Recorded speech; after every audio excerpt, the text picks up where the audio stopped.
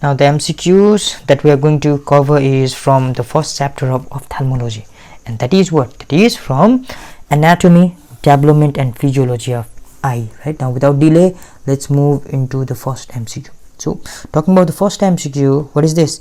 The first MCQ is, what is the anterior posterior diameter of normal eye? Right, normal eyeball.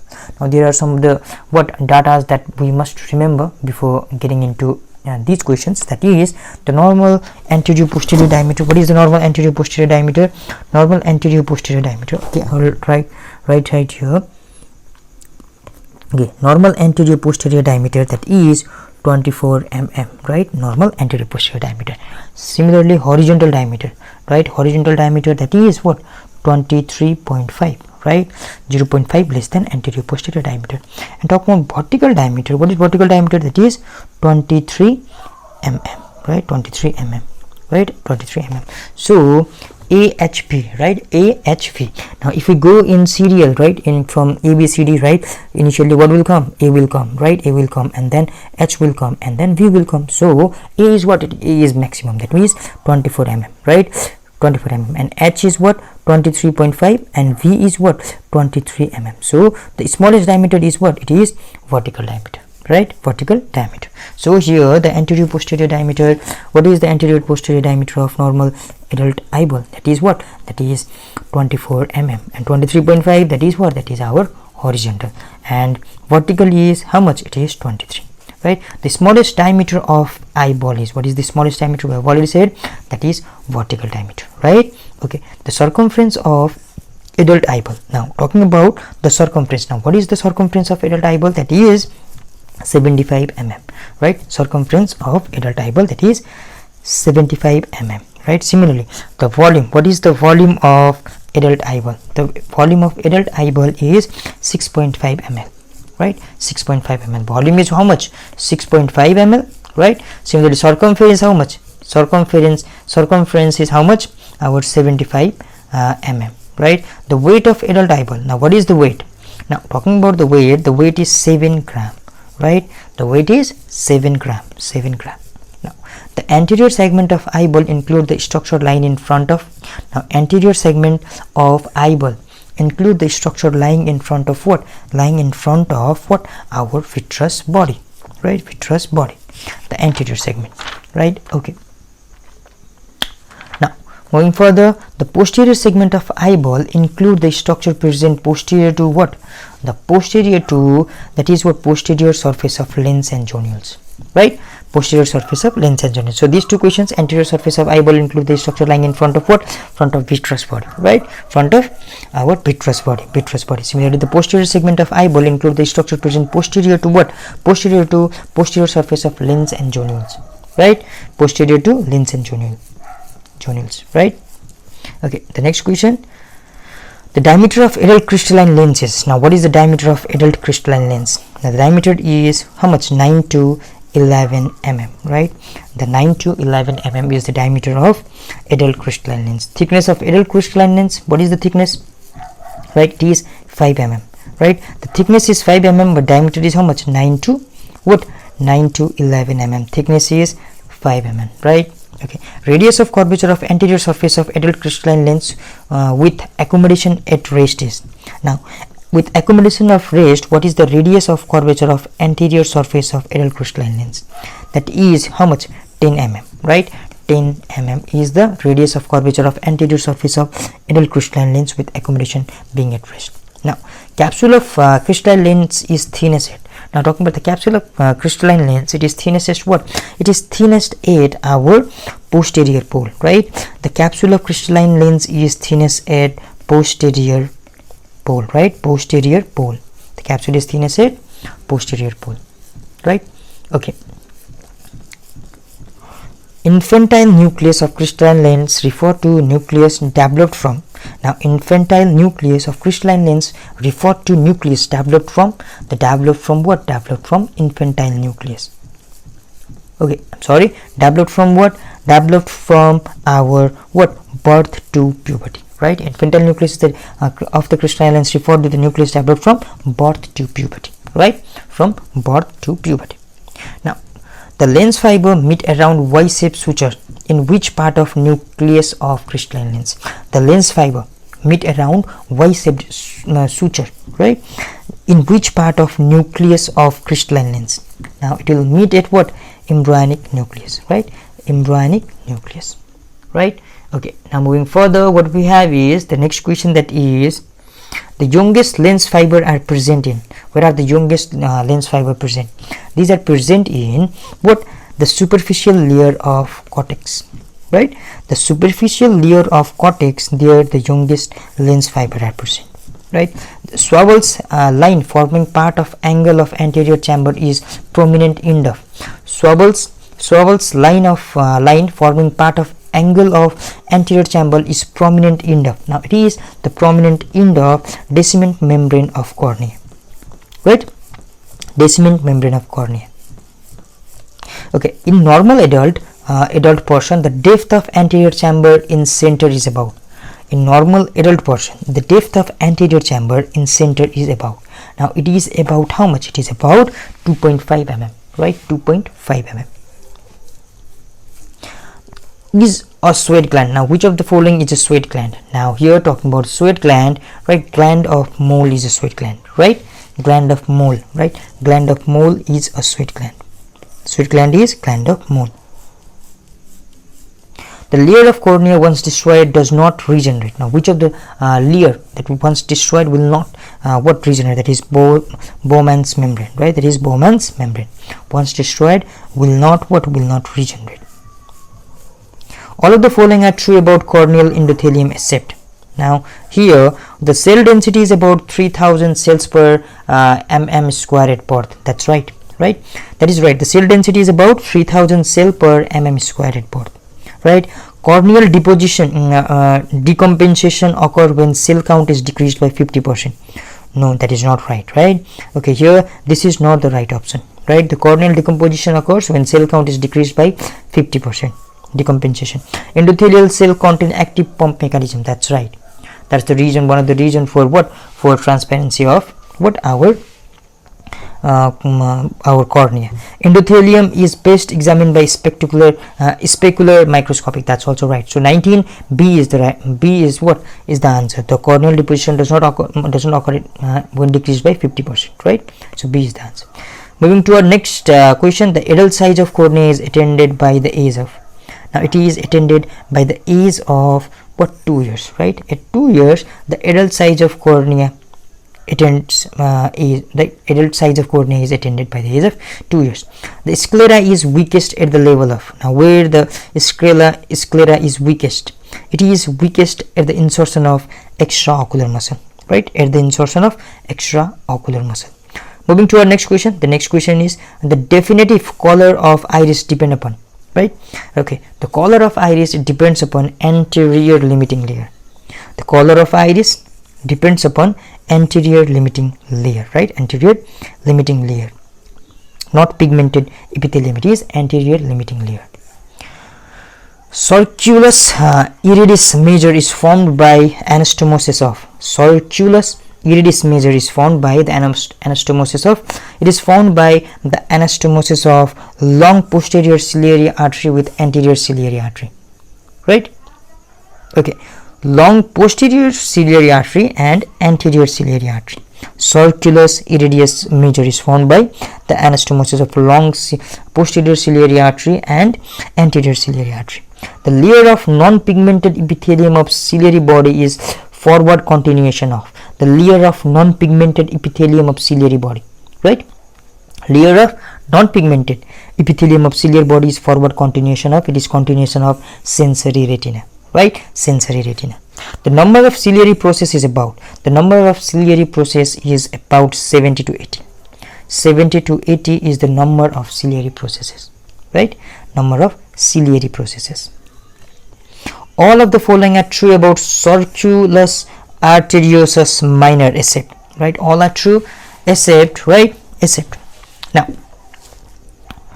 it receives contribution from anterior ciliary artery and long posterior ciliary artery. Yes, this is right. We have just talked above this question, right? It is an arterial and venous plexus. That's right. It lies near to pupillary margin. That's also right. It is the seat of formation of aqueous humor. That's not right. It is not the seat of formation of aqueous humor. Other all options are right. The strongest attachment of vitreous body to surrounding structure is at the level of.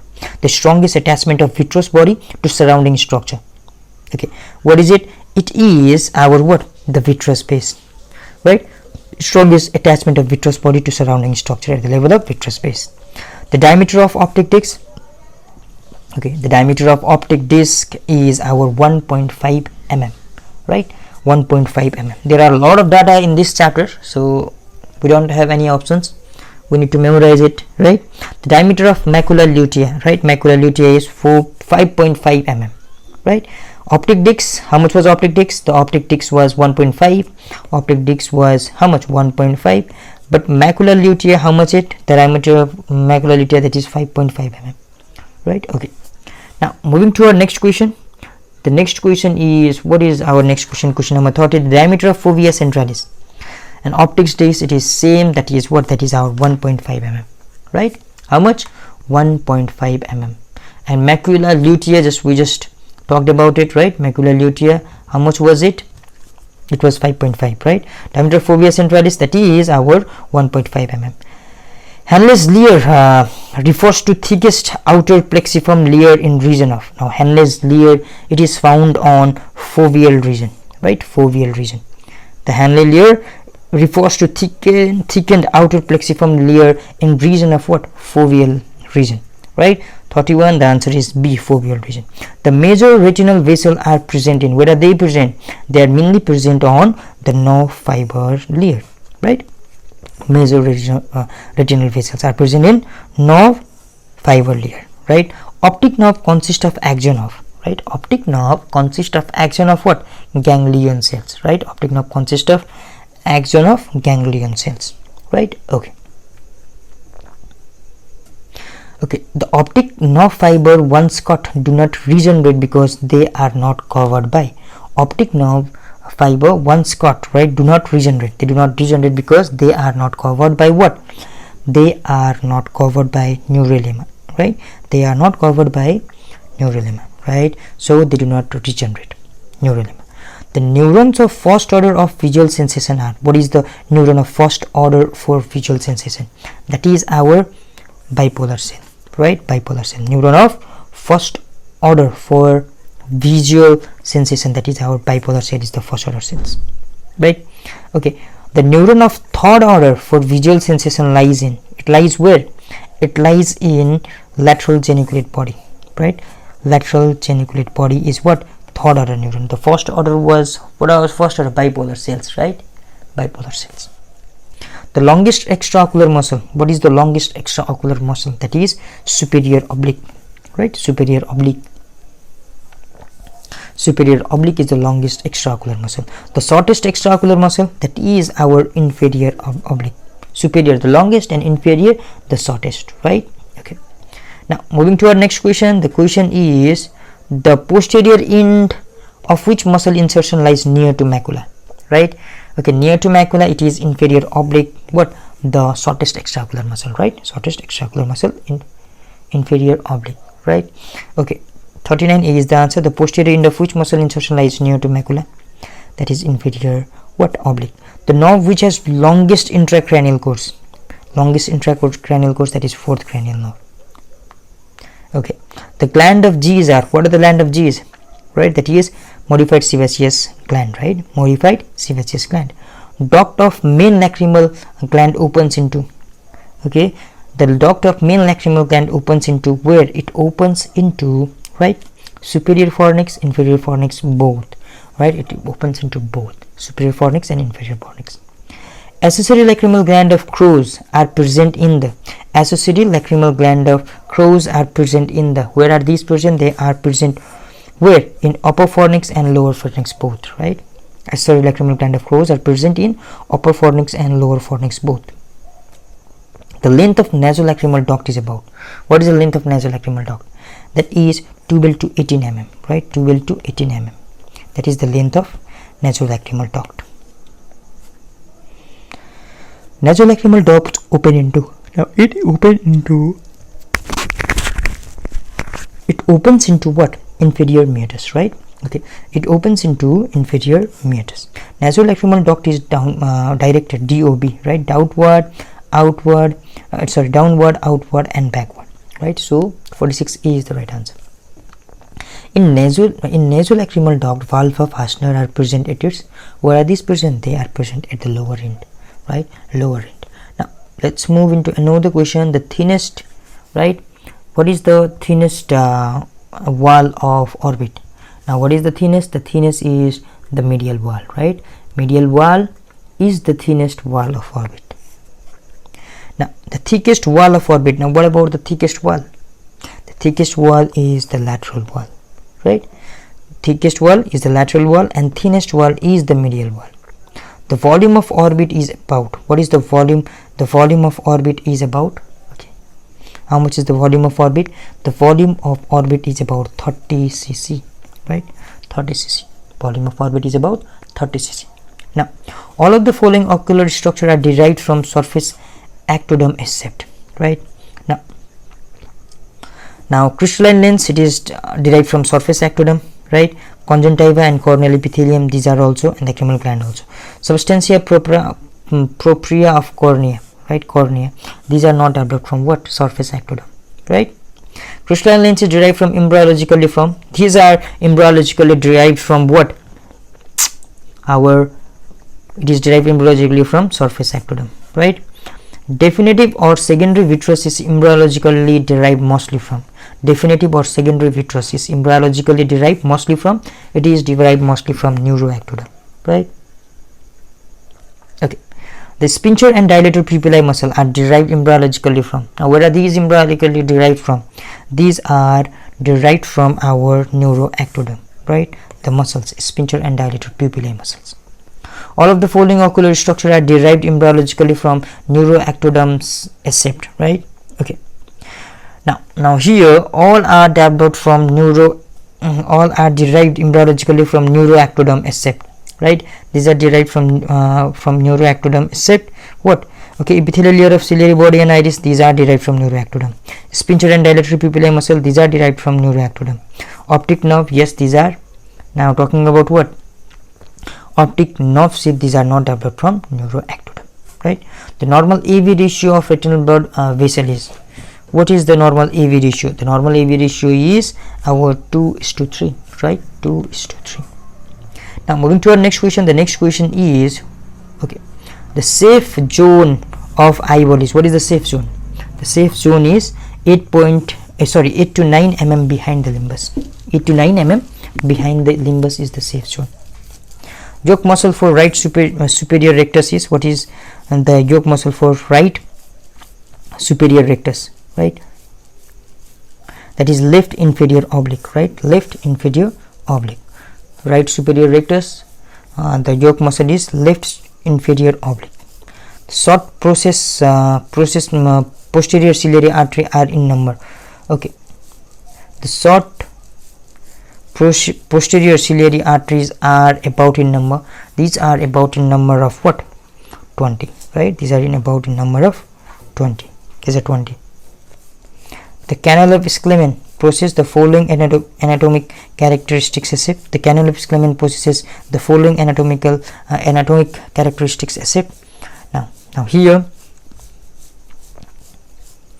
contains red cells. No, it does not contain red cells, right? Canal of Sclemen do not possess red cells. Contain echoes, yes. Line of endothelium, yes. Contain partition resembling the dural venous sinuses, that's also right. The muscle in lead attached to posterior tarsal margin is, the muscle in lead attached to posterior tarsal margin, what is it? It is our what? Muller muscle. The muscle in the lead attached to posterior tarsal margin is Muller's muscle, right? Which one of the following extraocular muscle has sympathetic innervation? Okay, talking about sympathetic innervation, it is by what? Muller's muscle, right? Muller's muscle. Most sensitive part of eye is, what is the most sensitive part of eye?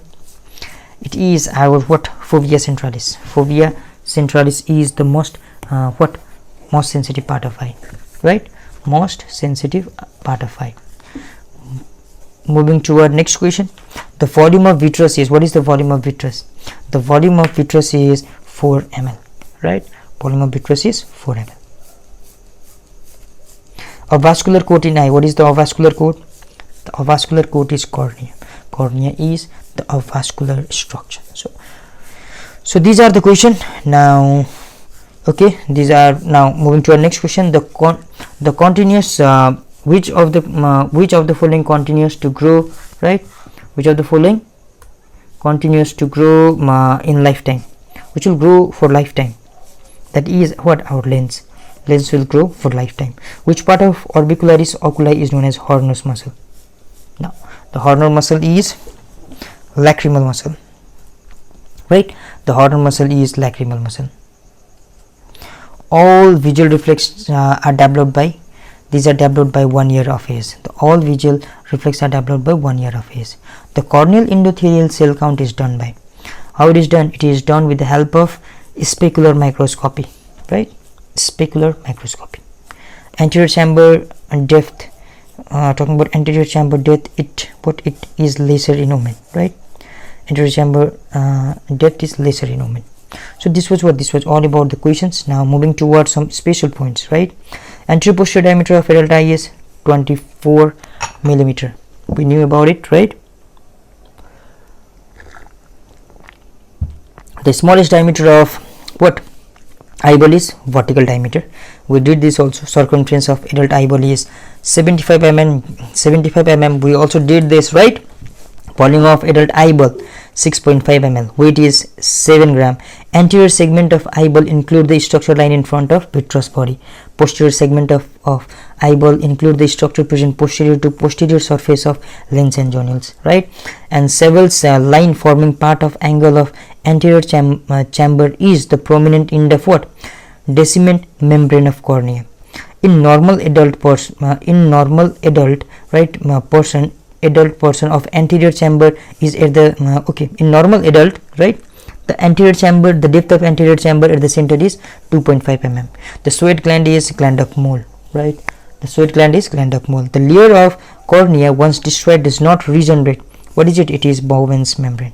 All of the following are true about corneal endothelium except corneal decomposition occurs when cell count is decreased by 50%, right? Adult size of cornea is attained by the age of 2 years, right? 2 years adult size of cornea. And which of these structure grows lifelong? It is our lens. Sclera is weakest at the level of insertion of extraocular muscles, right? Okay. The definitive color of iris depend upon anterior limiting layer, not pigmentum layer, right? Anterior limiting layer.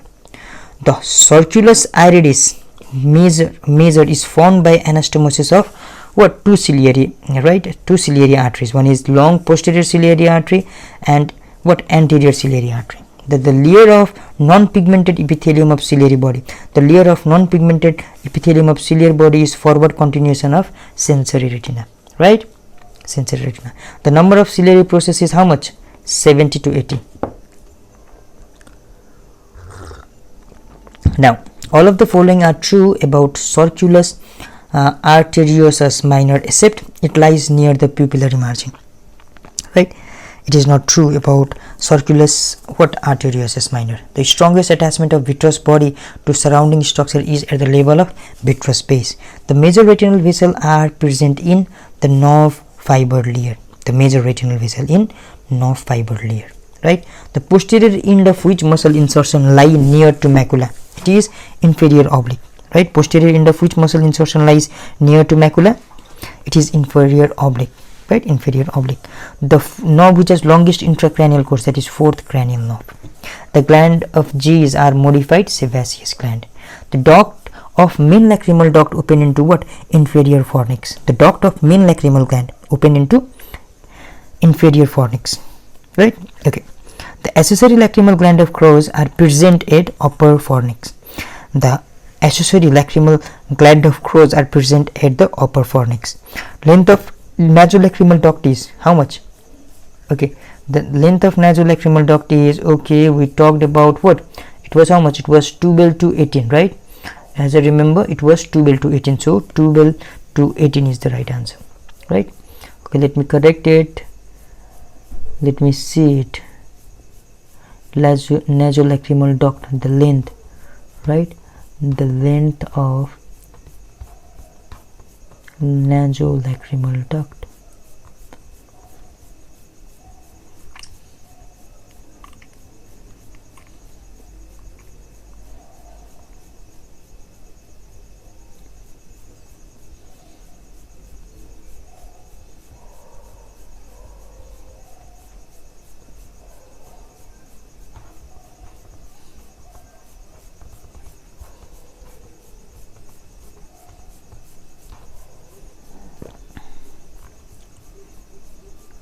Okay, it is tubal to how much? 18 mm, right? Tubal to 18 mm.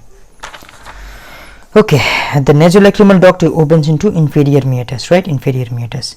The nasolacrimal duct is directed downward, slightly outward and backward, right? Downward, DOB, right? DOB. The nasolacrimal duct, the valve of Hasnier, is present at lower end.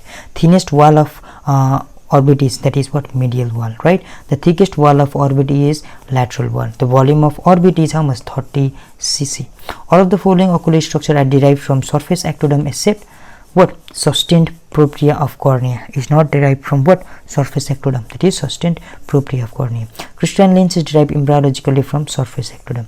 Definitive or secondary vitreous is what? Embryologically derived from neuroectoderm, right? From neuroectoderm, what we have got? Okay, let's sphincter and dilatory pupillae muscle are derived embryologically from neuroectoderm. From neuroectoderm, what we have got retina, right? Optic nerve, sphincter and dilate pupillae, right? Epithelium of what? Iris and ciliary body, right? These are what? The epithelium of iris and ciliary body. How you can remember it? From ROSE, right? Rose, right? Rose, that is neuroectoderm, right? Neuroectoderm is what? Rosy, rose, that is retina, optic nerve, sphincter or dilator pupillae, right? And epithelium and iris of ciliary body, right? Epithelium of iris and ciliary body. All of the following ocular structure are derived embryologically from neuroectoderm except, right? Optic nerve sheath is not derived from neuroectoderm, right? Optic nerve is derived, but optic nerve sheath is not. Now, normal EV ratio of retinal blood vessel is how much? 2 to 3, right? 2 to 3. The safe zone of eyeball is 8 to 9 mm behind the limbus, right? 8 to 9 mm behind the limbus. Yoke muscle of right superior rectus is left inferior oblique, right? The short process ciliary arteries are about how much? 20, right? Short ciliary arteries. The canal of Schlamen possesses the following anatomical characteristics except content red cells. Red cell is not content, right? Muscle in lead attached to posterior tarsal margin is, right? That is Muller's muscle. Which of the following extraocular muscle have sympathetic innervation? That is Muller's muscle. Most sensitive part of eye, that is fovea centralis, right? Volume of vitreous is 4 ml. Volume of vitreous is 4 ml. A vascular coat in eye is cornea, which continues to grow lifetime, that is lens. Which part of orbicularis oculi is known as Horner's muscle? That is lacrimal. All visual reflexes are developed by 1 year. Now, in 1 year, all visual reflexes are developed. Corneal endothelium cell count is done by what? Specular microscopy, and anterior chamber depth is lesser in omen. So here these points are simply the point from MCQ which are mentioned in what? In which we are mentioned earlier. So these are simply the questions, right? Now talking about the questions asked in KU, right? Lens is developed from what? We have already told surface ectoderm, right? Okay, surface ectoderm. Now how you can remember it, right? Surface ectoderm, okay, by what lens? LEVL, right? LEVL, right? From L, what we have got lenses, right? So from surface ectoderm, right? Level, we can remember it by LEVL, level. Now L, lenses. E, epithelium except of iris and ciliary body, right? Because they were derived from what? Neuroectoderm, right? Epithelium of iris and ciliary body. And from P we have got vitreous, and from L we have got lacrimal apparatus. So what are the structure developed from surface ectoderm? We can remember it as by what? By LEVL. Now what is LEVL? L, lens. E, what? Epithelium except iris and ciliary body, right? Vitreous, lacrimal apparatus. So then now these are what? These are the structure developed from lens. Diameter of adult crystalline lens is how much? It is 9 to 10 mm, right? Diameter of adult crystalline lens is about 9 to 10 mm. Thickness of adult crystalline lens is 5 mm. Radius of curvature of anterior surface of an adult crystalline lens with accommodation at rest is how much? It is 10 mm, right? It is 10 with accommodation at rest. Radius of curvature of anterior surface of adult crystalline lens. Capsule of crystalline lens is thinnest at posterior pole, right? Capsule of crystalline lens is thinnest at posterior pole. Infantile nucleus of crystalline lens referred to nucleus developed from birth to 1 year of age, right? From birth to 1 year of age. The youngest lens fiber are present on superficial layer of cortex, right? Superficial layer of cortex. The muscle controlling pupil arise from muscle controlling pupil, right?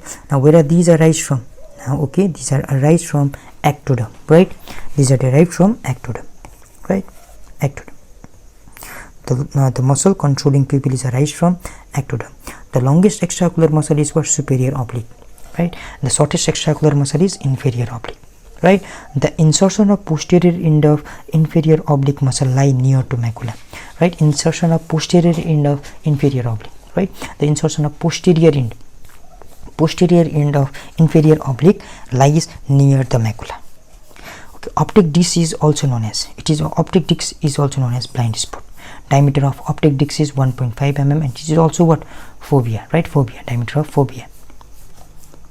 Optic nerve content. What does optic nerve contain? It consists of what? The nerve fiber layers, right? Nerve fiber layers. The optic nerve consists of axon of ganglion. Very important. Optic, we already did it. Optic nerve consists of axon of ganglion, right? The optic nerve fiber once cut do not regenerate because they are not covered by myelin sheath, right? Neurilemma, right? They are not covered by what? They are not covered by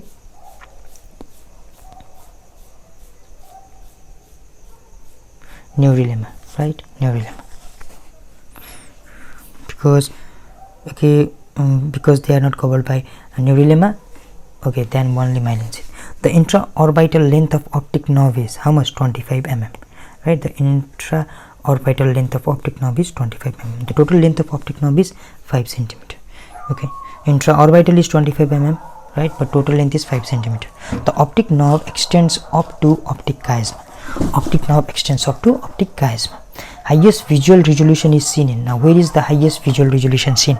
The highest visual resolution is seen in fovea centralis. Diameter of fovea centralis is 1.5 mm. Diameter of what? Optic disc was also how much? 1.5 mm, and of macula lutea is 5.5 mm.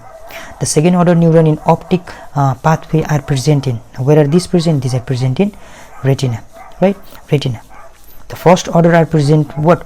For visual sensation, the first order are present in bipolar cells, right? Bipolar cells. The third order are present in lateral geniculate body. Third order are present in the first order are present in bipolar cells.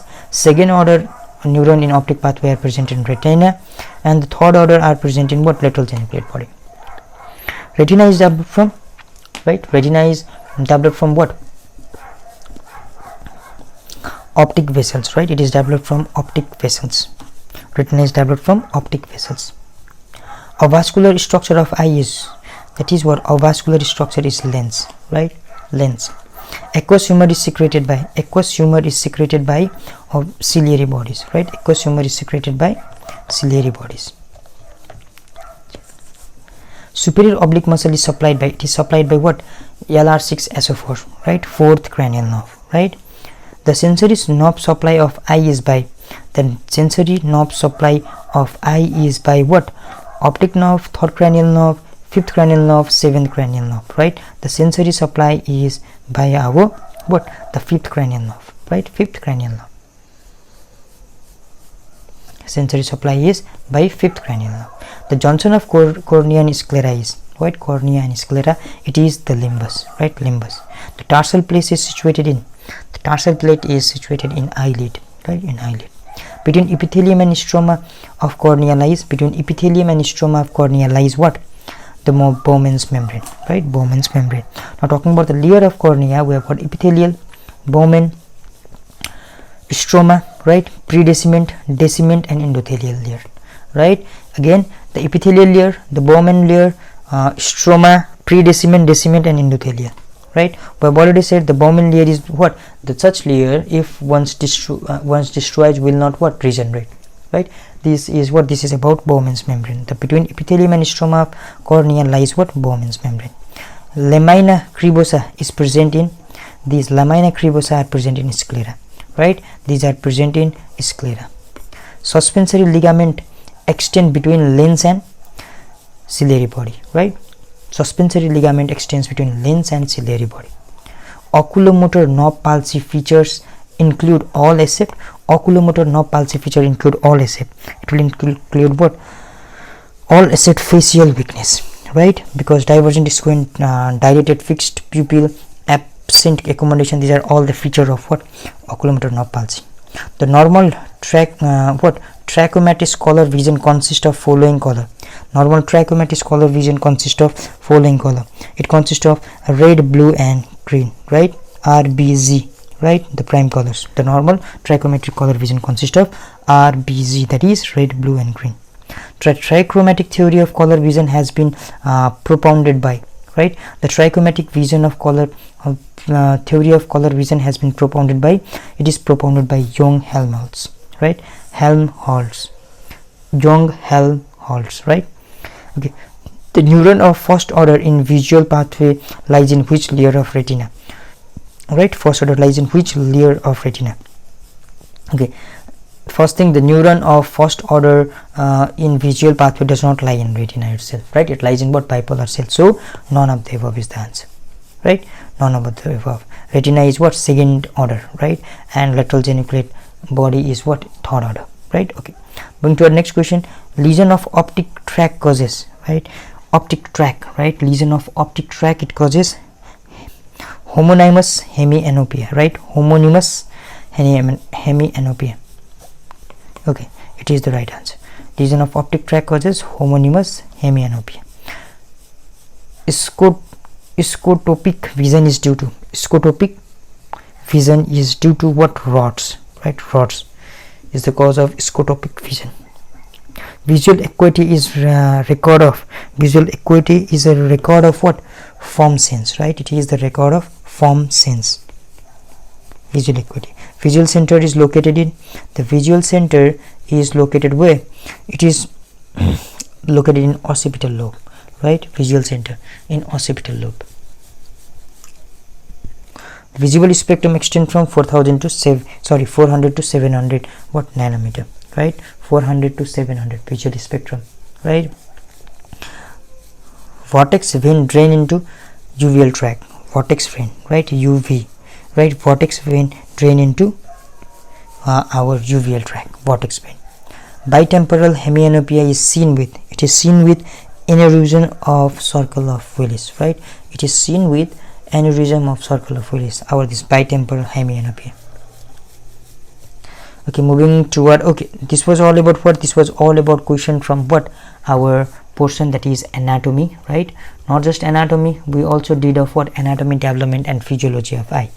Right, these are the questions, some special points also.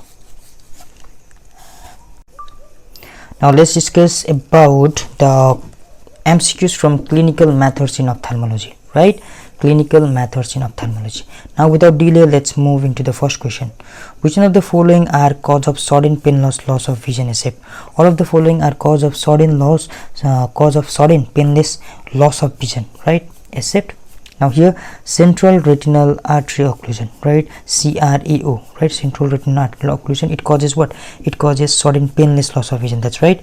Optic atrophy, no, it does not causes. Optic neuritis, it causes. Retinal detachment, it causes. So optic neuritis do not cause what? Sudden painless loss of vision. Right, so optic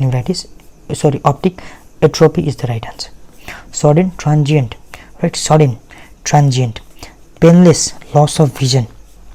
Right, may be complained by patient with all of the following disease except.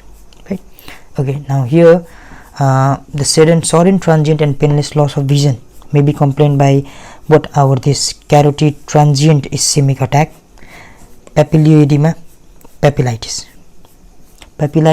Okay, papillitis will not cause sudden transient painless loss of vision. migraine it will cause. So here carotid transient ischemic attack, papillary edema and migraine, what these will cause sudden transient painless loss of vision, right?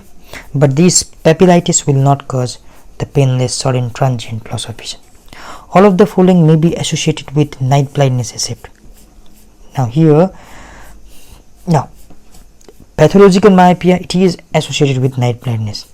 Retinitis pigmentosa, it is also associated with night blindness, right? Okay, now another thing, that is retinitis punctate albescens, it will also cause, but retinitis proliferans, right? Retinitis proliferans is not associated with what? Night blindness. Retinitis proliferans. Flashes of light before the eye, that means photopsia, is feature of, right? Flashes of light before the eye, that is what photopsia is a feature of. Now it is a feature of what?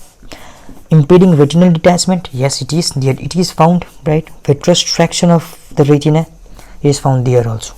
Retinitis, it is found there also. So all of the above, in all of the above condition, right, retinal detachment, vitreous traction of retina and retinitis, in all these three conditions, flashes of light before the eye is seen, that is photopsia.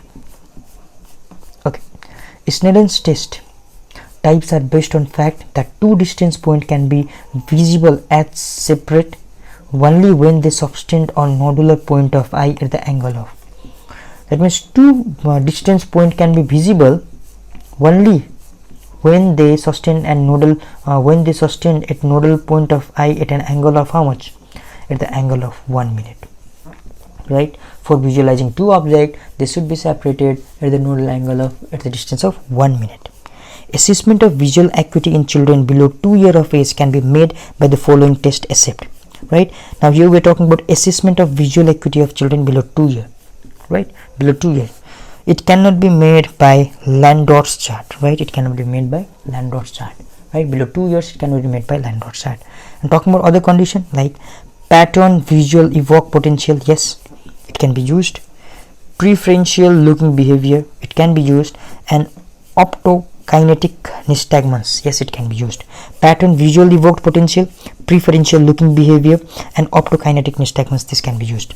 In microcornea, the diameter of cornea is less than, now in microcornea, the diameter of cornea is less than 10 mm, right? 10 mm. Corneal diameter is increased in, now where the corneal diameter is increased? Now here the corneal diameter is increased in megalocornea also, right? Keratoglobus also, right? Keratoglobus also, keratoconus also. In all of the following above, in megalocornea, right, keratoglobus and keratoconus, keratoglobus and keratoconus, in all these conditions, right? Keratoconus, keratoglobus and megalocornea, in all these conditions, corneal diameter is increased. The disease and devitalized epithelial cell of conjunctiva and cornea are stained with. Disease and devitalized epithelial cell of conjunctiva and cornea, right, are stained with. These are stained with what? Rose Bengal dye, right? Disease and devitalized epithelium cell of conjunctiva, right? Conjunctiva and cornea. These are what? These are stained with rose Bengal dye, right? Rose Bengal dye, BCC, right? The corneal sensation are decreased in all of the following conditions except, right? Okay, the corneal what sensation is decreased in all of the following except. In recurrent corneal erosion syndrome, no, here it is not what? It is not decreased, right? And herpetic keratitis, here it is decreased corneal sensation. Neuroparalytic keratitis, here it is decreased. Leprosy, here it is decreased. So the right answer is recurrent corneal erosion syndrome. Here there is no corneal sensation decreasement, right? In herpetic keratitis, in neuroparalytic keratitis and leprosy, in all these three conditions there is what? Decrease in what? Corneal sensation. Aqueous flare is best demonstrated by, aqueous flare is best demonstrated by biomicroscope, right? Aqueous flare is best demonstrated by biomicroscope. Photostress test is positive in, now this photostress test is positive in Now this photostress test is positive in central serous retinopathy. Photostress test, right? Photostress test is positive in central serous retinopathy. Now moving to our next question. Now the next question is, right, indentation, right? Indentation tonometer is based upon. Now this indentation tonometer is based on fundamental fact that a plunger with indent, right? The plunger with indent, what, is more in soft eye, right? Indentation tonometer is based upon the fundamental fact that a plunger with indent is more in soft eye, right? In soft eye there is what, there is more what, dent, right? All of the following condition can be diagnosed or on distinct direct ophthalmoscopy except, right? All of the following condition can be diagnosed on distinct direct ophthalmoscopy except, right?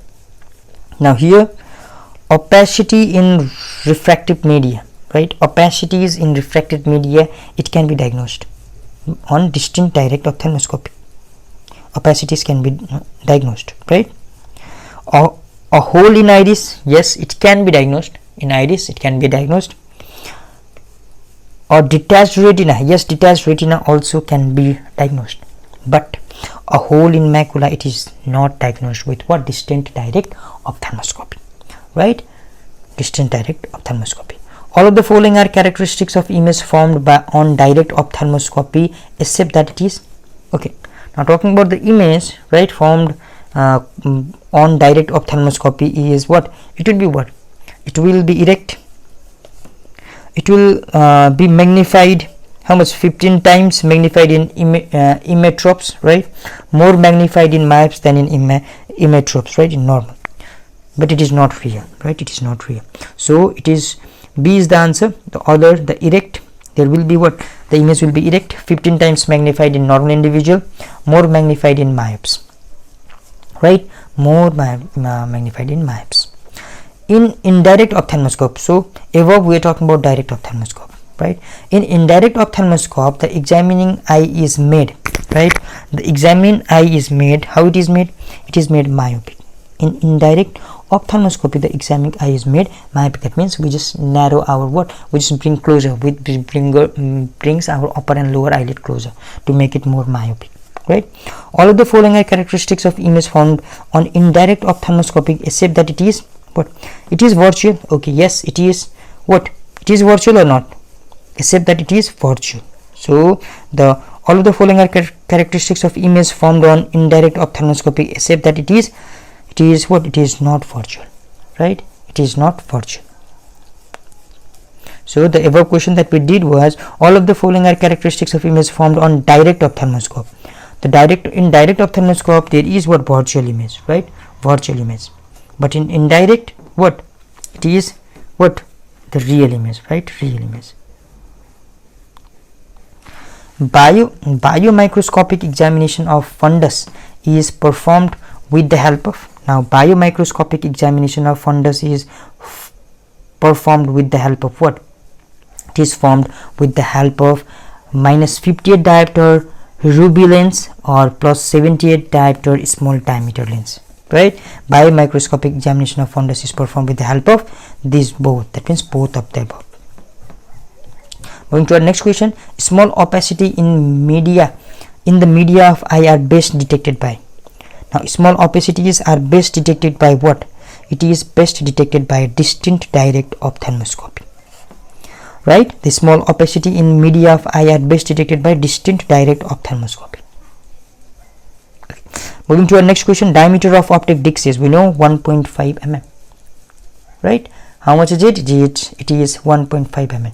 Moving to our next question, the next question is, right, the extent of temporal field of vision for white color is about, the normal extent of temporal field of vision for white color is about, how much it is about 90 degree, right? It is about 90 degree. The normal extent of temporal field of vision for white color is about 90 degree. The color in color perimetry, the smallest field of vision is with, in color perimetry the smallest field of vision is with, it is with what, it is with green object, right? Campimetry, scotometry is performed in visual field area of, it is campimetry or scotometry is performed in visual field area of how much? 30 degree, right? 30 degree. Scotometry or campimetry. C means what? 30, right? 3 and C, these are what? These are a bit we can correlate, right? Dark adaptation is delayed in all of the following conditions except, right? Now dark adaptation is delayed in what? Pigmentary retinal dystrophy also, vitamin A deficiency also, primary open angle glaucoma. Yes, here the dark pigmentation is delayed, but in hereditary degeneration, right, dark adaptation is not delayed, right? In electroretinography, the B wave represent the activity of, in electroretinography the B wave, right, represent the activity of what? It represent the activity of bipolar cells, right? B for B wave represent the activity of bipolar cells. In diagnosis of retinitis pigmentosa, ERG, right? In diagnosis of retinitis pigmentosa, what can we do, right? Okay, in diagnosis of retinitis pigmentosa, there is what? Less sensitive than EOG, right? ERG is less sensitive than EOG, right? In diagnosis of retinitis pigmentosa. Visually evoked response, right? VER, visually evoked response is useful in diagnosis of all of the following except. Now it is used in diagnosis of what? Retrobulbar neuritis, visual potential in eye with opaque media, that's right, optic atrophy, that's right. So retinitis pigmentosa, what? It is not useful in diagnosis of retinitis pigmentosa. For biometric studies of eyeball, best pulse echo technique on ultrasonography is, for biometric studies of eyeball, right, best pulse echo technique on ultrasonography, what is it? It is our A scan, right? Kaiser-Fleischer's ring is pathogenomic of, right? Pathogenomic of Kaiser-Fleischer's ring. It is pathogenomic of our Wilson's disease, right? Wilson's disease, copper deposition, right? Wilson's disease. Now moving into next question. Now the next question is Roth's spot, right? Now Roth's spot are seen in, where are these Roth's spots seen? These are seen in subacute bacterial endocarditis. Where are these seen? In subacute bacterial endocarditis, right? Amaurotic cat eye reflex is seen in. Now amaurotic cat's eye reflex, now where is it seen? It is seen in the case of retinoblastoma, right? In retinoblastoma, amaurotic cat's eye reflex is seen. Thickness of cornea is best measured by, now how is the thickness of cornea measured by? The thickness of cornea is measured by pachymeter, right? Thickness of cornea is best measured by pachymeter. Landor's broken ring test is used for testing. Now Landor's broken ring test is used for testing. It is used for testing what? It is used for testing form sense, right? Form sense. White pupillar reflex is seen in, now the white pupillar reflex is seen in retinoblastoma, complete retinal detachment, endophthalmitis, right? It is seen in all the cases. The retinoblastoma, complete retinal detachment, endophthalmitis, it is seen in all cases, right? The image in indirect ophthalmoscopy is, I've already said in indirect we have got what we got, what the real image, right? In indirect ophthalmoscope we have got real image, real. Okay, that means from B and C we need to choose one, right? It is inverted, real and magnified image in the case of indirect ophthalmoscope. Inverted, real and magnified. Examination of vitreous is best done by, how it is done? How is it done? The examination of vitreous. Okay, it is done by our indirect ophthalmoscope, right? It is done by indirect ophthalmoscope. In retinal artery angiogram, the dye injected is through. In retinal artery angiogram, the dye is injected through. Now how is the dye injected? It is injected from peripheral vein, right? Peripheral vein. The distance used in distant direct ophthalmoscopy is, now what is the distance used? That is 25 centimeter. So 25 centimeter is the distance used in distance direct ophthalmoscopy. Amaurotic cat's eye is not seen in, okay, the amaurotic cat's eye, it is not seen, it is seen in the case of cataract, cyclitis membrane, yes, it is right? It is not seen in the case of glaucoma. It is seen in retrolental fibroplasia also. Angiography is investigation of choice for, right? Investigation of choice for what? It is for our central serous retinopathy, right? Central serous retinopathy. Periphery of retina is best visualized with, periphery of retina is best visualized with indirect ophthalmoscopy, right? Indirect ophthalmoscopy. Campimetry is used to measure. What is campimetry used to measure?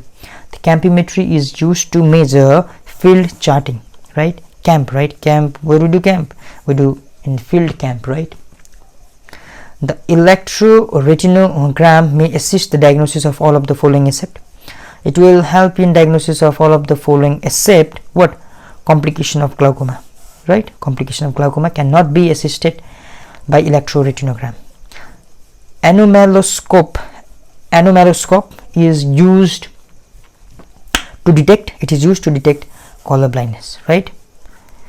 Anomaloscope, right? Anomaloscope, color blindness. Best diagnosis test for best diseases, the best diagnosis test for best diseases. Now what is it? It is our EOZ. Snellen chart is used to detect, it is used to detect what? It is used to detect vision, right? Retinoscope is used for visualizing the, it is used for visualizing the detecting error of refraction, right? Detecting error of reflection. Retinoscope. Magnification of direct ophthalmoscope is, okay, what is the magnification? That is 15 times, right? 15 times there is magnification of direct ophthalmoscope. Amsler's grid is used in, now where is Amsler's grid used? Now here talking about Amsler's grid, right? Amsler's grid is used in our maculopathy, right? Amsler's grid is used in maculopathy. Not true about macular function test is, not true about macular function test is retinogram, right? Not true about macular function test is retinogram is not used here. All are seen in increased intracranial tension except, right? All are seen in increased intracranial tension except, right? Afferent pupillary defect is not seen, right? Macular edema, papilloedema, normal vision are seen in increased intracranial tension, right? But afferent pupillary defect is not seen. Which of the following is used for treatment of myopia? For treatment of myopia, what we have is, we have what? Excimer laser, right? Excimer laser. Treatment of myopia. Visual acuity test is test of, it is the test of what? Form sense, right? Form sense. Hutchinson's pupil, what is Hutchinson's pupil? That is, right, okay, here it is not seen in syphilis, it is not unilateral constricted pupil, it is not irregular pupil, so none of the above is the right answer. In retinoscope, for a refractive error of 1 meter, we add -1 diopter. If done at distance of 66 centimeter, the addition factor will be, so here the addition factor will be -1.5 diopter, right? -1.5 diopter. Shallow anterior chamber is seen in all except shallow, right? Shallow anterior chamber is seen in all except old age, it is seen. Hypermetropia, it is seen, right? Hypermetropia, it is seen. Angle closure glaucoma, it is seen. It is not seen in steroid induced cataract, right?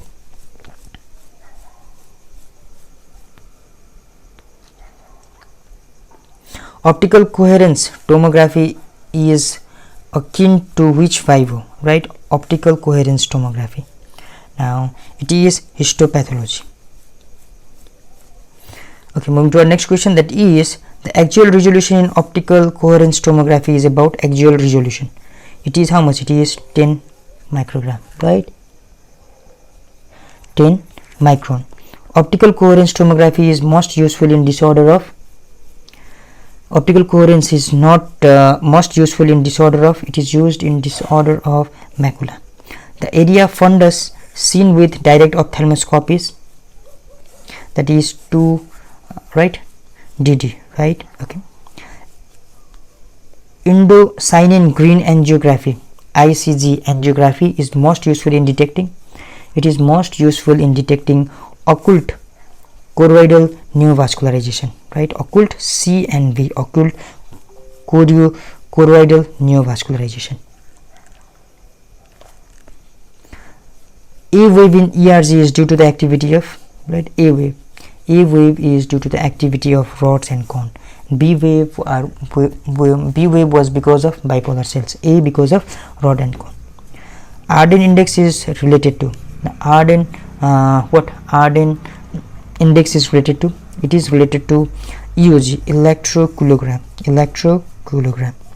Perimetry is test to assess the visual field, right? Sudden painless loss of vision is seen in, where it is seen, right? It is seen in angle closure glaucoma, yes. It is seen in acute uveitis, yes. And also it is seen in what? Retinal detachment. So A, C, D are the right answer. So this was all about the question, right? Questions. So the topic from which we are going to cover MCQ is from optics and refraction. So without delay, let's move into the first question. And the first question is, crystalline lens absorb light rays shorter than how much? Shorter than 350 nanometer, right? 350 nanometer. A prism produces displacement of object seen through it toward the prism produces displacement of object seen through it toward the, it will produce displacement of object toward the apex, right? Toward the apex. Now, a critical angle referred to angle of incidence at denser medium, corresponding to which the angle of refraction in the rarer medium is how much? In the rarer medium is 90 degree, right? The refractive power of emmetropic eye is about, how much is the refractive power? The refractive power is, right, it is how much? It is 60 diopter, right? 60 diopter. In medium of eye, the higher refractive index is of, highest refractive index is of our lens has highest refractive index. Anterior focal length of schematic eye is, anterior focal length of schematic eye is how much? It is 17.2 millimeter, right? Anterior focal length of schematic eye. So now moving to next question, the posterior focal point of reduced eye situated on retina is how many millimeter behind the anterior surface of cornea? It is how much? It is 4.4 millimeter. The optical axis of eye meet the retina at the point which, right? Now optical axis. Now talking about the optical axis, right? It is what? Is nasal to fovea centralis, right? Optical axis is nasal to fovea centralis, and visual axis of eye meet the retina at the point at which what? At which coincidence with what will be the coincidence with fovea centralis, right? So optical axis of eye meet the retina at the point at which, right? At which what? At which nasal, which is nasal to fovea centralis. Similarly, visual axis of eye meet the retina at the point which they coincide with fovea centralis, right? Now visual axis coincide with fovea centralis, but it is nasal to fovea centralis. That is the difference. At birth, the eye is usually, what is the eye? The eye body is what? Small, right? So hypermetropic, right? Hypermetropic. The most common type of refractive error is, what is the most common type of refractive error? That is astigmatic, right? Astigmatic is the most common type of refractive error. 1 millimeter decrease in axial length of eyeball leads to hypermetropia. Change in axial length will cause for how much? 3 diopter, right? And curvature, right, will cause 6 diopter in 1 millimeter change. So your axial length, so 3 diopter, right? So 3 diopter. So moving to our next question. The next question is, right, question number 13.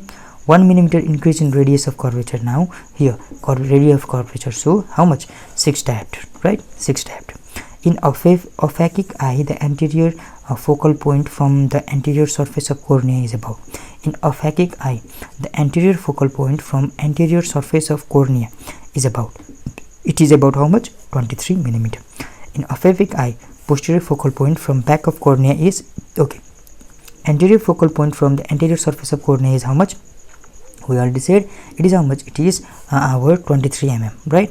And talking about the posterior focal point from back of the cornea, right? Posterior focal point from back of the cornea, it is how much? It is 31 mm, right? Okay. The standard power of intraocular lens implanted in posterior chamber is, what is the standard power? The standard power is 20 diopter, right? 20 diopter is the standard power.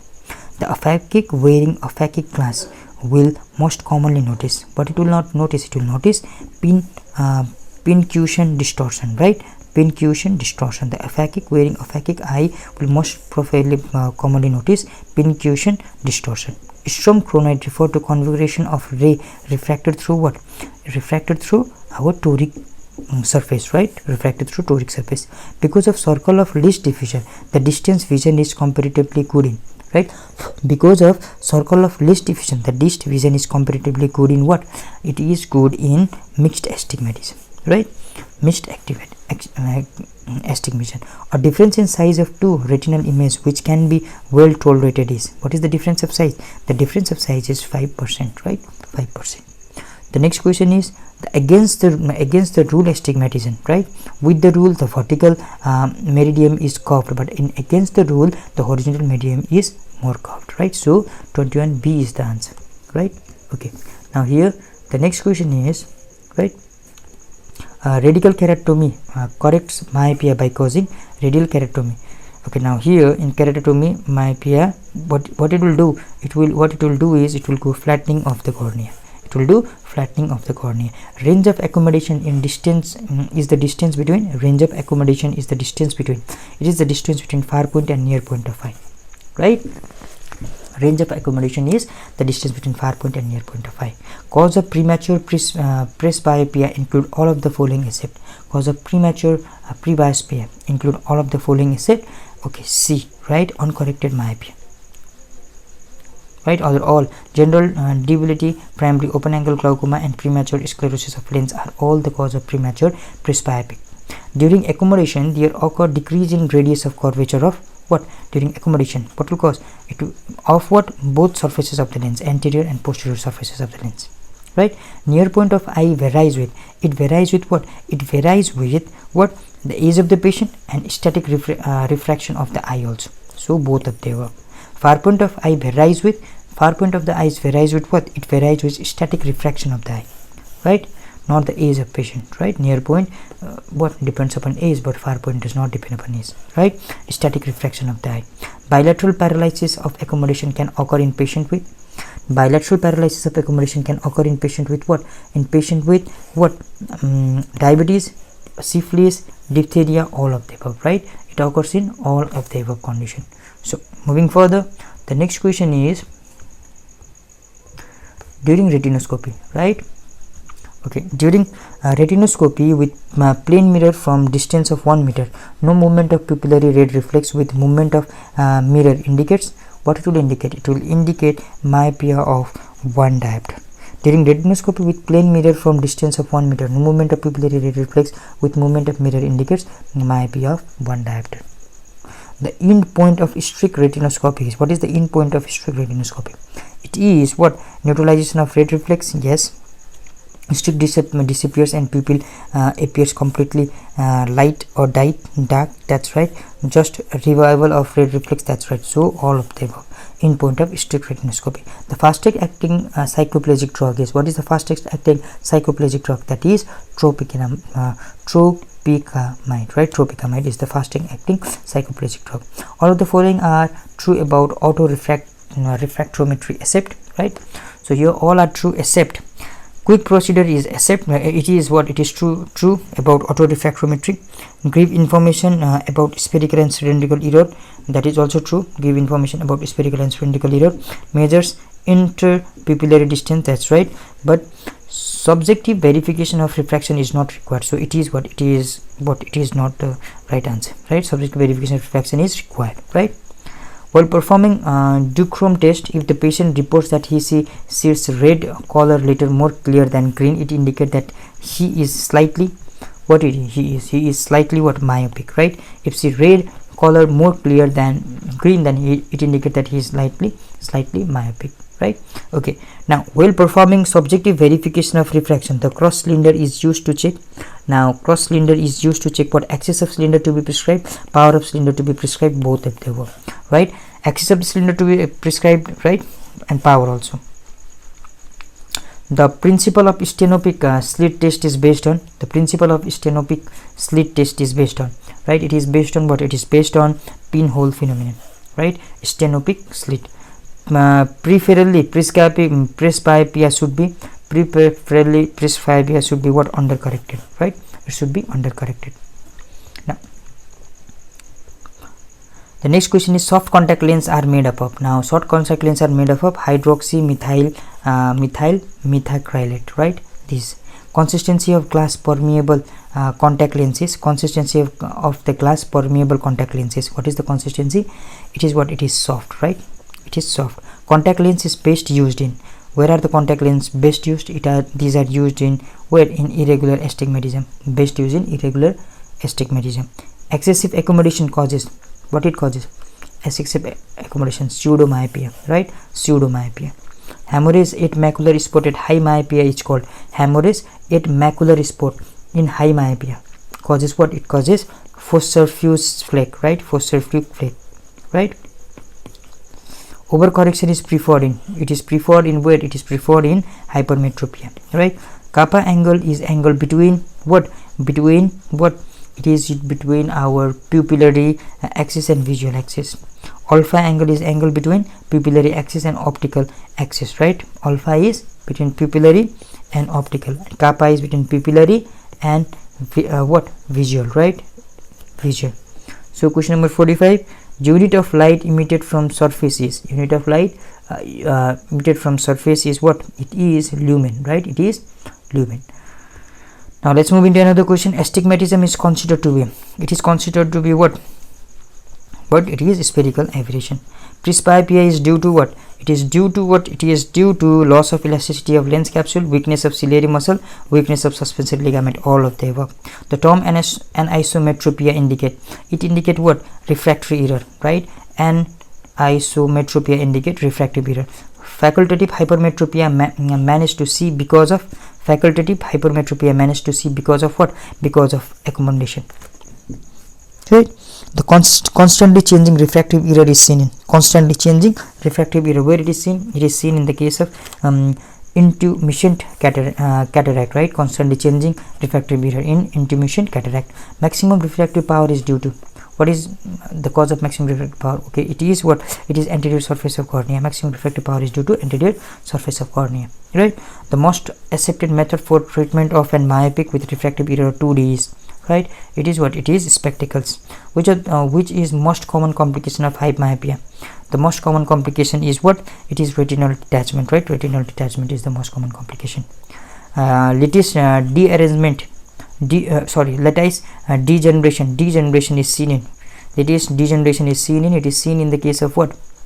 It is seen in the case of myopia, right? Lattice degeneration.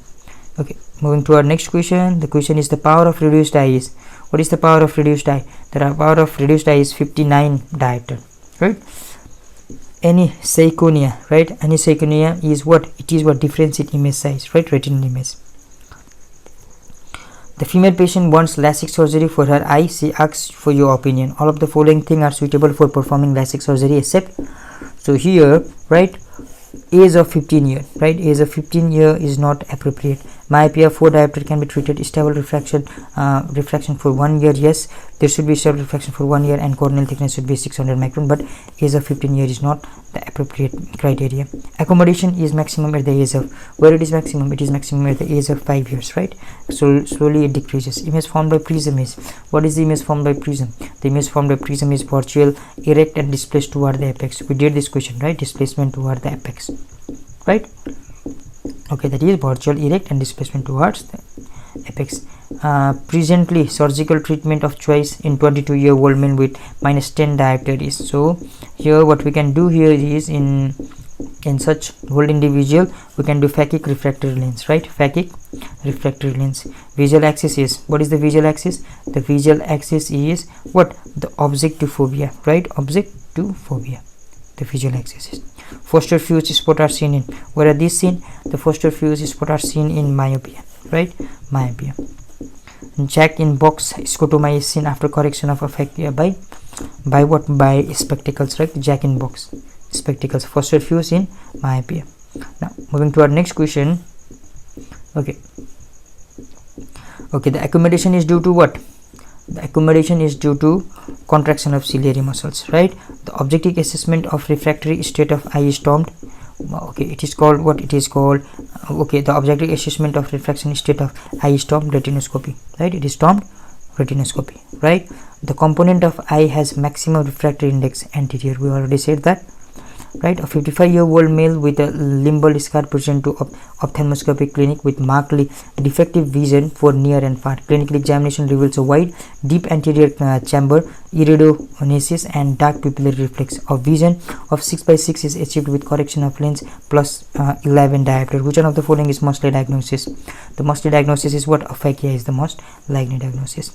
So on performing refraction using a plane mirror on a patient who has a refractory error of -3 diopter spherical with -3 diopter cylindrical and at 90 degree from distance of 1 meter under no cycloplegia, the reflex would be seen to, right? Now what will the reflex do? The reflex will see to move against the movement in both the axes, right?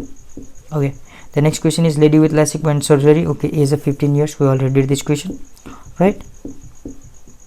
The best correction of visual acuity of 6/18 of a patient with normal scar which improves with pinhole to 6/10, and the best explanation is, what is the best explanation? The best explanation is irregular astigmatism, right?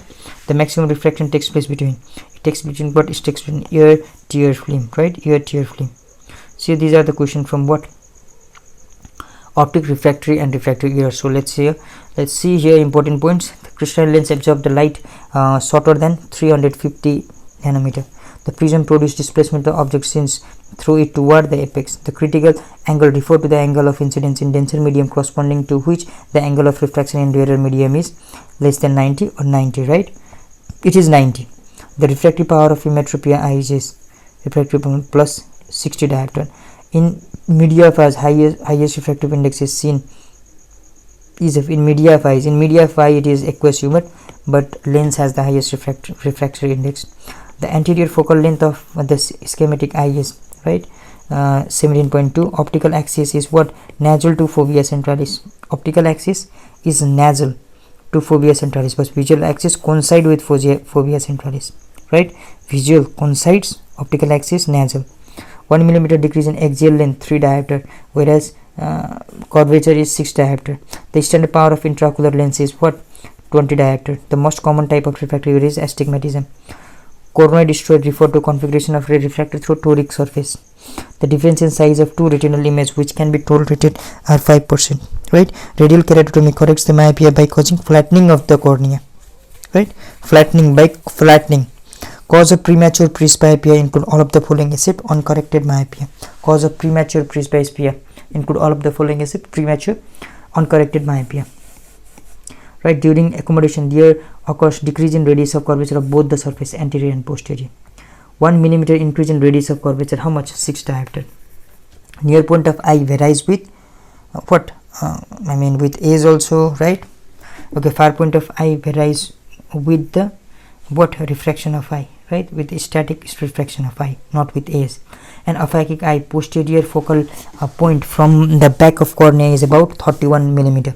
Bilateral paralysis of accommodation can occur in patients with diabetes, syphilis, and diphtheria. Bilateral paralysis of accommodation can occur in patients with diabetes, syphilis, and diphtheria.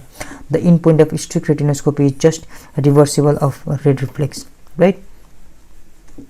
The principle of stenopic slit is based upon pinhole phenomenon.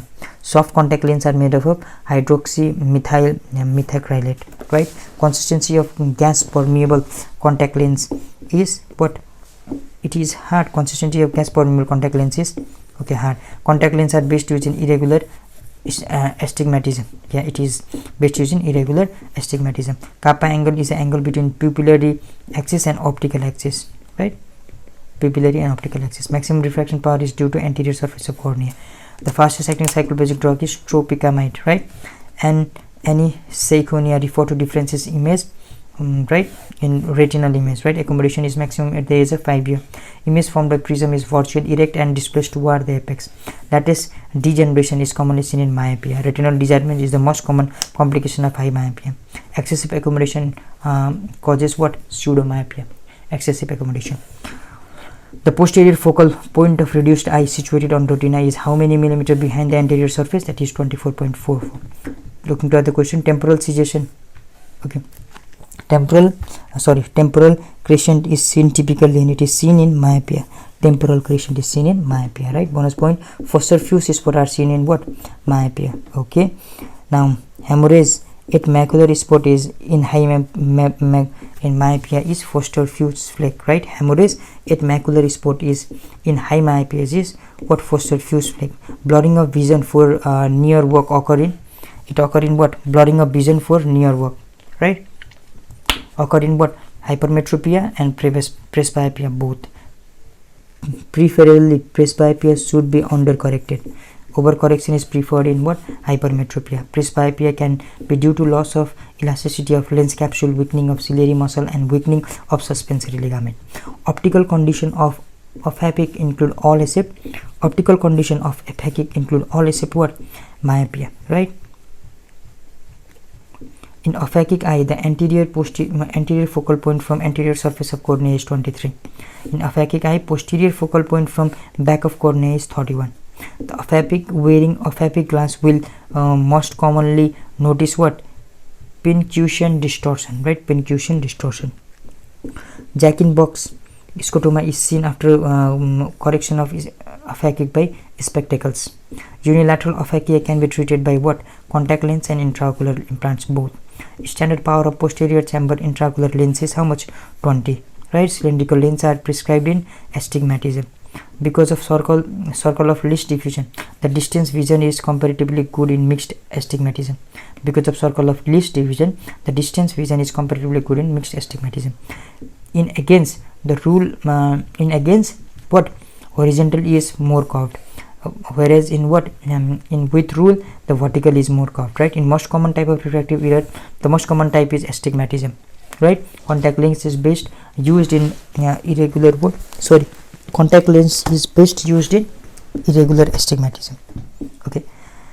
Now here astigmatism is considered to be spherical aberration. Yes, maximum refraction takes place between ear tear film. That's right, we did this question. A newborn is invariably hypermetropic. Oh, okay, here it is saying astigmatic, right? Okay. Astigmatism is a type of curvature ametropia, right? Astigmatism is a type of curvature ametropia. Hypermetropia causes what? Convergent squint, right? Convergent squint. Hypermetropia causes convergent squint. Retinoscopy using plane mirror, right? Retinoscopy using plane mirror. When the mirror is tilted to right, the shadow in pupil move to left. This is what? Myopia more than -1, right? Myopia more than -1. In retinoscopy using a plane mirror, when mirror is tilted to right, the shadow in the pupil move to left. That is myopia more than 1, right? Okay. Now optical condition of eye in which the refraction of two eye differ is what? Anisometropia, right? Anisometropia. The optical condition of eye in which a refraction of two eye differ is anisometropia. Latent hypermetropia is detected when following mydriatic is used, right?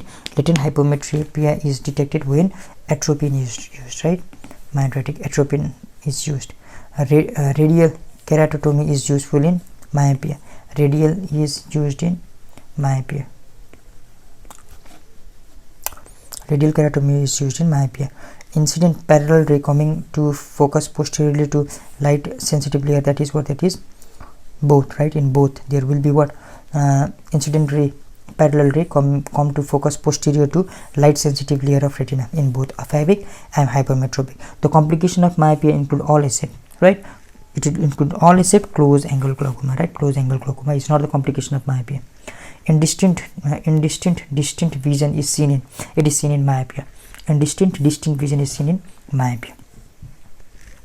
The type of lens used to correct regular astigmatism is what? Cylindrical lens. Pseudo papillitis is seen in what? Hypermetropia, right? Hypermetropia.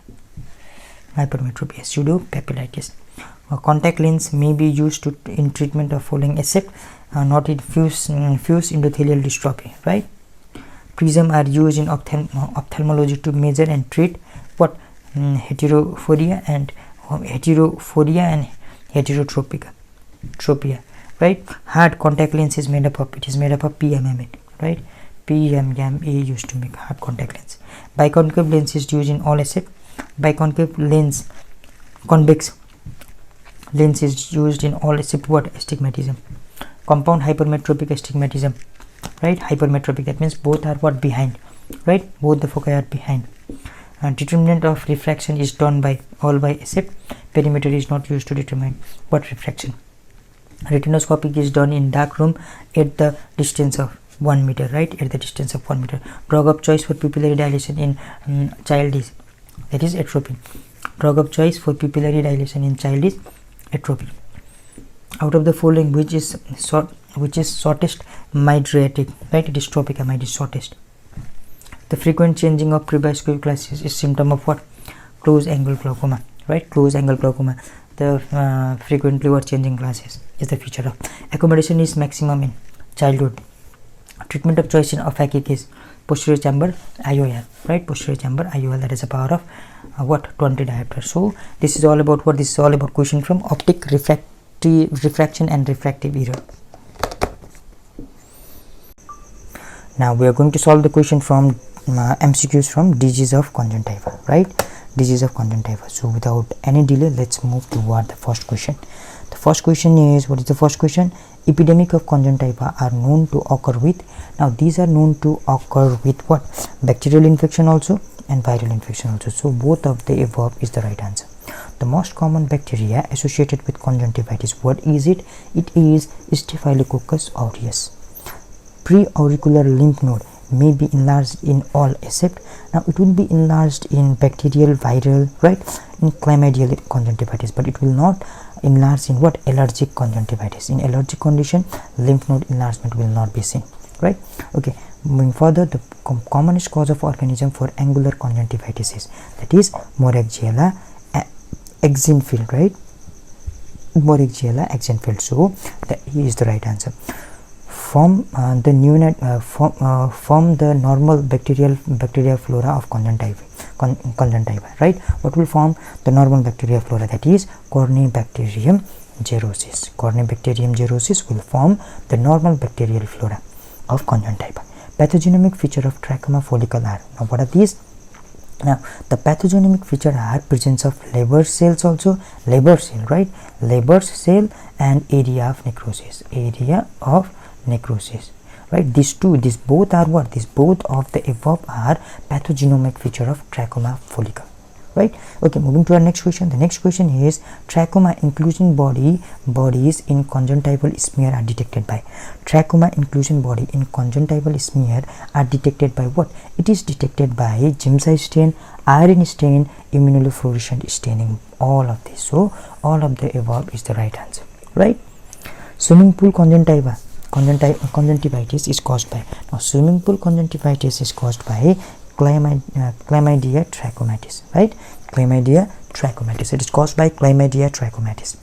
Acute hemorrhagic conjunctivitis is caused by, now acute hemorrhagic conjunctivitis is caused by, it is caused by enterovirus, right? Acute hemorrhagic conjunctivitis is caused by enterovirus, right? It is caused by enterovirus. Now the next question is, occurs in epidemic. Now what will occur in epidemic? Now in epidemic, enterovirus conjunctivitis, staphylococcus conjunctivitis, adenovirus conjunctivitis, all of this will occur in epidemic, right? Ophthalmia neonatal, what is it? It is inflammation of conjunctiva occurring in an infant less than 30 days old, right? Okay, it is the right answer. Now any discharge watery from eye in first week of life, so it is not first week of life, like it is less than 30-day old, right? It is less than 30-day old, right? Always caused by gonococci? No, it is not always caused by gonococci. There are various agent that will cause it. So here A is the right answer. Incubation period of gonococcal ophthalmia neonatal is, what is the incubation period? The incubation period is what? Okay, here 24 hours, 5 to 7 days, 7 to 10 days. These all are what? These all are not the correct answer. So none of the above is the right answer. Now moving to our next question, question number 13. Intense itching is pathognomic feature. Now intense itching is pathognomic feature of what? Pathognomic feature of what? It is the pathognomic feature of spiral cataract also, trachoma also, follicular conjunctivitis also, angular conjunctivitis also. So all of the above is the right answer. Spring cataract may be associated with, spring cataract may be associated what? With what? It is associated with, right? It is associated with our keratoconus, right? Keratoconus. Spring catter hair is associated with keratoconus, right? Keratoconus. Association of atopic keratoconjunctivitis include all except. Association of atopic keratoconjunctivitis include all except, right? It include association with keratoconus also, atopic keratitis also, cataract also, atopic dermatitis also, right? But not with intestinal keratitis, right? Not with intestinal keratitis. So D is the right answer. Giant papillary conjunctivitis occur as allergic response to all except. It will occur as allergic response to what? Contact lens also, prosthesis also, nylon structure also, but not intraocular lens, right? Intraocular lens, not intraocular lens. So B is the right answer.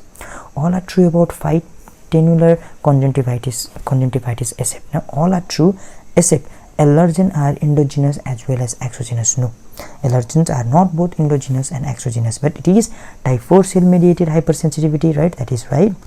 Incidence higher in girl than boy. That's right. Nodular lesion usually occur near the limbus. That is also right. So this allergens are endogenous as well as exogenous is the wrong statement, right? Ophthalmia nodosa occur due to, now it will occur due to what? It will occur due to leprotic, syphilitic, right, sarcoidosis and irritation by hair of caterpillar, all of the above, right? It is not caused by all of the above. It is caused by simply irritation by hair of caterpillar. I'm so sorry, it is caused only by irritation by hair of caterpillar. All are known to cause conjunctival xerosis except. Now all are known to cause except what? Except angular conjunctivitis, right?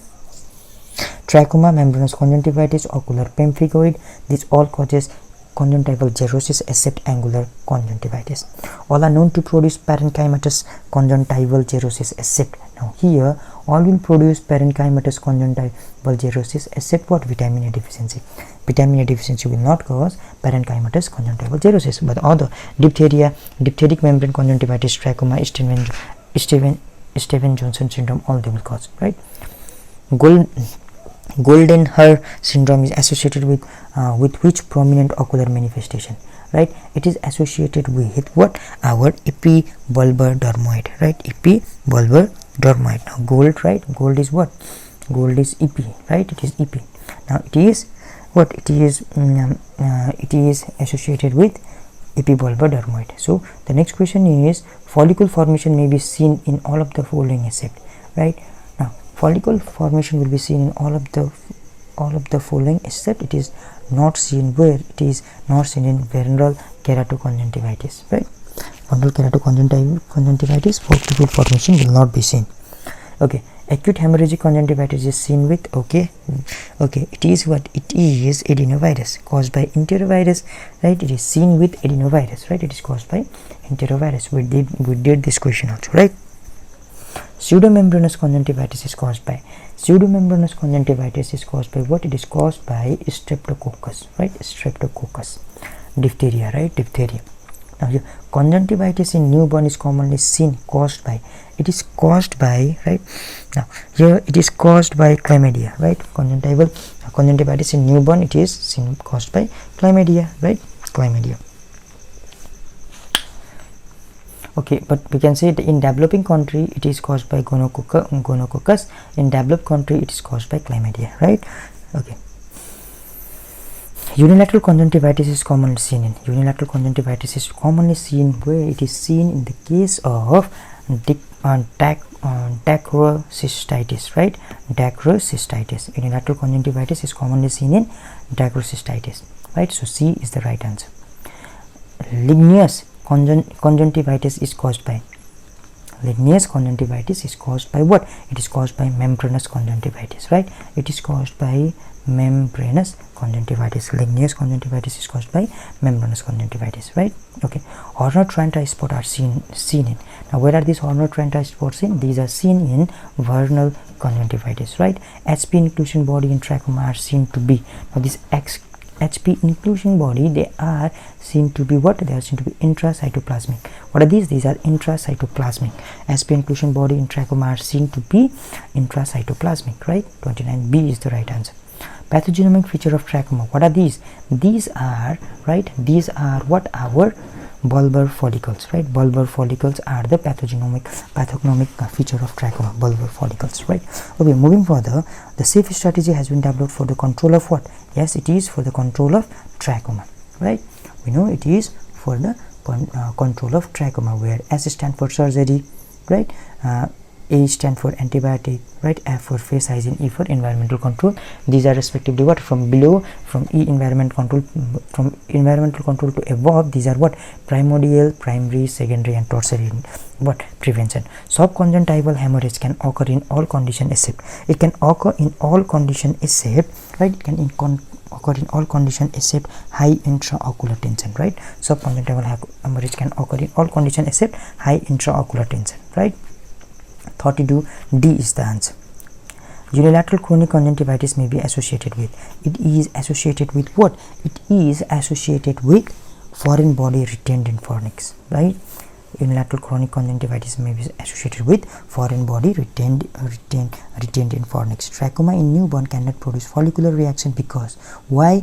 Because adenoid layer is devoid of lymphoid tissue. Why? Because adenoid layer is devoid of lymphoid tissue, that's why. Conjunctival ulceration may suggest, now what does this conjunctival ulceration suggest? It suggests embedded foreign body, tuberculosis, syphilis, any of the above, right? Conjunctival ulceration may suggest foreign body, tuberculosis, syphilis, any of the above. Commonest congenital tumor of conjunctiva, right? Conjunctiva, what is the commonest congenital tumor of conjunctiva? So it is what? Epibulbar dermoid, right? It is epibulbar dermoid. Okay, inclusive body conjunctiva, true is all except. So here true about inclusive inclusion body in conjunctivitis, it is self-limiting. Yes, this is right, it is self-limiting. It is present only in infant, no it is not right.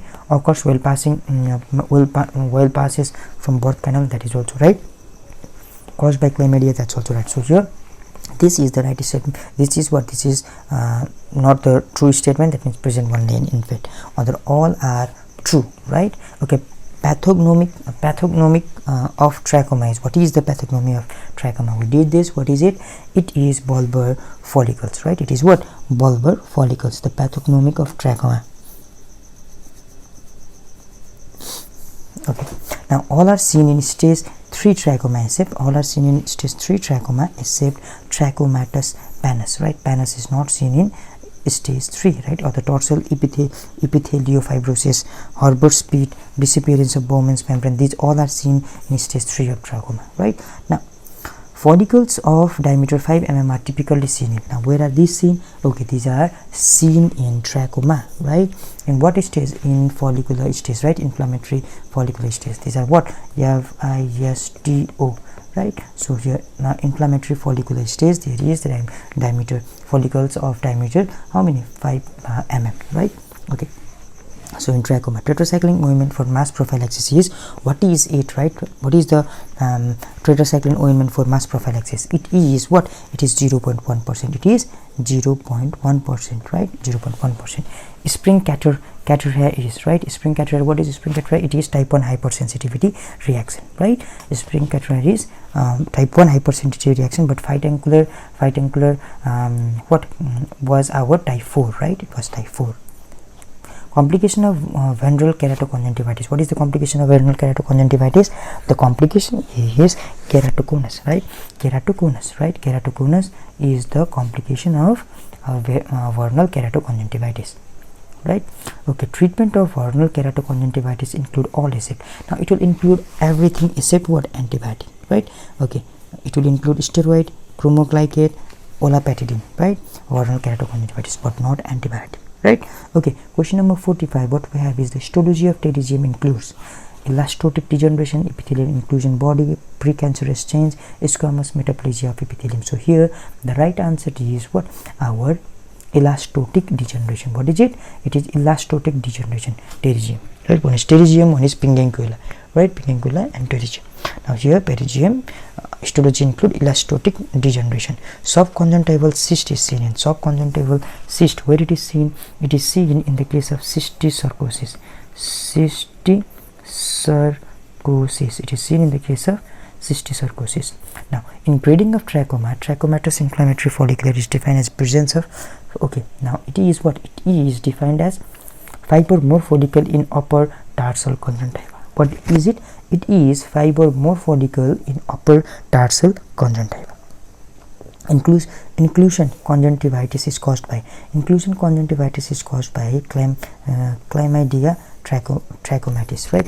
Chlamydia trachomatis. It is caused by our chlamydia trachomatis, which is also responsible for causing what? Swimming pool conjunctivitis, right?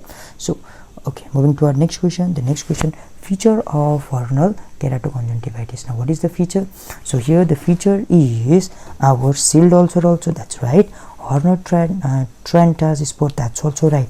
Papillary hypertrophy, okay, papillary hypertrophy is also right. So here Harbor pit and Pannus, these are not the feature of vernal conjunctivitis, but these sealed ulcer, Horner Trantas spot, papillary hypertrophy, these are what? These are the feature of vernal conjunctivitis, right?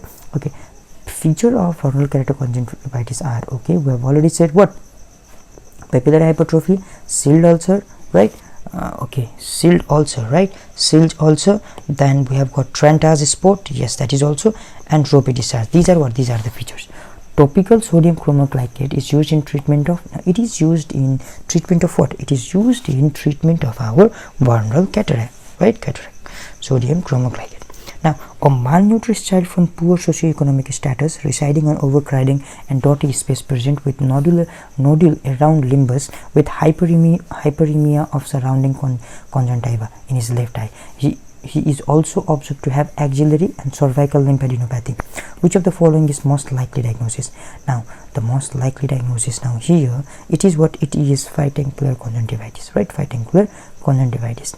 Now, the follicular conjunctivitis are found in all except, now these are found in all except herpes simplex conjunctivitis. Now these are found in all except herpes simplex conjunctivitis.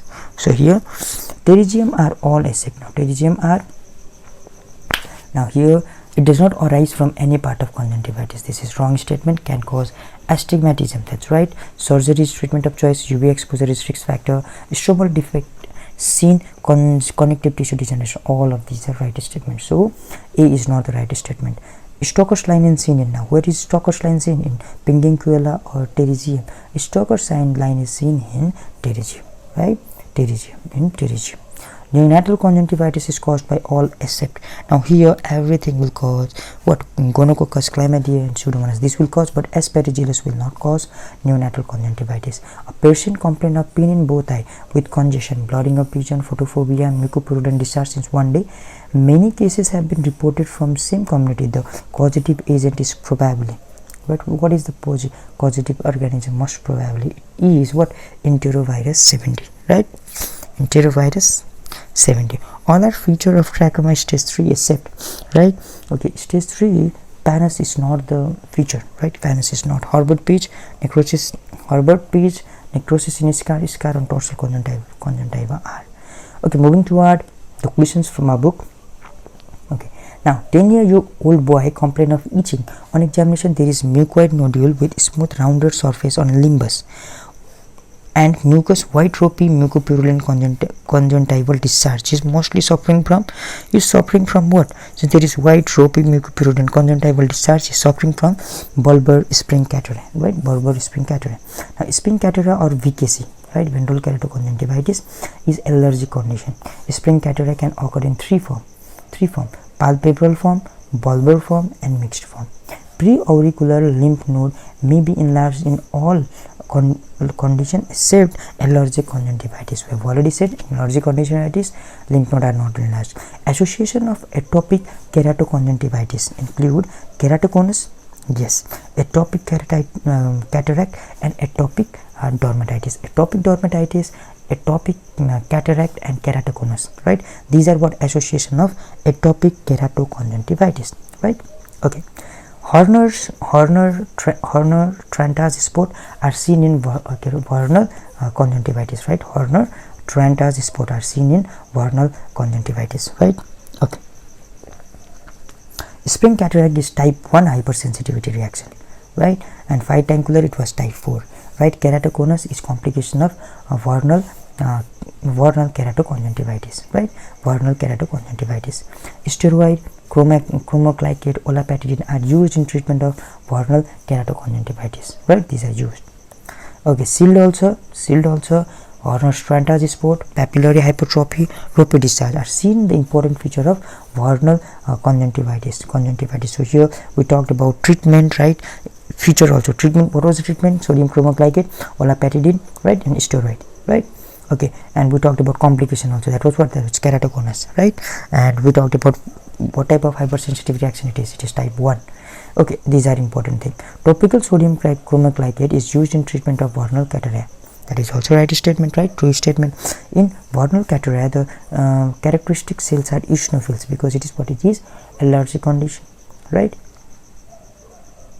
Okay, convolution appearance in conjunctivitis is seen in spring catarrh, right? Spring catarrh. Okay. Now moving toward the next question, that is in viral epidemic keratoconjunctivitis. Characteristically, there is usually what is there? There is excessive water lacrimation. Why? Because a viral, right? It is viral condition, so purulent or mucopurulent and mucoid discharge are not seen. So here excessive water lacrimation is only seen. A patient complain of maceration of skin of lid and conjunctival redness at inner and outer canthi. The conjunctival swab is expected to show. Now here complain of maceration of skin of lid, right, and conjunctival redness at inner and outer canthi. Conjunctival swab is expected to show what is it? It is Moraxilla axenfeldi plobacilli, right? Moraxilla. Now why? Because here it is showing redness on inner and outer canthi, right? Commonest causative organism for angular. Now there the question was talking about angular conjunctivitis. It was Moraxilla axenfeldi, right? Treatment of choice in angular conjunctivitis is zinc oxide. That is also important question. Zinc oxide is the treatment of choice. Trantas spot is noticed in the case of, now here Trantas spot is noticed in the case of bulbar spring catarrh, right? Okay, bulbar spring catarrh. In trachoma, the patient is infectious when is, right? When is what? Okay, the intrachoma patient is infectious when he or she is having follicle and papillae in papillary palpebral conjunctiva, right? When he or she is having follicle and papillae in what? In the palpebral conjunctiva. Trachoma is chlamydial infection of eye. Trachoma follows diameter of 5 mm and are typically seen. Presence of liver cells and area of necrosis. Liver cells and area of necrosis are pathognomic feature of trachoma, right? This was question, we did this question, right, above. SP inclusion bodies in trachoma are, what are these? Intracytoplasmic. This was also question. Trachoma inclusion body in conjunctival smear are detected by GIMSA, iodine stain, immunofluorescence staining, everything. Bulbar follicles are pathognomonic feature of trachoma, right? Bulbar follicle are pathognomonic feature of what? Trachoma. Safe strategy is used for trachoma. Trachoma in newborn cannot produce follicular reaction because adenoid layer is devoid of lymphoid tissue. This was also question. In trachoma, newborn cannot produce follicular reaction because adenoid layer is devoid of lymphatic tissue.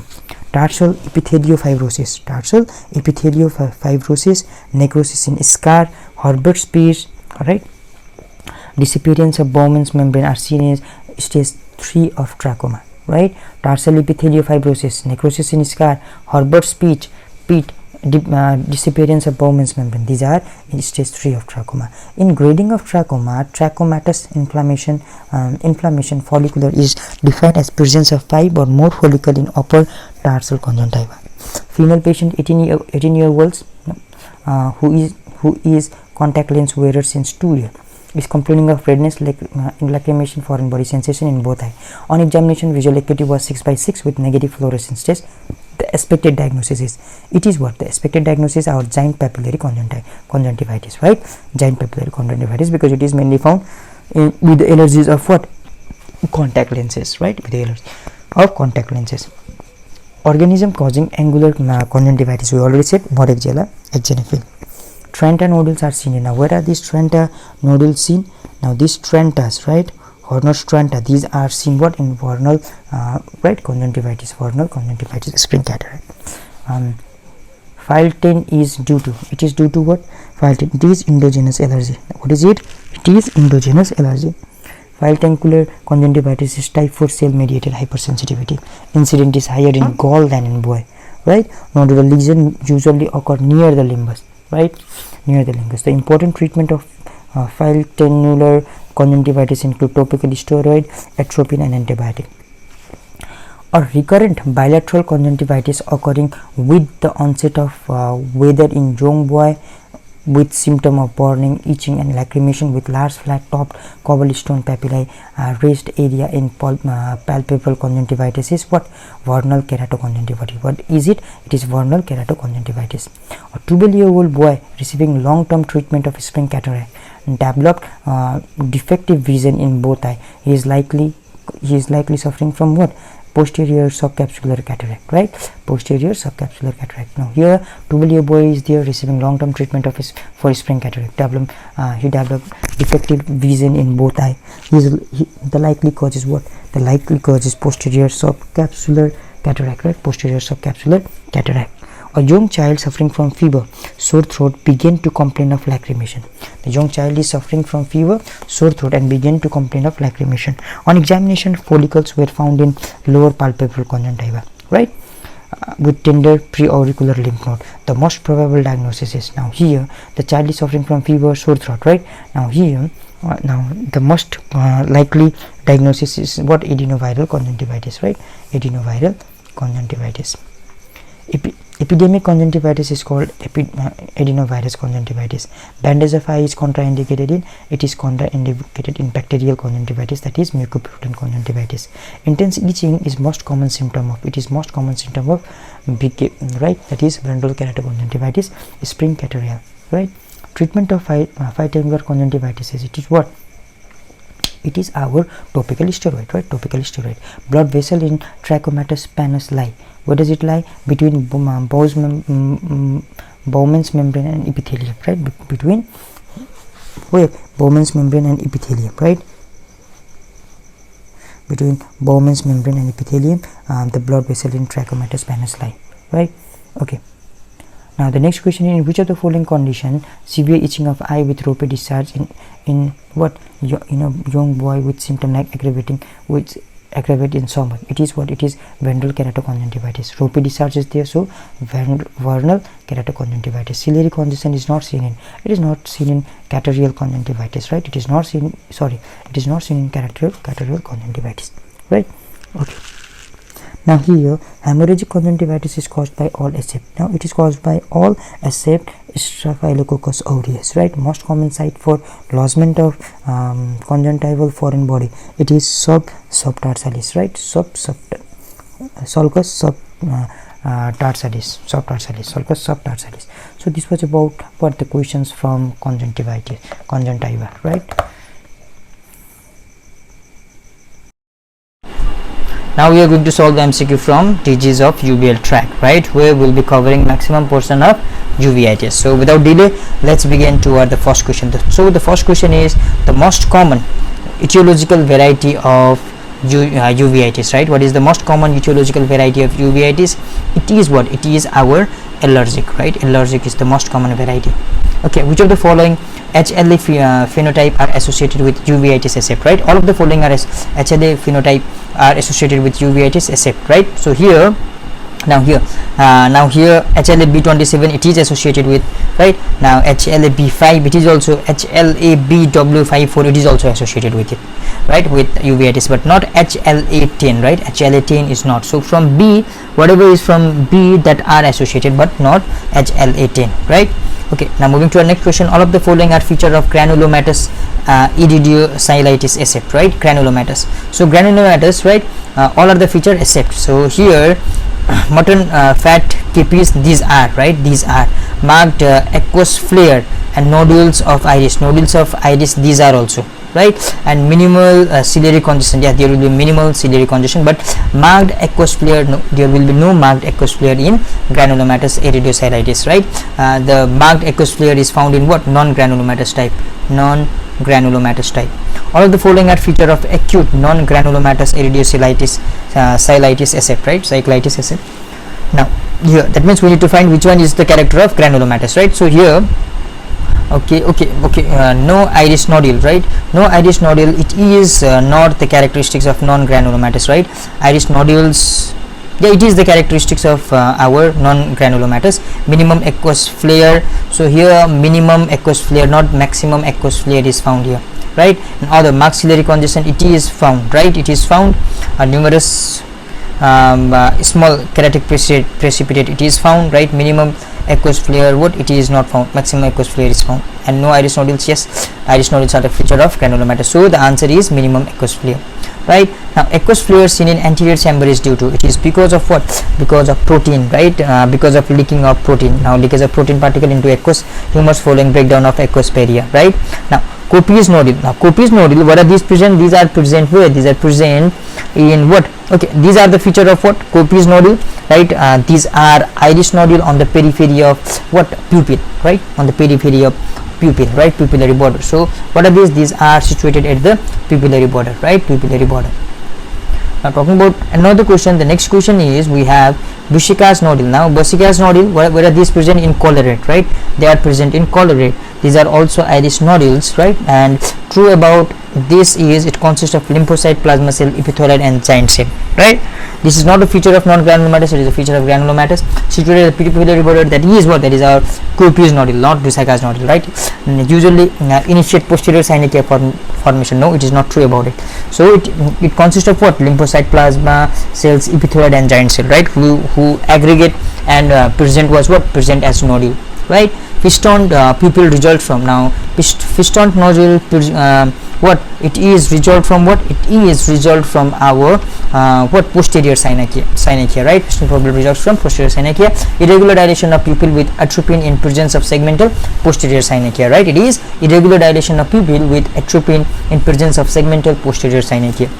Now the role of atropine in iridocyclitis are all except. Now what is not the role of atropine, right? It dilate pupil, prevent formation of synechia and may break already from synechia. Yes, it is. It give comfort and rest to eye by relieving ciliary muscle spasm. It is also, it reduces exudation by decreasing hyperemia, right? Okay, this question and this option, and it lowered intraocular pressure, increasing aqueous outflow facilities. So here this C is also the true. It is also true about atropine, but lower intraocular pressure. There is no such role of atropine to lower intraocular pressure, right? Increasing aqueous outflow facilities. Granulomatous uveitis is seen in all of the following essay, right? Now it is seen in what? It is seen, okay, in what? It is seen in sarcoidosis, tuberculosis. Yes, it is seen where? It is seen in what? Our systemic ophthalmitis, also systemic inflammation, but not in ankylosing spondylitis, right? Ankylosing spondylitis is not a cause for granulomatous uveitis. So this is the right answer. Dalin fused nodule are pathogenomic of, Dalin fused are pathogenomic of what? These are the pathogenomic of our sympathetic ophthalmitis, right? Sympathetic ophthalmitis. A healed patch of chorioretinitis give rise to. Now healed patch of chorioretinitis, what it will give rise to? Now here the healed patch of chorioretinitis, it will give rise to what? Negative scotoma, right? It will give rise to negative scotoma, right? Okay, healed patch will give rise to negative scotoma. Snowball opacities near the ora serrata are pathogenomic of. Snowball, right? Opacities. Now these are pathognomic of what? These are pathognomic of our pars planitis, right? Pars planitis, right? Pars planitis. Now what are the pars planitis? Planitis, these are what? This falls under what? Intermediate uveitis, right? Plus planitis. So this snowball opacities, these are the feature of what? These are the feature of our what? These are the feature of intermediate uveitis, right? Intermediate uveitis.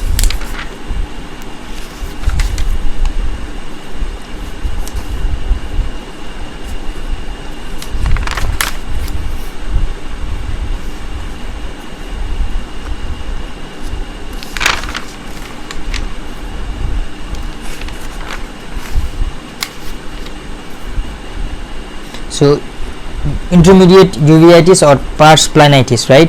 Intermediate uveitis or pars planitis, there is what peculiar finding of snowbanking, right? Snowbanking. Okay, now moving to our next question. The sign of activity in chorionic iridocyclitis. Now iridocyclitis, it is what? It is anterior uveitis, right? The sign of activity in chronic iridocyclitis is aqueous cells, yes, aqueous flare, pigmented KPs, all of the above. So here all of the above. Okay, the sign of activity in chronic iridocyclitis. So chronic is talking about chronic. So here what we can say, the better option is what? Better option is option number A, right? The better option is option number A, aqueous cell, right? Aqueous cells. Okay, now the pathogenomic sign of acute iridocyclitis. Now what is the pathogenomic sign? The pathogenomic sign, what is the pathogenomic sign? It is what? It is our keratic precipitate, right? Keratic precipitate is the pathogenomic sign of acute iridocyclitis, right? Cyclitis. And here what we did, the sign of activity in chronic iridocyclitis is what is the sign of chronicity? That is what? It is aqueous cells, right? Here pathognomic sign of acute iridocyclitis, it is what? Keratic precipitate, right? The puffball opacity in vitreous are pathognomic of, right? The puffball. Now puffball are what? These are the pathognomic sign of what? Fungal endophthalmitis, right? Fungal endophthalmitis, right? Yeah, puffball. Now in bacterial endophthalmitis, systemic steroid should be, right? It should be what? In bacterial endophthalmitis, systemic steroid should be, it should be given what? It should be given, it should be started after 12 to 24 hours of intensive antibiotic therapy, right? 12 to 24 hours of intensive antibiotic therapy.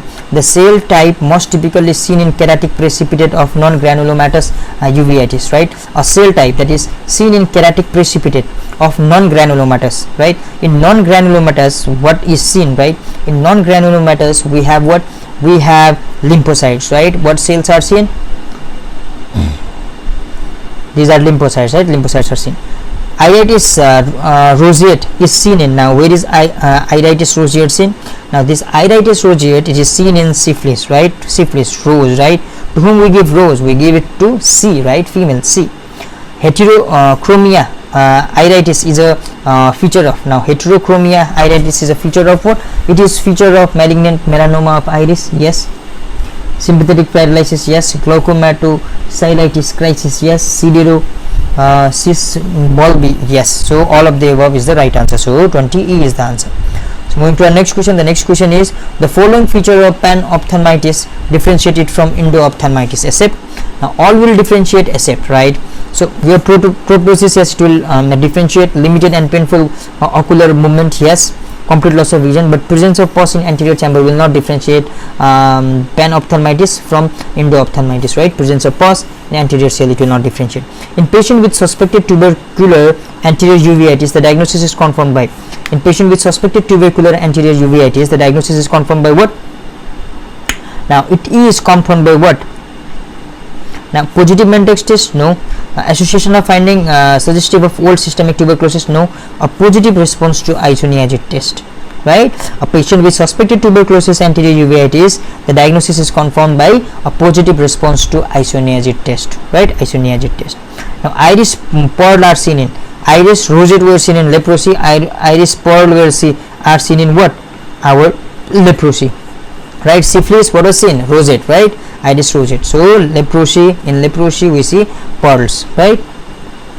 Okay. Hereford's disease is characterized by all of the following except.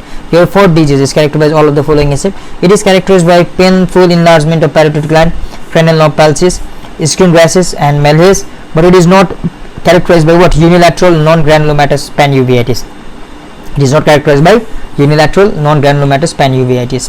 Now Behçet disease is characterized by all of the following except, right?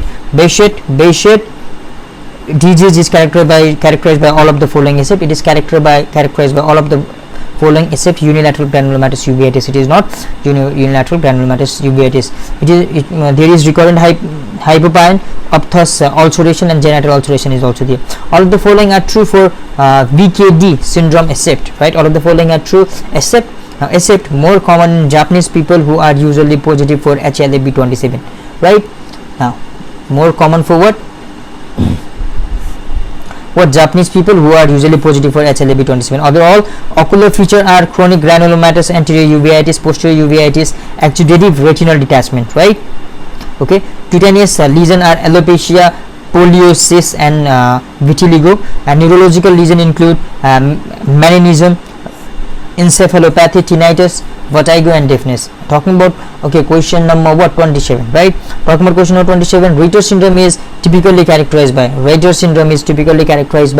it is characterized by urethritis, arthritis, conjunctivitis, with or without iridocyclitis, right? Okay, with or without iridocyclitis, it means UACI, right? UAC, right? Okay. Recurrent toxoplasmosis or retinochloritis all are true except, right? All are true except what? Okay, now here the infection is acquired by eating the undercooked meat of intermediate host containing cyst or parasite. It is what? It is not the right answer for recurrent toxoplasmosis retinochloritis, right? Okay, now all of the following are true for acquired cytomegalo-inclusion disease except, all of the following are true for acquired cytomegalo-inclusion disease except. So here all are true except what? Except the infection is acquired from infected cervix of partner during sexual intercourse, right? Okay, other all are true. It occurs only in immunosuppressed patient. Yes, that is right. Typical lesion is acquired necrotizing retinitis. Yes, agitative retinal detachment may occur. That's also right. Granulomatous uveitis with involvement of parotid gland. Now what is it? Now with the involvement of what, our parotid gland, it is our what, sarcoidosis, right? It is, okay, it is what, it is sarcoidosis, right? Granulomatous uveitis with the involvement of parotid gland. All of the following are true for colloidal body drusen, right? Colloid body drusen except. Now here all of the following are true except what? Except are usually associated with marked loss of vision, right? They are not associated with marked loss of vision, right? A clinical aniridia, all of the following are true except. In clinical aniridia, all of the following are true except. So here all are true except iris is completely absent, right? In aniridia, iris is not completely absent. Typical coloboma of iris occurs. Now where does this occur? This occurs at infranasally, right? Infranasally, right? Infranasally. The malignant melanoma of conjunctiva is usually of, malignant melanoma of conjunctiva is usually of what? It is usually of spindle A, spindle B, mixed type, epithelioid cell type. It is of what? It is of all of the above. Malignant change in choroidal nevus is evident by, malignant change in choroidal nevus, right? Choroidal nevus is what? It is evident by, it is evident by our increased pigmentation or height of nevus. Yes. Appearance of orange patches of lipofuscin over the surface. Yes. Appearance of serous detachment in area of nevus. Yes. All of the above is the right answer. Malignant change in choroidal nevus is evident by all of the above, right?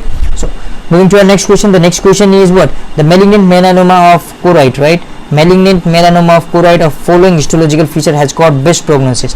Now it has got best prognosis of what? Spindle A melanoma, right? Spindle A melanoma.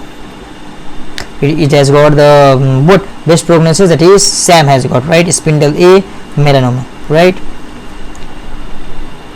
Okay, malignant melanoma of choroid with following histopathology has got the worst prognosis. Now the worst prognosis is got by what? It is got by epithelioid cell melanoma, right? It has got by epithelioid cell melanoma, right? Worst prognosis. Best prognosis, spindle A melanoma. The most common histopathological type of malignant melanoma of choroid. What is the most common type? The most common type is what? It is our what? Mixed cell, right? Mixed cell, right? Mixed cell is the most common malignant melanoma, right? Most common malignant melanoma.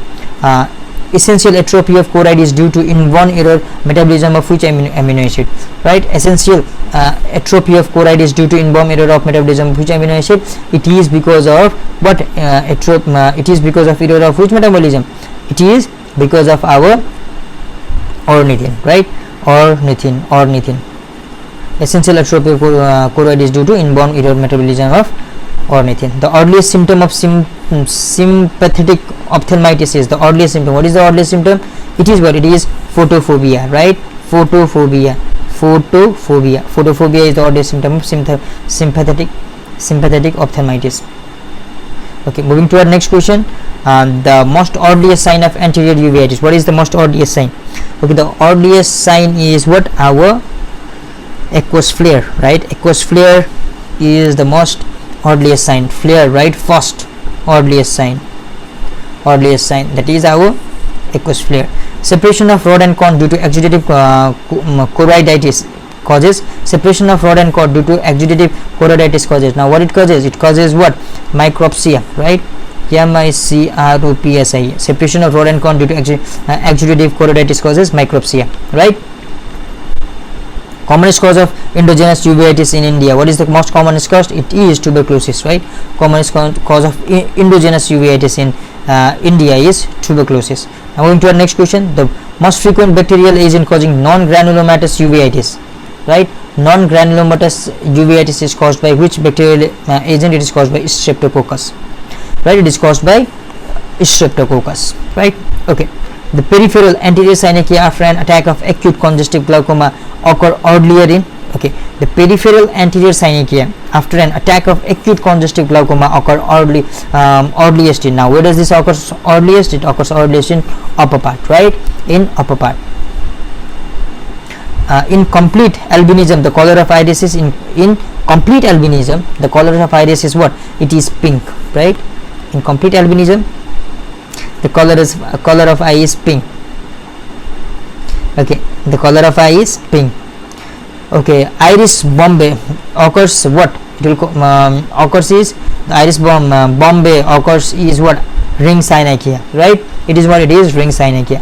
Drug of choice for acute iridocyclitis. Drug of choice for acute iridocyclitis. What is the drug of choice? Okay, the drug of choice is, what is our drug of choice? Okay, the drug of choice is our atropine, right? Drug of choice for acute iridocyclitis is atropine. The correct statement regarding duration after which sympathetic ophthalmitis develops is. Now what is the correct statement? The correct statement is our 3 weeks to 12 weeks after trauma, right? 3 weeks to 12 weeks after the trauma.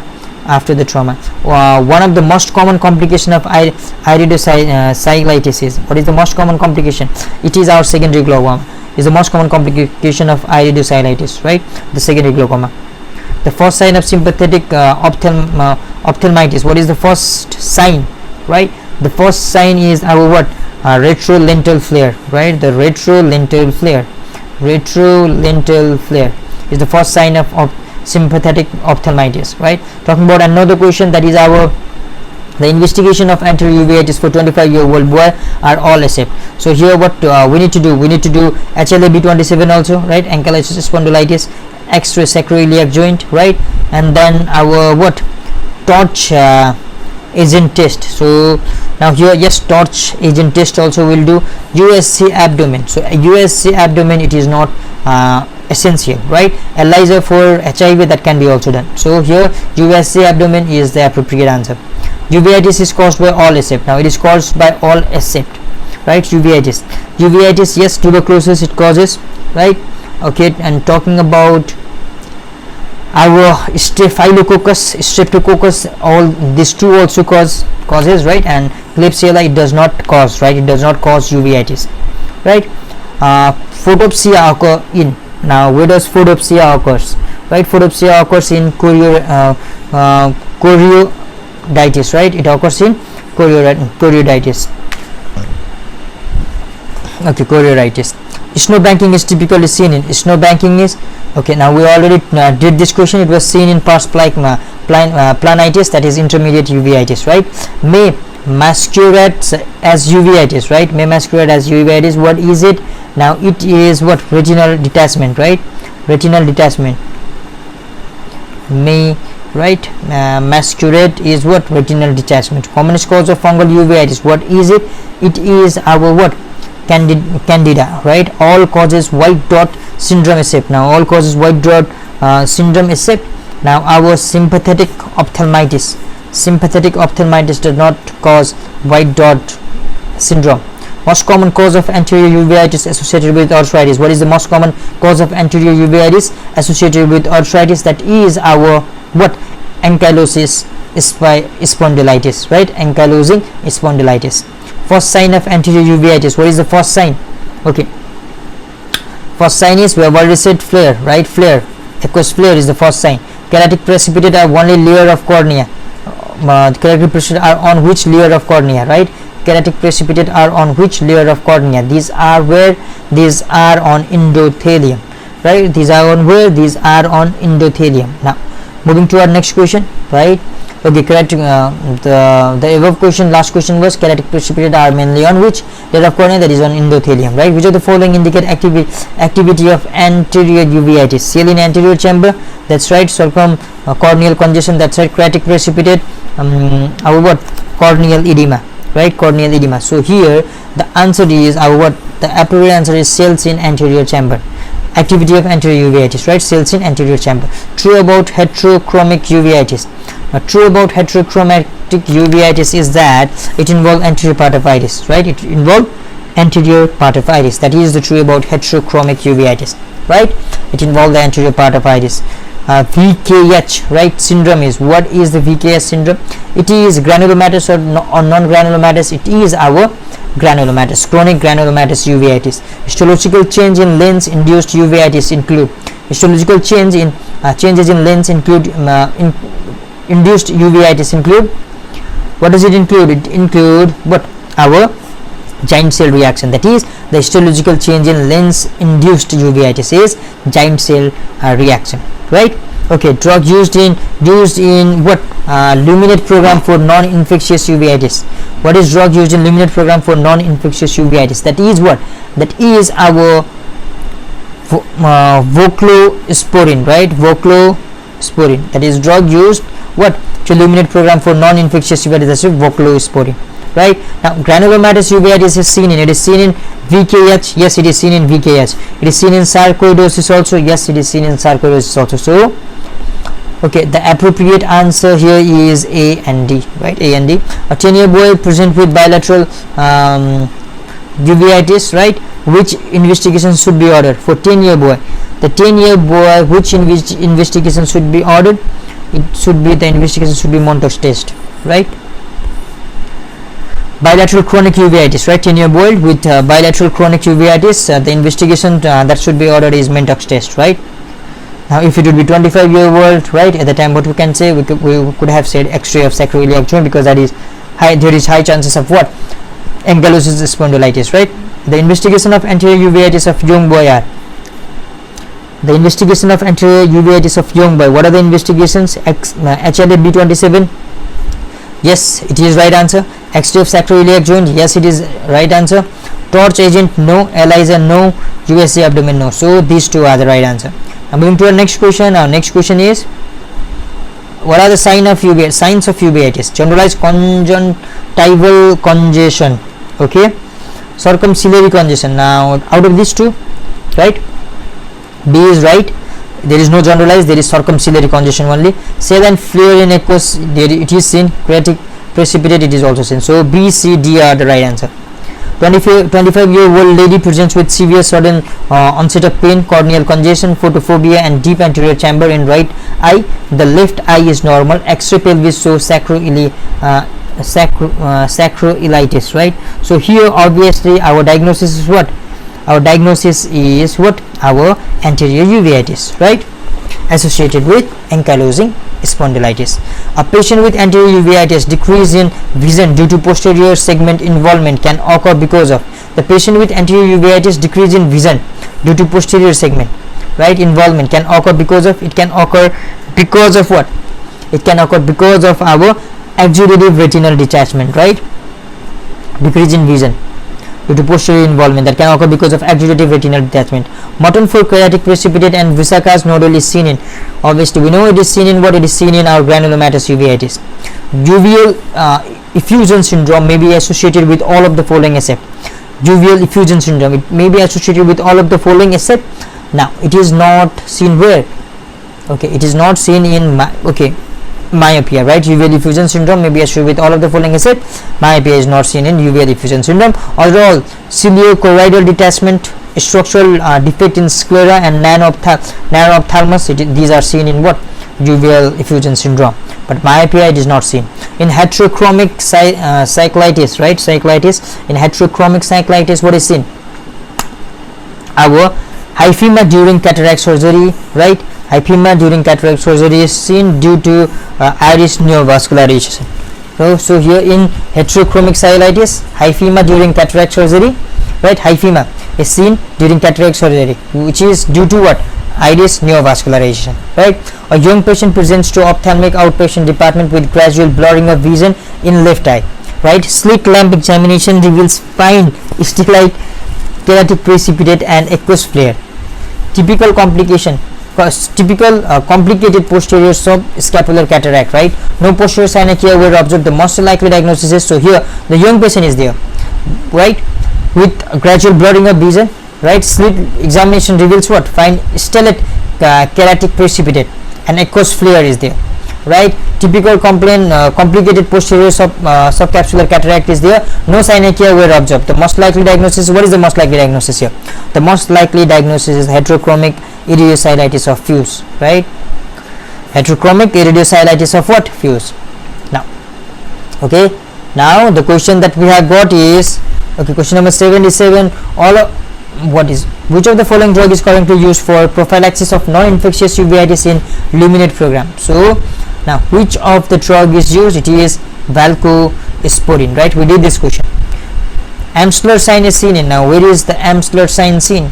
Now, this Amsler sign is seen in, it is seen in fuse uveitis, right? Amsler sign is seen in our fuse uveitis. Now, use of highly active antiretroviral therapy HART is associated with the development of, okay, HART is associated with the development of what? It is associated with the development of optic neuritis, right? Optic neuritis. So this is about the questions, right, from our book. Now let's go toward what? Some of the important point. Okay, now here are the important point, right?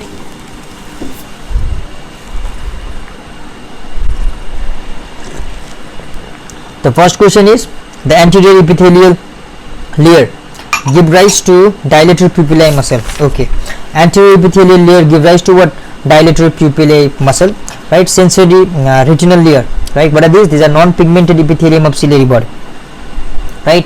And posterior pigmented epithelial layer of iris, right? Okay, the next is retinal pigmented epithelium of ciliary body, anterior epithelium layer of iris, right? So here sensory retinal layer and retinal pigmented epithelium, right? There are two things. Now sensory epithelium layer, what? Now here non-pigmented epithelium of ciliary body and posterior pigmented epithelial layer of iris. Now here pigmented epithelium of ciliary body is formed by what? Retinal pigment epithelium, and anterior epithelial layer of iris is formed by it, right? Now another is Bruch's membrane. Now Bruch's membrane, it is what? It is in basal laminae layer, right? It is basal laminae layer. Coloboma pupil tract, right? It is congenital absence of what? Iris, ciliary body and choroid, right? Coloboma pupil tract. What are the uveal tissue? Iris, ciliary body and choroid. So here these are the thing.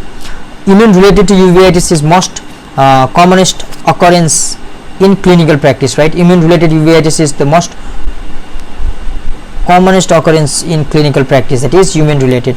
Pathognomic of our acute iridocyclitis is keratic precipitate, right? Keratic precipitate, right? These are what? Proteinaceous cellular deposit at the back of cornea arranged in triangular what fashion? That is Earl's triangle, right? In Earl's triangle they are our keratic precipitate, right? Brownian movement, right? Brownian movement or Tyndall phenomenon. Aqueous flare, right? Aqueous flare seen as dust particles suspended and moving in beam of light. Hypersensitivity uveitis or inflammatory glaucoma, right? Presence of exudate or inflammatory cell in anterior chamber, right? May cause clogging of trabecular meshwork, obscuring our aqueous drainage, right? Hypertensive uveitis or inflammatory glaucoma, there is presence of exudate, right? Inflammatory cell in anterior chamber, and they may cause clogging of trabecular meshwork, obscuring aqueous drainage. A healed patch of chorioretinitis give rise to negative scotoma. Healed patch of chorioretinitis give rise to negative scotoma, right? Negative scotoma. Iritis roseate are seen in syphilis and pearl are seen in leprosy, right? Tuberculosis uveitis is confirmed by positive response to isoniazid test. There was this question also. Reiter syndrome, talking about Reiter syndrome, right? You is CUR, right? CUR conjunctivitis right? Urethritis are Reiter syndrome or R arthritis are also we can make them, right? CUR. Toxoplasmosis is most common cause of posterior uveitis and account for approximately 90% of necrotizing retinitis, that is toxoplasmosis. Commonest cause of fungal uveitis is candida, right? Chronic uveitis is not seen in herpetic uveitis. Chronic uveitis is not seen in herpetic uveitis. Commonest cause of endogenous uveitis is tuberculosis. This was also the question, right? The most common cause of our endogenous uveitis is tuberculosis. Circulus iridis measure is seen in, now it is seen in what? Root of iris. Circulus iridis is seen at what? Root of iris, right? Now circulus arteriosus is measured, that is anastomosis of anterior ciliary artery and long posterior ciliary artery, right? That is what the measure, right? Circulus arteriosus measure, anastomosis of anterior ciliary artery and long posterior ciliary artery. And talking about the minor, radial branch of circulus arteriosus measure, right? Anastomosis. Sphincter pupillae muscle. Sphincter pupillae muscle is present in part of iris. It is seen in what? It is seen in pupillary part of iris. Sphincter pupillae is seen in pupillary part of iris. Now dilator pupillae muscle is present in ciliary part of iris, right? Dilator pupillae is seen in ciliary part of iris. Sphincter pupillae muscle is seen in muscle parasympathetic innervation is there, constriction of pupil will be done here, right? But in dilator pupillae muscle, sympathetic innervation is there, right? Collarate, a zigzag line which divide anterior surface of iris into ciliary body and pupillary zone, that is collarate. Talking about definitive color of iris depend upon what? Anterior limiting layer, right? Blue iris, thin layer and few pigment cells are there in blue iris, whereas in brown iris, thick layer and what? Densely pigmented layer is in there. In complete albinism, the color of iris is pink, right? There was this question also. A complete albinism, okay, in complete albinism the color of iris was pink. Aniridia, congenital absence of what? Iris. There is congenital absence of iris. Which of the following protozoa can affect eye? That is our what? Toxoplasmosis can affect eye, right? The drug which cause macular toxicity when given intravitreally, that is what? Gentamicin. Gentamicin when given what? Intravitreally cause macular toxicity. 25-year-old lady present with severe sudden onset of pain, corneal congestion, photophobia, deep anterior chamber in right eye, the left eye is normal, the extrapelvis shows sacroiliac, the diagnosis is what? Anterior uveitis, right? The most obvious sign of anterior uveitis is aqueous flare, right? The first. Uveitis is associated most commonly with, uveitis is associated most commonly with, it is most commonly associated with Pauci articular, right? JRA, right? Anterior uveitis is characterized by all except, now it is characterized by all except what? It is characterized by all except shallow anterior chamber. It is not characterized by shallow anterior chamber. Which of the following is not true of acute conjunctivitis, right? Vision is not affected, yes. Corneal infiltration, so corneal infiltration is not seen in conjunctivitis, right? Antibiotic or administrative treatment, yes, people remain unaffected, that's right. A patient had myotic pupil, right? Myotic pupil, how much? 25 IOP is there. Normal anterior chamber, hazy cornea and shallow anterior chamber. The fellow eye, the diagnosis is, now the diagnosis is, what is the diagnosis? The diagnosis is acute anterior uveitis, right? Why? Because hazy cornea is there, shallow anterior chamber is there in fellow eye, right? Myotic pupil is there, intraocular pressure is 25, right? That's right. So a patient has normal anterior chamber and hazy cornea in one eye, shallow and anterior chamber and mitotic pupil in fellow eye. The diagnosis is, this is also acute anterior uveitis, right? Acute anterior uveitis.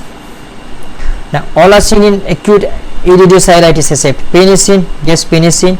Ciliary congestion, mucopurulent discharge is not seen, right? It is not seen in acute iridocylitis. Cycloplegic drugs are very useful and most effective drug during active phase of iridocylitis. The patient present with myotic pupil of size 2 mm in diameter, right? IOP is 25, cornea is hazy, AC is shallow in fellow eye. The most probable diagnosis is the same question, acute anterior uveitis. In acute anterior uveitis, pupil is small and irregular. Treatment of choice for acute anterior uveitis is local steroid. Pupil in acute attack of anterior uveitis is constricted and sluggish reacting. The drug of choice for increased intraocular tension in anterior uveitis is atropine. What is the drug of choice for increased intraocular tension? It is atropine. right? There was this question also. The type of synechia in Irish Bombay is, it is what we already know, that is ring synechia, right? It is our ring synechia. Irish Bombay occurs with what? Ring synechia, right? The annular posterior synechia, ring synechia, lead to formation of Irish Bombay. Segmented posterior synechia on dilation manifest festooned pupil, right? Festooned pupil, it is related with posterior synechia, right? A patient with anterior uveitis, decrease in vision due to involvement of posterior segment can occur because of. A patient with anterior uveitis, right, decrease in vision due to involvement of posterior segment can occur because of what? Because of CME, cystoid macular edema, right? A patient with anterior uveitis, decrease in vision due to involvement of posterior segment occur because of CME. Complication of acute anterior uveitis are all ASEP. These are all ASEP tractional retinal detachment, right? Complication of acute anterior uveitis, they can be secondary glaucoma, it is the most common complication. Cataract, macular edema can occur, but tractional retinal detachment, it won't occur, right? Which is the most common complication in recurrent anterior uveitis, that is glaucoma, right? Primary objective to use atropine in uveitis. What is the primary objective of use of atropine in anterior uveitis? Raise to ciliary muscle, yes, that is the primary, right? Increase supply of antibody, increase blood flow, prevent posterior synechia. These are also, but raise to ciliary muscle is the primary one. The anterior uveitis with secondary glaucoma, all mydriatic can be given ASEP. All mydriatic can be given, but pilocarpine cannot be given, right? With secondary glaucoma, pilocarpine cannot be given. Pilocarpine and latanoprost drop are contraindicated in inflammatory glaucoma, right? Our pilocarpine and latanoprost, these are contraindicated. Now moving to our next question. Yes, hypopine uveitis, there is sterile pus in anterior chamber, right? Now uveitis with raised intraocular tension is best managed by, with raised intraocular tension is best managed by what? Uveitis with raised intraocular tension is best managed by, it is best managed by steroid, right? It is best managed by steroid. In the case of hypertensive uveitis, most useful drug to reduce intraocular pressure is, it is dipivefrin, right? Dipivefrin. Anterior uveitis in hypertensive patient, drug of choice to decrease the IUP. What is the drug of choice to decrease the IUP? It is timolol, right? Anterior uveitis in hypertensive patient, that is timolol, right? But here in the case of hypertensive uveitis, the most useful drug to reduce intraocular pressure, what was it? It was dipivefrin. Snowbanking, yes, pars planitis, that is intermediate uveitis. Snowbanking, yellowish white exudate, posterior synechia, and collagen band over pars plana, hallmark of intermediate uveitis. Granulomatous uveitis is seen in, it is seen in what? VKH also, right? It is seen in what? It is, okay, it is seen in what? Our Bichard syndrome also. So pathogenomic of non-granulomatous uveitis, the marked aqueous flare and deposition of fine keratin precipitate, right? Keratic precipitate. Pathogenomic of granulomatous uveitis, that is what? Iris nodule and deposition of mutton fat keratic precipitate, right? Granulomatous uveitis with involvement of parotid gland, that is what? That is sarcoidosis. This is also asked question, right? Sarcoidosis. Juvio, parotoid fever or Hereford syndrome, right? It is what? It is bilateral granulomatous panuveitis. Painful enlargement of parotid gland, right? Cranial nerve palsies, skin rashes, fever and malaise. These are what? These are Hereford syndrome, right? Behçet disease, that is recurrent non-granulomatous uveitis, aphthous ulceration, genital ulceration, and erythema multiforme. These are what? These are Behçet diseases, right? The investigation of anterior uveitis of young boy are HLA-B27, X-ray of sacroiliac joint. Both A and B are the right answer, right? HLA-related uveitis, what are these? That is B27, B5, right? DR3 and DW15. These are what? These are the HLA-related uveitis. That is B27, anterior acute anterior uveitis associated with what? Ankylosing spondylitis. HLA-B5, these are uveitis in Behçet disease. These are uveitis in Behçet disease. HLA-DR3, DW15, these are what? PKH disease. The malignant change in choroidal what? Nevus is evident by, it is evident by what? Increased pigmentation of height of nevus, right? Appearance of orange patch of lipofusiform on the surface, appearance of serodetachment in area of nevus. All of these are right answer. Malignant melanoma of choroid, the common primary intraocular tumor of adult. Best prognosis, spindle cell melanoma is the best prognosis, right? Worst prognosis, right? Okay, the best prognosis, that is spindle melanoma, right? SAM we talked about like this. Worst prognosis was epithelioid cell melanoma. Most common is mixed cell melanoma. Vortex vein invasion is commonly seen in malignant melanoma. Dalen-fuse nodule are pathognomic. Dalen-fuse, we already said, sympathetic ophthalmitis. Pathognomic of sympathetic ophthalmitis is Dalen-fuse nodules. Earliest symptom of sympathetic ophthalmitis is photophobia, right? Earliest sign of sympathetic ophthalmitis is retrolental flare, right? That is, symptom is what? Photophobia, but sign is what? Retrolental flare. We did this question also, right? Treatment of choice for advanced panophthalmitis is evisceration. In bacterial endophthalmitis, systemic what? Steroids should be what? Started 12 to 24 hours after intensive antibiotic therapy. We did this question also, right? The amelioratic cat eye reflex, that is acute bacterial endophthalmitis, right? The mainstay treatment of acute bacterial endophthalmitis is intravitreal injection, antibiotic at earliest possible. Puffball opacities in vitreous are pathognomic of what? Fungal endophthalmitis. So these are all questions. These are all about the question of uveal tract, uveitis, right? Now the MCQs we are going to cover is from chapter glaucoma. Now without delay, let's begin our discussion. The first question that we have got here is, okay, the first question is normal aqueous production rate is about. Now what is the normal aqueous production rate? The normal aqueous production rate is how much? 2.3, right, microliter per minute, right? 2.3. Okay, the trabecular conventional outflow of aqueous humor accounts for how much percent? It accounts for 90%, and other 10%, that is what? Uvous occurrence, right? Incidence of congenital glaucoma. What is the incidence of congenital glaucoma? That is about 1 in 10,000 birth. 1 in 10,000 birth. In normal diurnal variation, intraocular pressure is, now when is the highest intraocular pressure? Highest on awakening and lowest during evening, right?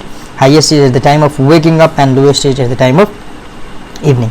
Normal diurnal variation of intraocular pressure is, now what is the variation? Now the variation is 3 to 6 mm of Hg, right? 3 to 6 mm of Hg, right? That is what? That is normal diurnal variation of intraocular pressure, 3 to 6, right? Indentation tonometry. In indentation tonometry, what will happen there? The lower scale reading are obtained in high intraocular pressure, right? Lower scale reading are obtained on high intraocular pressure. It is just opposite, right? So here it is indentation tonometry, right? Now moving to our next question. The next question is retinal nerve fiber most sensitive to glaucomatous damage. What are the retinal nerve fiber most sensitive to glaucomatous damage? Now these are what? These are superior and inferior arcuate fiber. Superior and inferior arcuate fiber are what? Are sensitive to glaucomatous damage. Incidence of primary open angle glaucoma in population over 40 years of age, right? In population over 40 years of age, what are these? These are our 1 in 100, right? Incidence of primary angle glaucoma in population over 40 years is 1 in how much? 1 in 100, right? 1 in 100. Sickle cell extension of blind spot is known as, it is called what? It is Seidel sign, right? Seidel sign. It is Seidel signs. Now ocular association of primary angle glaucoma include all except, now ocular association of primary angle glaucoma include all except, now here it include what? It include central retinal vein occlusion, yes. Retinal detachment, yes. Retinitis pigmentosa, yes. But central retinal artery occlusion is not association of primary open angle glaucoma, right? No. Vogt stride includes, now Vogt stride, stride is indicative of, right? It is indicative of what? It is indicative of past attack of what? Acute angle closure glaucoma. It is indicative of past attack of acute angle closure glaucoma. Glaucoma flecans is a feature of, now glaucoma flecans is a feature of, it is a feature of what? It is a feature of acute narrow angle glaucoma, right? Acute narrow angle glaucoma, right? Glaucoma flecans is a feature of acute narrow angle glaucoma. Similarly, the next question is in the incidence of primary angle closure glaucoma, the male to female ratio is, now what is the ratio of what? Male to female, it is what? 1:4, right? 4, female 4, so 1:4. 13D is the answer, 1:4. right? Primary clinically significant field defect in primary open angle glaucoma is it is paracentral scotoma. Central scotoma is what? Central scotoma is also there. Central scotoma is found in the case of what? Uveitis, right? Paracentral scotoma is found in what? Primary open angle glaucoma.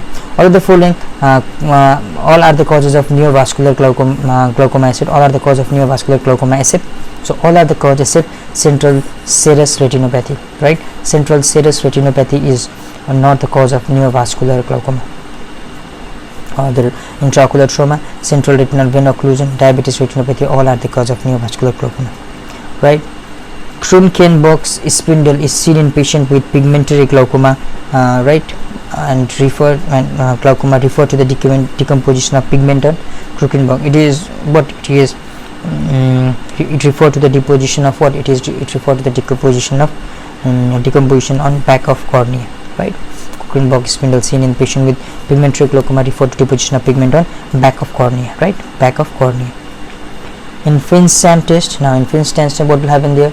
Now glaucomatous halo remain intact, right? Glaucomatous halo remain intact. All of the following are features of acute attack of primary narrow angle glaucoma except now all of the feature of acute attack of primary narrow angle glaucoma except what is not the feature? Our Dick shows glaucomatous coping is not the feature of acute attack of primary narrow angle glaucoma, right? In Indian population, the ratio of POEG to PCG. Now, what is the ratio? It is what? It is our 1:1, right? It is 1:1. So, all of the following can precipitate the attack of narrow angle except all of the following can precipitate except what? Except prolonged work in bright light, right? Prolonged work in bright light will not precipitate the attack of narrow angle, right? The most characteristic field change in primary open angle glaucoma. What is the most characteristic field change? The most characteristic field change is nerve fiber bundle defect, right? The most nerve fiber bundle defect is the most characteristic visual field changes in primary open angle glaucoma, right? All of the following are true about pigmentary glaucoma except all of the following are true except, right? The intensity of pigment deposition in angle is related to iris color. No, it is not the true statement, but all are the true statement, right? Epinephrine. What is epinephrine? What does epinephrine do? Now here epinephrine, it reduces aqueous production and increases outflow facility, right? It has got both the function. It reduces aqueous production and increases outflow facility, that is done by epinephrine, right? Treatment of malignant glaucoma is treatment of malignant glaucoma, right? Malignant glaucoma, what is the treatment? The treatment is vitreous aspiration, right? Vitreous aspiration is the treatment of malignant glaucoma.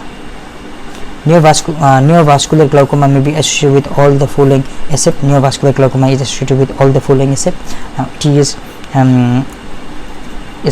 not associated with what? It is not associated with hypertension. Neovascular glaucoma is associated with all diabetes, central retinal vein occlusion and intraocular tumors, but not with hypertension, right?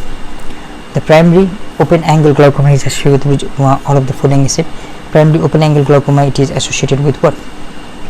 It is associated with diabetes, myopia, hypothyroidism, pars planitis. It is not associated with pars planitis, right? Not associated with pars planitis. Now, coping of discs is not feature of. Coping of discs is not feature of. It is not feature of. It is feature of ophthalmos, chronic simple glaucoma, acute congestive glaucoma, not megalocornea. It is not feature of megalocornea. Inverse glaucoma occurs in now. This inverse glaucoma occurs in spherophagia, right? It occurs in spherophagia, right? Loeys syndrome is characterized by all except retinal detachment. Retinal detachment is but Loeys syndrome is characterized by all except it is not but characterized by retinal detachment, right? Now all of the following can be seen in Axenfeld's anomaly except all of the following can be seen in Axenfeld's anomaly except all of the following can be seen in Axenfeld anomaly except what? Except that what? Ectopia of lens, right? Ectopia of lens is not seen in Axenfeld anomaly. All of the following are true concerning Reger syndrome except, right?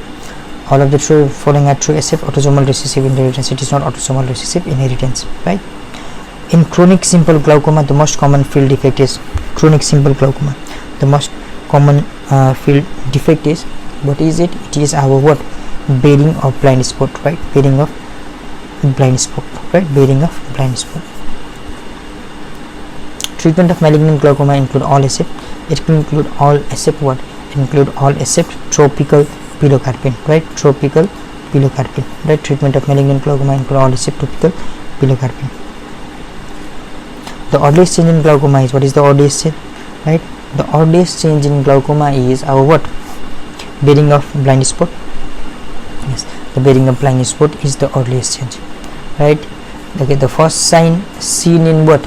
The first sign seen in open angle glaucoma is, right here, the earliest change in glaucoma and the first sign seen in glaucoma. So what is the first sign here? Okay, the first sign is what? Our extension above the blind spot. Here the answer is extension above the blind spot, right? But here the earliest change in glaucoma is what? The bearing of blind spot, right? Bearing of blind spot. Okay, talking about the neovascular glaucoma can occur in all except, right? Neovascular glaucoma can occur in all except, it can occur in all except what? Hypertension, right? Neovascular glaucoma can occur in all except hypertension. We did this question.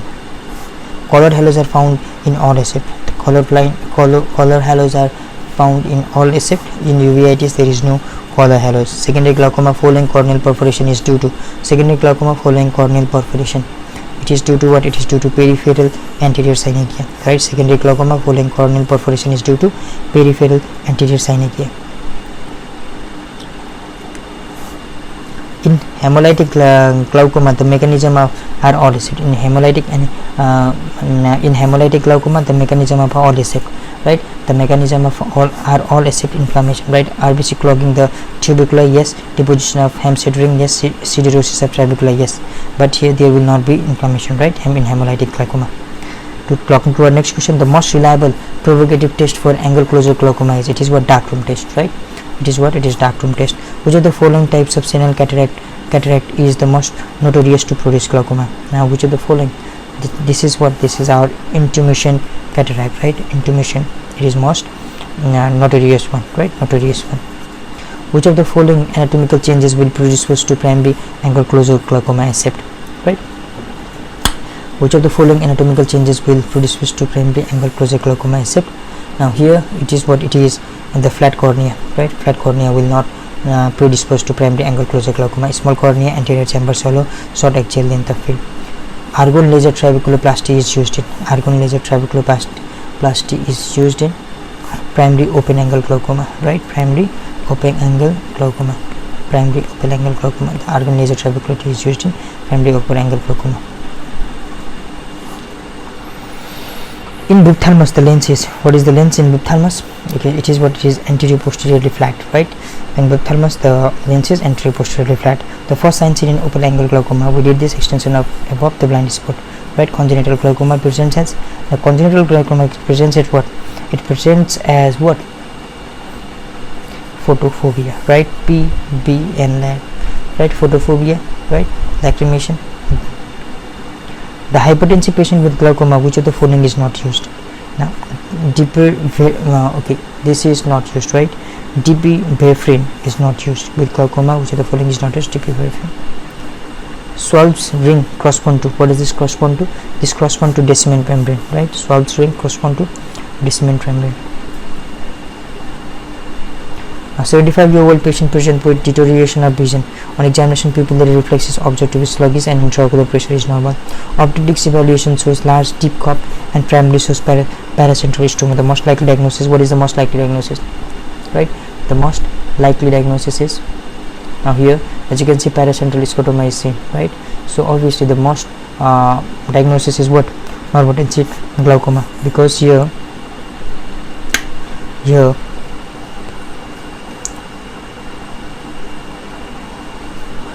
the intraocular pressure is normal, right? Treatment of primary open angle glaucoma is, what is the treatment of primary open angle glaucoma, right? The treatment of primary open angle glaucoma, it is what?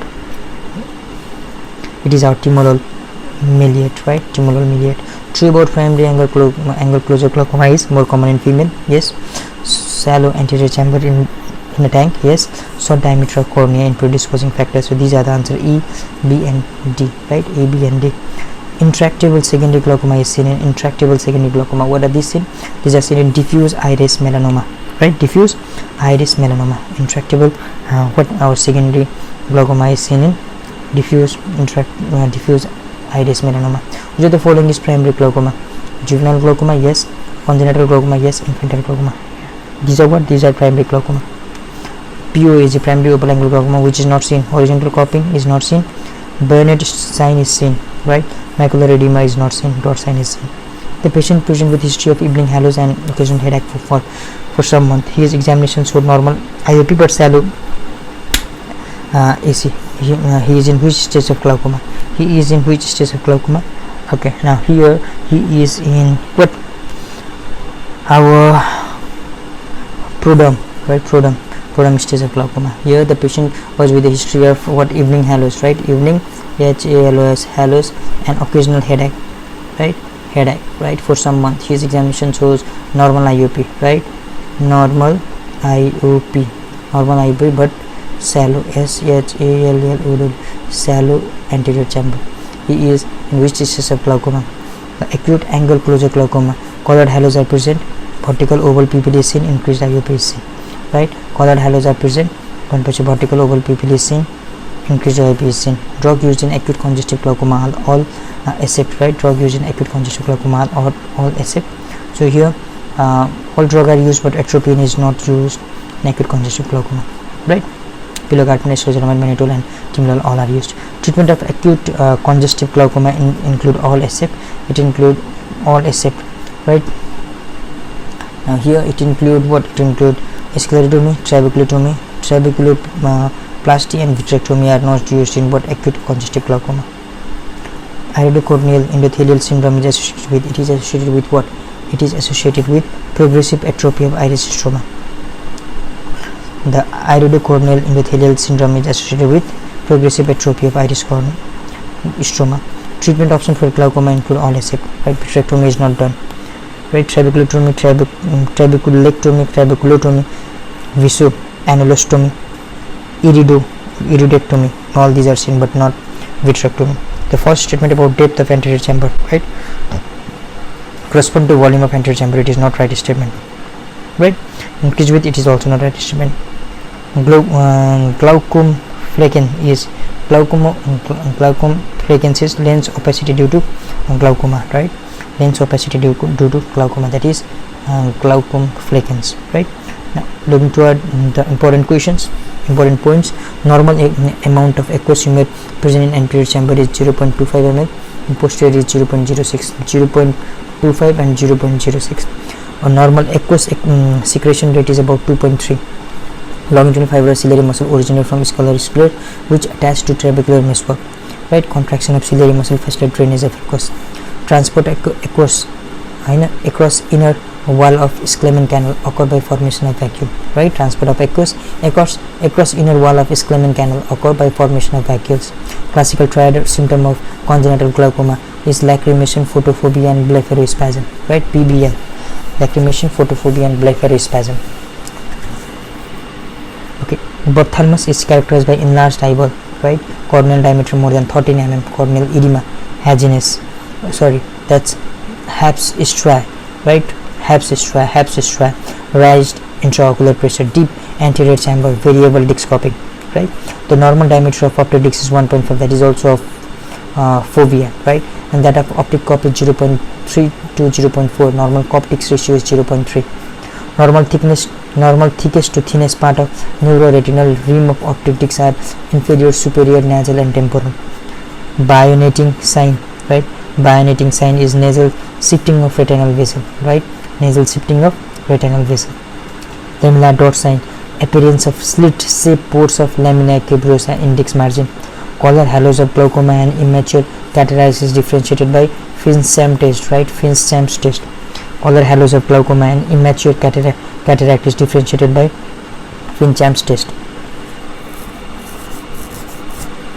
When stenopic slit is passed across pupil, right? Color halos due to glaucoma remain intact, whereas due to cataract is broken up into segment, right?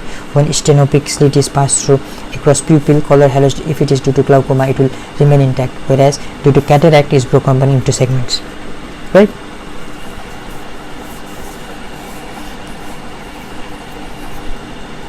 Okay, most reliable proof of aggressive test, it is what dark room test, right? Commonest hazard following surgery of narrow angle glaucoma is malignant glaucoma.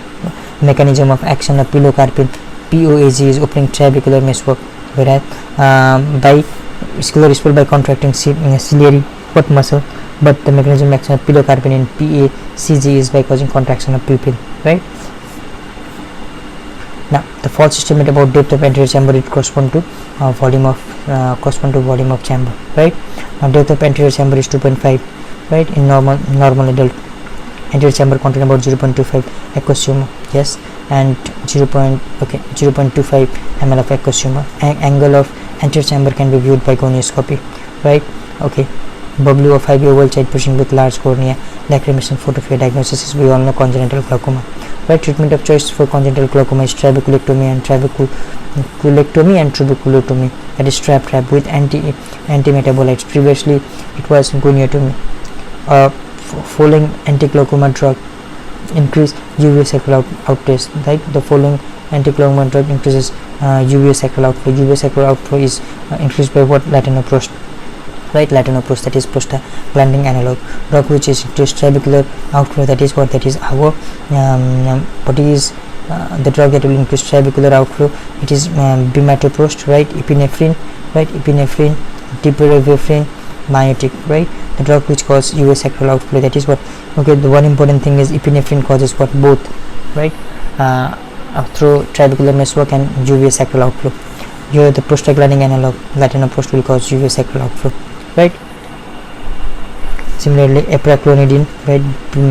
Brimonidine is also causes UV sacral outflow.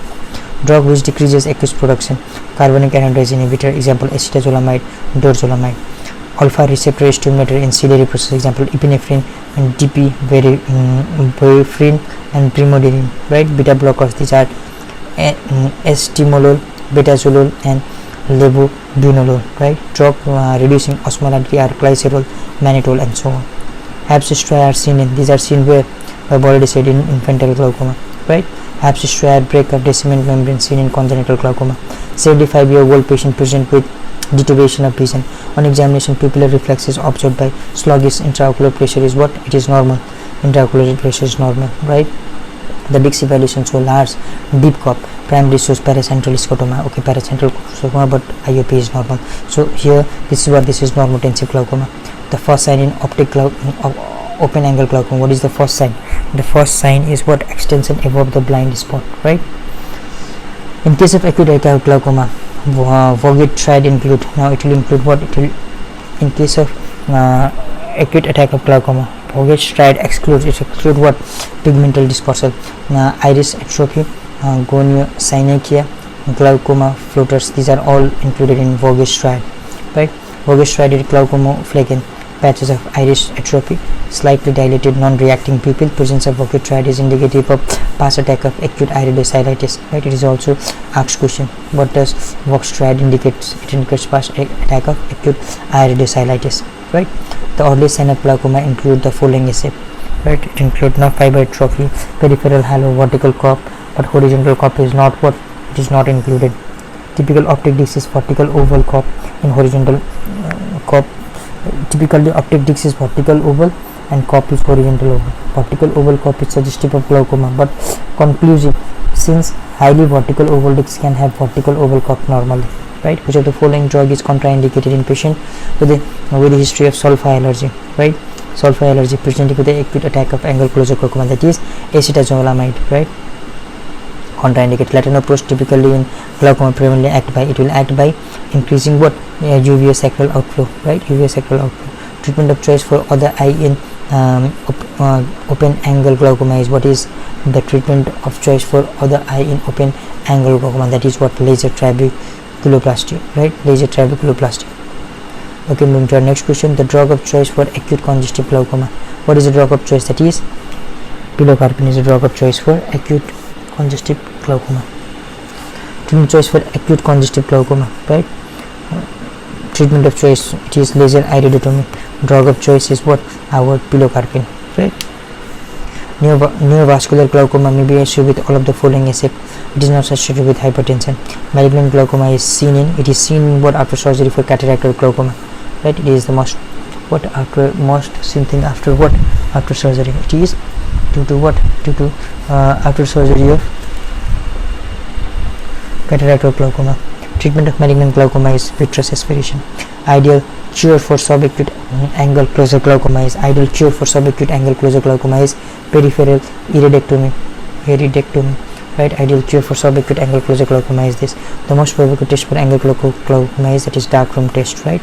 A patient of glaucoma with bronchial asthma present to emergency with the status of asthmaticus. It might have been, right? It can be timolol. Timolol is so contraindicated in what, asthma patient. The acute change of prebascule lens is a feature of it is open angle glaucoma, right? Schwartz line is a continuation of what?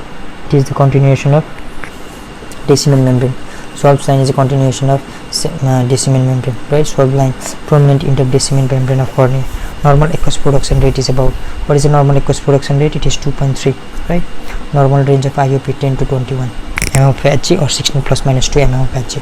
Normal diurnal variation of IOP is how much? We did this, right? It is what, it is less than 5 and it is highest in morning and low in evening. The variation of over than 5 mm of Hg is suggestive of is suspect, and over 8 mm is diagnostic of glaucoma. IOP is maintained by center of hypothalamus, right? The earliest clinical significant field in POAG is what? Paracentral scotoma. Most sensitive nerve fiber to glaucoma damage are arcuate fiber. The most sensitive nerve fiber of glaucoma damage are arcuate fiber. The most, right? The earliest visual field defect occurring in glaucoma is abstract contraction. Earliest clinical significant field defect in glaucoma is paracentral scotoma. Sickle shape extension of blind spot is Serrel's sign, right? Inverse glaucoma occurs in spherophakia, right? It occurs in spherophakia, inverse glaucoma. It was also the question, right? Now, which part of trabecular meshwork offers normal resistance to aqueous outflow? It is what? It is our juxtacanaliculaar meshwork. Juxtacanaliculaar meshwork will offer normal resistance to aqueous outflow. In episcleral venous pressure is 20, the IOP will be 30 mm of Hg. The best site for filtration surgery is in inferior nasal quadrant, right? Infiltration surgery is inferior nasal quadrant.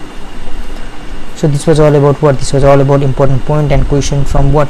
From our glaucoma, right? From our glaucoma chapter. Now the topic from which we are going to cover MCQ is from neuro-ophthalmology, right? Okay, now without delay, let's begin from the first question. The first question is the process of dark adaptation involved. Now it involved both rods and cone, right? It involves both rod and cone. Visual acuity is measure of, it is measure of what? It is measure of what? It is measure of form sense. Bitemporal hemianopia is associated with the lesion of bitemporal hemianopia, right? It is the lesion of what? It is the lesion of our central chiasma, right? Central chiasma. Homianopus, right? Hemianopia with sparing of pupillary reflex is feature of lesion of. Now homianopus, homonymous hemianopia. Now it is the feature of what? It is the feature of optic radiation, visual cortex, geniculate body, all of the above, right? All of the above. Beyond what? Optic tract.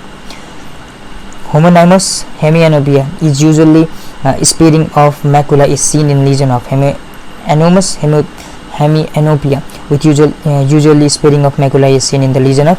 It is seen in the lesion of what? It is seen in the lesion of sparing of the macula. It is seen in visual cortex, right? The lesion of visual cortex. Wernicke's heminopic, right? Pupillary reaction indicate lesion at what level, right? The Wernicke's heminoid pupillary reaction involve lesion at which level? It involves lesion at what? Optic tract, right? Optic tract. Now moving to our next question. The next question that we have got here is Mcqs cone pupil is a feature of. Now it is the feature of what? It is the feature of our optic neuritis, right? Optic neuritis. Arzile-Robertson pupil results from lesion of. It results from lesion of what? It results from lesion of tectum region. Which one of the following are true about Edis-tonic pupil accept, right? Edis-tonic pupil, there is what? There is dilation of pupil, right? Dilation of pupil. Now here the answer is what? Light reflex is present in what? The Edis-tonic pupil, right? aristonic pupil, the light reflex is not present, right? But light reflex is not present, right? Pupil is small in all of the following except it is small. I've already said aegis pupil, there is dilation of pupil, right? Dilation of pupil, so aegis pupil is the right answer. Pupil is spared in. Now pupil is spared where? The pupil is spared in our myasthenia gravis, right? It is spared in myasthenia gravis. The most common field defect in papillitis is, what is the most common field defect in papillitis? Okay, there is in papillitis, there is what? There is what? Central scotoma, right? There is central scotoma in papillitis, but talking about papilloedema, right? Edema, there is what? There is enlargement of blind spot, right? There is enlargement of blind spot. So the common field defect in papillitis is what? Centrocecal scotoma, or relative central or centrocecal scotoma. Bilateral centrocecal scotoma more marked with red than white color is a feature of, right? Bilateral centrocecal scotoma with more marked with red than white color is feature of. Now it is feature of what? It is feature of tobacco amblyopia, right? Tobacco amblyopia, red than white color.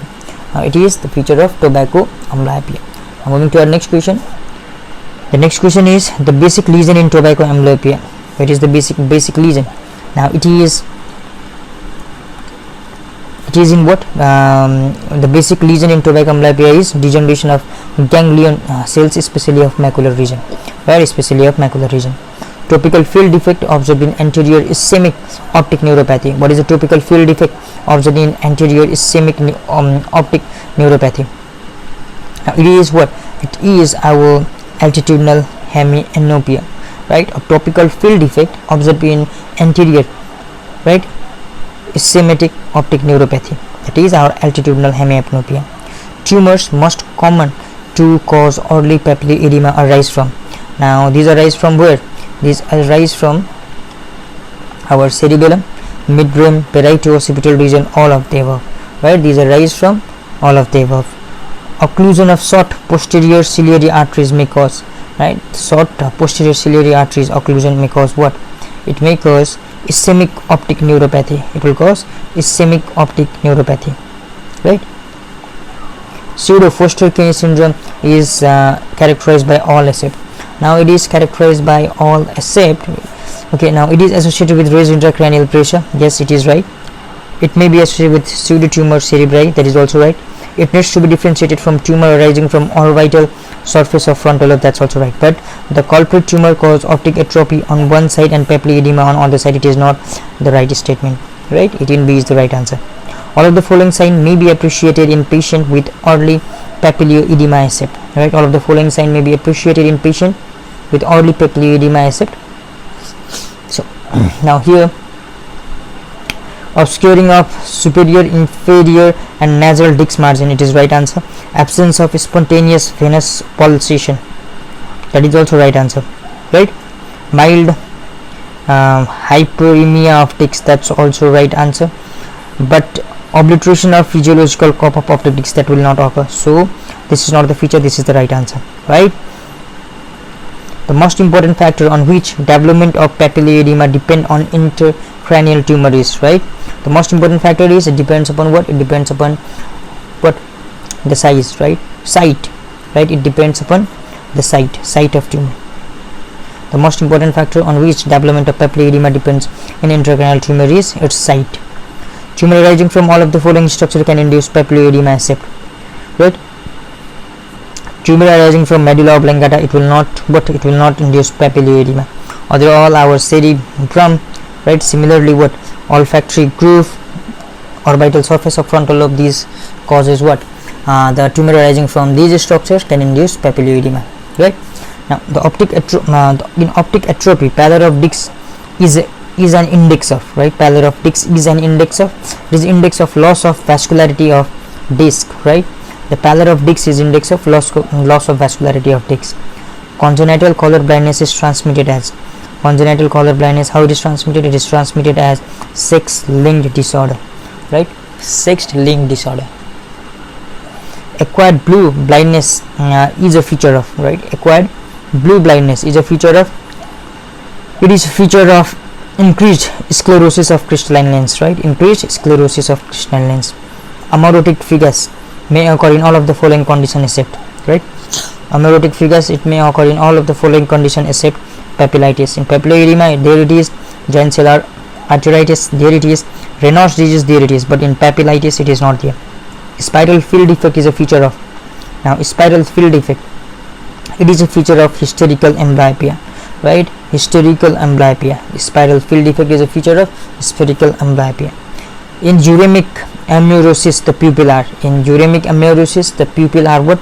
The pupil are dilated but react to light, right? The pupil are dilated but react to light. In optic neuritis, the best investigation to be done include. Now, in optic neuritis, what is the best investigation to be done? That is called Goldman perimetry, right? Goldman perimetry. The normal visual acuity 6/6 is achieved by the age of how much? It is achieved by the age of 2 years.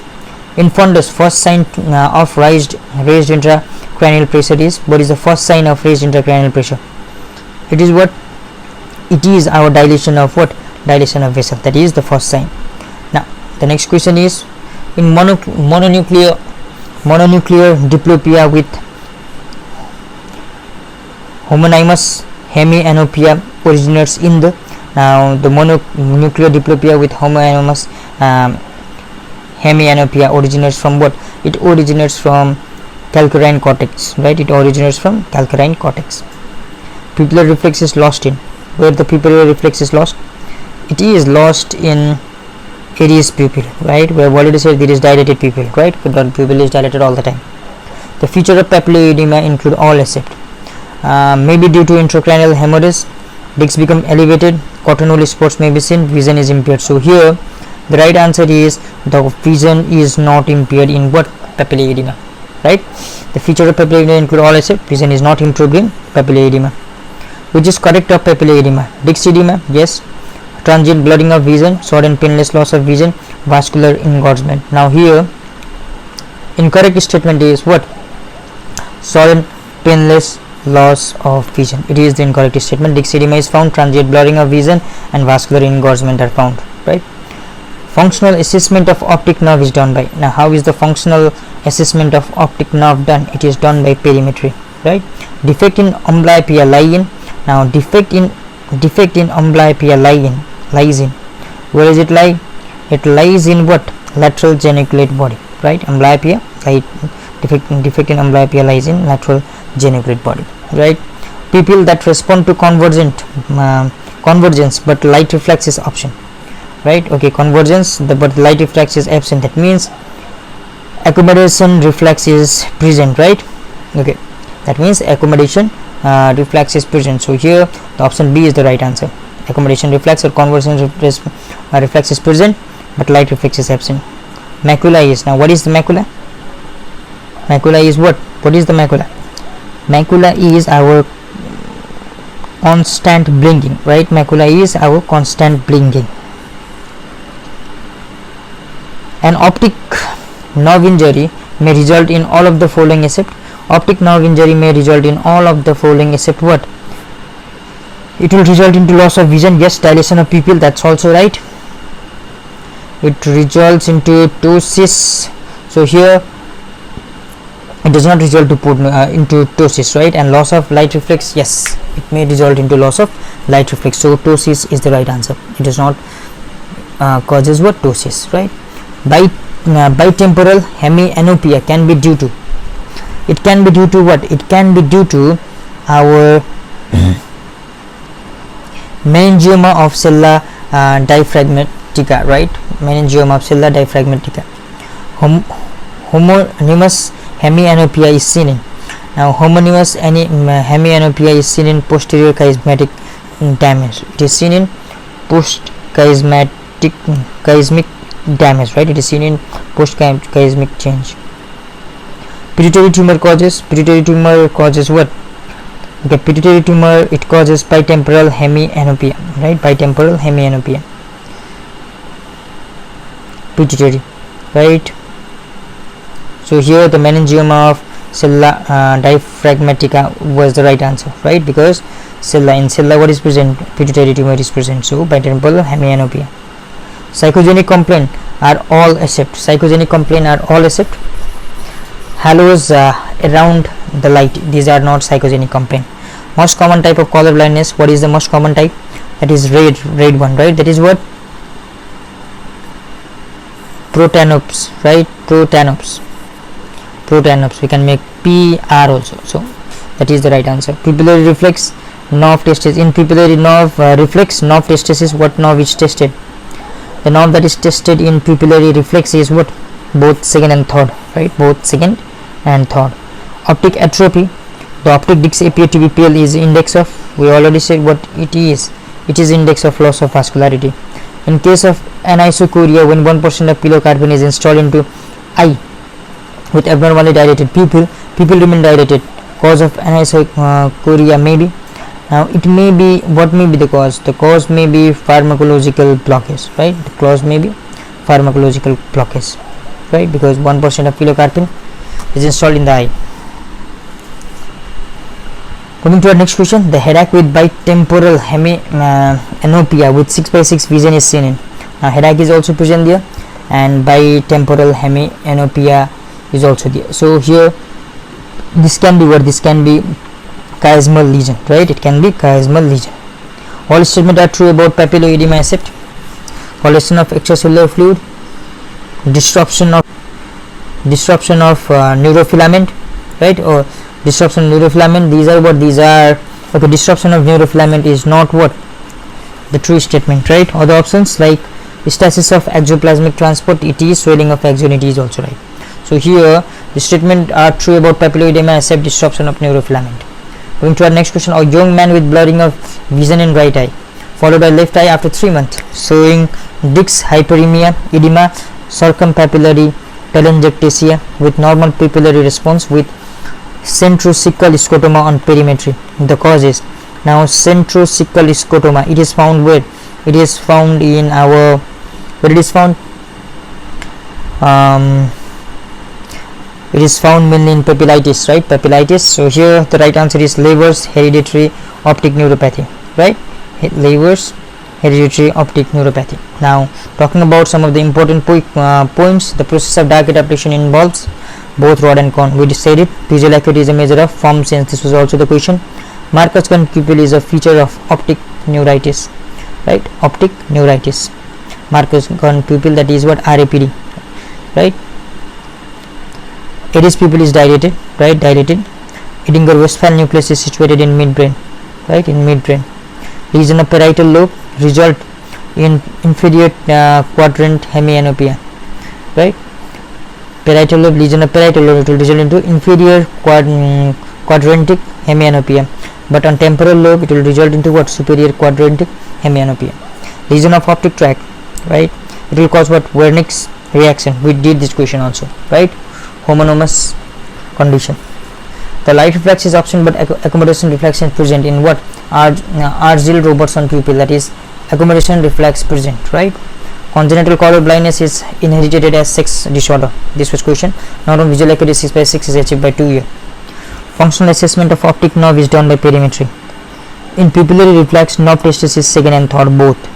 Dimension of orbit is 40 by 40 by 40.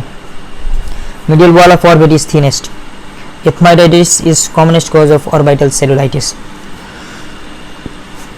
Inferior orbital wall is involved in blown out fracture of orbit. That's right. Optic canal is situated in sphenoid bone. Optic canal is present in sphenoid bone. The globe is enveloped by Tennant's capsule or fascia bulbi, right? The globe is enveloped by Tennant capsule or fascia bulbi. Peribulbar anesthesia is given in peripheral spaces. Retrobulbar injection is given in central space of orbit, right? Retrobulbar in central space of orbit, right? Retrobulbar injection is given in central space of orbit. Dalrymple sign of ocular grave disease refer to retraction of upper eyelid, right? Dalrymple sign of ocular grave refer to retraction of upper eyelid, right?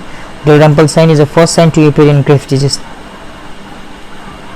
Most common ocular motility defect noted in ocular grave disease is due to involvement of what? Due to involvement of inferior rectus. The most common ocular defect in ocular cleft diseases due to involvement of inferior rectus. The wall of orbit which has removed into decompression for purposes of thyroid ophthalmicus includes what? Orbital floor and medial wall, right? Orbital floor and medial wall. Similarly, third, in what? 3 wall decompression, there will be orbital floor, medial wall and lateral wall, right? Most commonly seen primary orbital tumor in children is rhabdomyosarcoma. Primary orbital tumor is rhabdomyosarcoma. In intraorbital abscess, the most commonly forms in supranasal quadrant of orbit, right? Infraorbital abscess most commonly seen in supranasal quadrant of orbit. Talking about bitemporal hemianopia is associated with central chiasma. We did this question. Homonymous hemianopia is usually sparing of macula is seen in, right? It is seen where? It is seen in all of the above, right? It is seen in all of the above, but here sparing the macula, it is what? It is visual cortex, right? Hemianopous hemianopia with usually sparing pupillary reflex is seen in, it is seen in all of the above, right? Posterior to chiasmatic lesion it is seen. Wernicke's hemianopia, we said Wernicke's, right? Wernicke's hemianopia, it was what? It was in optic tract, right? Argyll Robertson pupil results from lesion of it results from the lesion of what? Lateral. It results from what? Ciliary ganglion, right? Argyll Robertson pupil results from the lesion of ciliary ganglion.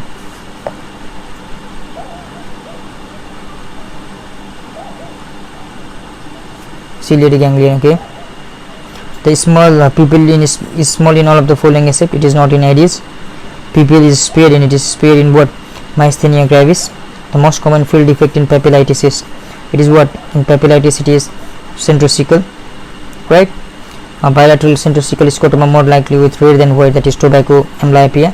Basic lesion in tobacco amblyopia is, it is what? It is in degeneration of ganglionic cell, especially of macular region, right? The tumor most common to cause early papilloedema arise from what? All of the above, right? It arises from all of the above. Typical field defect observed in anterior ischemic optic neuropathy. What is the field defect observed in anterior ischemic optic neuropathy? That is altitudinal hemianopia, right? That is altitudinal hemianopia.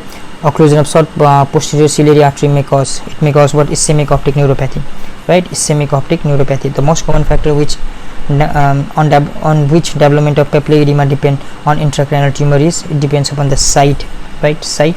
Tumor arising from all of this causes papilloedema except medulla oblongata. In optic atrophy, pallor of disc is index of what? Loss of vascularity, right? Acquired blueness, that is what? Increases sclerosis of crystalline lens. In optic neuritis, best investigation to be done is what? Goldsman perimetry, right? The first sign of raised ocular pressure is what? Dilation of vessels. Similarly, which of the following is incorrect of papilloedema? The incorrect is what? Sore and painless loss of vision is incorrect, right? Okay. Psychogenic complaint are all except halos around the light. The most common type of color blindness, it is protanopes, right? Pseudo Foster Kennedy syndrome is characterized by all except culprit tumor causes optic atrophy on side and papilloedema on the other side. Post exothermic changes are diagnostic of, right? Post exothermic changes are diagnostic of thyroid ophthalmopathy, right? Similarly, the next question is orbital apex syndrome comprises all except it does not comprise of ophthalmos. Most often the first sign of involvement of opposite side of cavernous thrombosis is paralysis of opposite lateral rectus muscle, right? Paralysis of opposite lateral rectus muscles. The most common cause of pulsating exophthalmos is, what is the most common cause? That is cavernous fistula, right? Similarly, the optical media is clear in cavernous sinus thrombosis and orbital cellulitis both, right? Now, blown out fracture of orbit is characterized by all except exophthalmos. Blown out fracture is characterized by all except blown out fracture of orbit is characterized by all except exophthalmos, right? Exophthalmos. So this was all about what? This was all about question from what? Our neuro, right?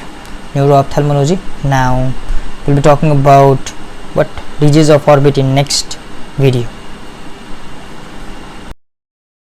The first question that we have got from the digits of orbit is, okay, now we are going to discuss the MCQ from digits of orbit. Now the first question that we have got here is intermittent progress is a sign of. Now intermittent progress is a sign of orbital varices, right? Marcus can pupil along with process indicate. It indicate what? It indicate our compression of optic nerve. It indicate the compression of optic nerve. Postural exophthalmometric changes are diagnostic of. Postural exophthalmometric changes are what? Changes are diagnosis of. These are the diagnosis of what? Thyroid ophthalmopathies. Intraorbital calcification in patient with process is observed in all ASAP. Now intraorbital calcification in patient with process is observed in all ASAP. Now it is observed in what? Retinoblastoma, orbital varix, hydrated cyst, but it is not observed in pseudotumor. Dehiscence of bone can be seen as X-ray finding in patient with process in all ASAP. Now dehiscence of bone can be seen as X-ray finding in patient with process in all ASAP. Now it can be found in what? Mucocil, neurofibroma, lacrimal gland tumor, rhabdomyosarcoma. In rhabdomyosarcoma, the dehiscence of bone cannot be seen as X-ray finding, right? Orbital lesion of childhood include all of the following except, right? The orbital lesion of childhood include all of the following except. Now it include what? Lymphangioma, cavernous hemangioma, neurofibroma, but it does not include secondary orbital meningioma, right? Orbital lesion of childhood. Now moving to our next question. The next question is pseudoprocess is a feature of. Pseudoprocess is a feature of what? Ophthalmos, high axial myopia, opposite retraction, all of the following, right? Pseudoprocess is a feature of all of the following. Optico-ciliary shunt syndrome on fundoscopy are feature of. Optico-ciliary shunt observed on fundoscopy are feature of. These are feature of what? Meningioma. Optico-ciliary shunt, right? Horner syndrome is characterized by all of the following except. Now it is characterized by what? It is characterized by all except it is not there is not what? Contralateral in ophthalmos. Ipsilateral miosis is there, ptosis is there, and hydros of affected side of face is there. Ocular grave disease is association with. Ocular grave disease is association with. It is association with hyperthyroidism, right? Euthyroid state, all of the above, right? It is associated with all of the above, right? Now Dalrymple sign of ocular grave disease refer to what? It refer to retraction of upper lid, and that will what? That will make it to appear what? That will make it to appear frightening sign, right? So moving to our next question. The next question is the most common ocular motility defect noted in ocular grave disease is due to involvement of, right? The most common ocular defect, motility defect noted in ocular grave disease is due to involvement of.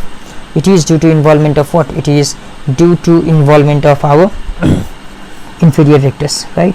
The most common ocular motility defect noted in grave disease is due to involvement of inferior rectus.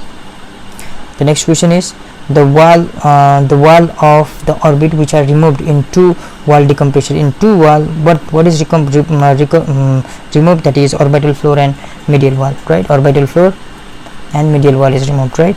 So A is the answer. All of the following are feature of orbital apex syndrome, right? Now in orbital apex there is no in ophthalmos, right? In ophthalmos is not there. Most often first sign of involvement of optics, opposite side of cavernous sinus thrombosis. The most often the first sign of involvement of opposite side in cavernous sinus thrombosis. What is the first sign? Paralysis of opposite lateral rectus muscle, right? The first sign. Simultaneous thrombosis of both the cavernous sinus usually occurring. Simultaneous thrombosis of both cavernous sinus usually occurring. It usually occur in disease of sphenoid sinus. Disease of sphenoid sinus, right? The most common mucocele of paranasal sinus involving the orbit arise from, right? The most common mucocele of paranasal sinus involving the orbit arise from. It arises from what? It arises from frontal sinus. It arises from frontal sinus, right? The most common is in primary orbital tumor in children is, what is the most common is in primary tumor of children? That is what? Rhabdomyosarcoma, right?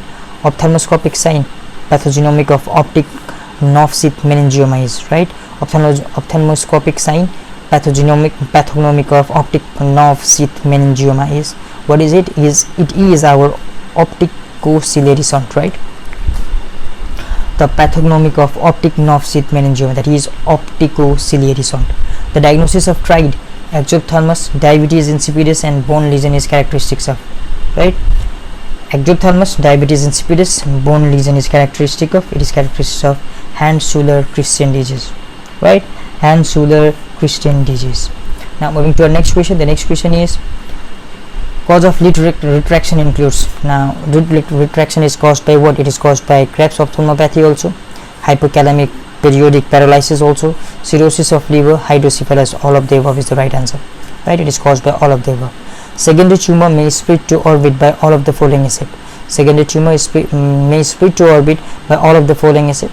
By all of the following except, right?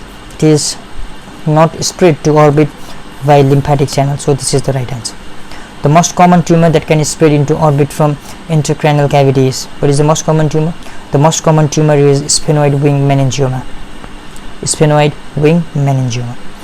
One of the early symptom of orbital involvement by basal carcinoma of lead is, right? One of the early symptom of orbital involvement by basal cell carcinoma of lead, what is it? It is our diplopia, right? Early symptom of orbital involvement by basal cell carcinoma of lead. Intraorbital abscess formation occur most commonly in which quadrant of orbit, right? In intraorbital abscess, it occurs in which, commonly in which quadrant? Superior nasal, right? Superior nasal. The most common cause of pulsating exophthalmos is, that is what? Caroticocavernous fistula, right? That is our caroticocavernous fistula. The most common cause of intermittent exophthalmos is, intermittent exophthalmos, what is the most common cause? That is our orbital varices, right? Orbital varices is the most common cause of intermittent exophthalmos. The most common benign tumor of orbit is, what is the most common benign tumor of orbit? The most common benign tumor of orbit is hemangioma. Hemangioma is the most common benign tumor of orbit. Optical media are clear in, these are clear in what? These are clear in cavernous sinus thrombosis also and orbital cellulitis also, both of the above. Moving to our next question. Superior orbital fissure syndrome is frequently caused by, superior orbital fissure syndrome is caused by what?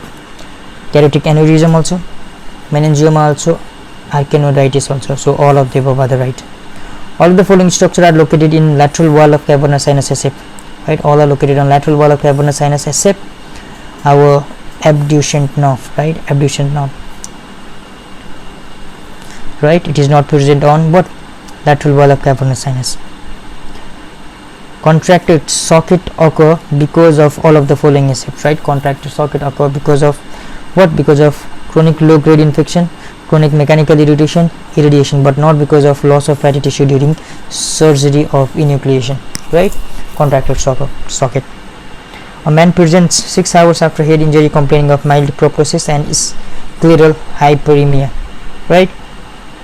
Now here retroorbital, it is what? It is retroorbital hematoma, right? A man present with 6 hours after head injury complaining of mild proptosis and scleral hyperemia. Planar fracture of orbit is characterized by all of the following except, right? It is characterized by all of the following except. It is characterized by diplopia, teardrop sign, positive force induction test. Exophthalmos, it is not characterized by exophthalmos, right? In ophthalmos is there. Blowout fracture of orbit involved, it involved what? It involved floor also and middle wall also. So all of the above is the right answer, right? All of the above. All of the following sign could result from infection within right cavernous sinus except, right? Now here the loss of corneal blink reflex, this could not result from infection within right cavernous sinus, right? Loss of corneal blink reflex. Commonest cause of bilateral proptosis in children. What is the most commonest cause of bilateral proptosis in children? It is our chloroma, right? Chloroma is the commonest cause of bilateral proptosis in children. Moving to our next question. The next question is, which of the following tumor presents with proptosis? Now here the condition that will present with proptosis is our neuroblastoma also, nephroblastoma also, and our meningioma also, right? These tumor presents with proptosis, neuro, nephro, and what? And our meningioma. A patient present with unilateral proptosis which was comparable increases on leaning forward, no thrill, brute was present. MRI shows retroorbital mass with enhancement. The likely diagnosis is, now here the likely diagnosis is our orbital varix, right? Orbital varix. Thyroid ophthalmopathy are associated with, these are associated with what? These are associated with external ophthalmoplaque, right? Similarly, what? Proprosis, right? Similarly, our large extraocular muscle and lid lag. These are what? These are associated with thyroid ophthalmicus. A 19-year-old boy, young girl with previous history of repeated pain over medial canthus and chronic use of nasal decongestant, presented with abrupt onset of fever, chills, rigor, diplopia on lateral gaze, moderate proposis and chemosis. On examination, optic disc is congested. The most likely diagnosis is, what is the most likely diagnosis here? Cavernous sinus thrombosis is the most likely diagnosis, right? Diplopia on lateral gaze, moderate proposis and chemosis is there, right? A young man following RTA presents with proposis, pain in right eye after 4 days. On examination, there is bruise on forehead and right eye. What is the diagnosis? The diagnosis here, it is what? It is keratoconus fistula, right? A young adult presents with proposis and pain in eye after 4 days of trauma to eye. Chemosis, conjunctival congestion, extraocular muscles palsy with inability to move eye are seen. The investigation of choices, now here the investigation that we can do is digital subtraction angiography. So these are all about what? These are all about question from what? The orbit, right? Question from orbit. Now we are going to cover MCQ from disorder of ocular motility, right? The disorder of ocular motility. Now without delay, let's begin from the first question. The first question that we have got here is the muscle which make an angle of 51 degree with optical axis. The 51 degree with optical axis is made by superior oblique, right? And similarly 23 degree with optical axis is made by superior rectus. So these are the two questions. Which of the following is not true for binocular single vision, right? It is present since birth. It is not present since birth. It will develop later on, right, after birth. Pseudo esotropia is associated with, esotropia is associated with negative angle kappa, whereas exotropia is associated with positive angle kappa, right? We can remember as what? POX, right? POX. Asthenopic symptoms are mostly marked with, these are mostly marked with cyclophoria, right? What are these?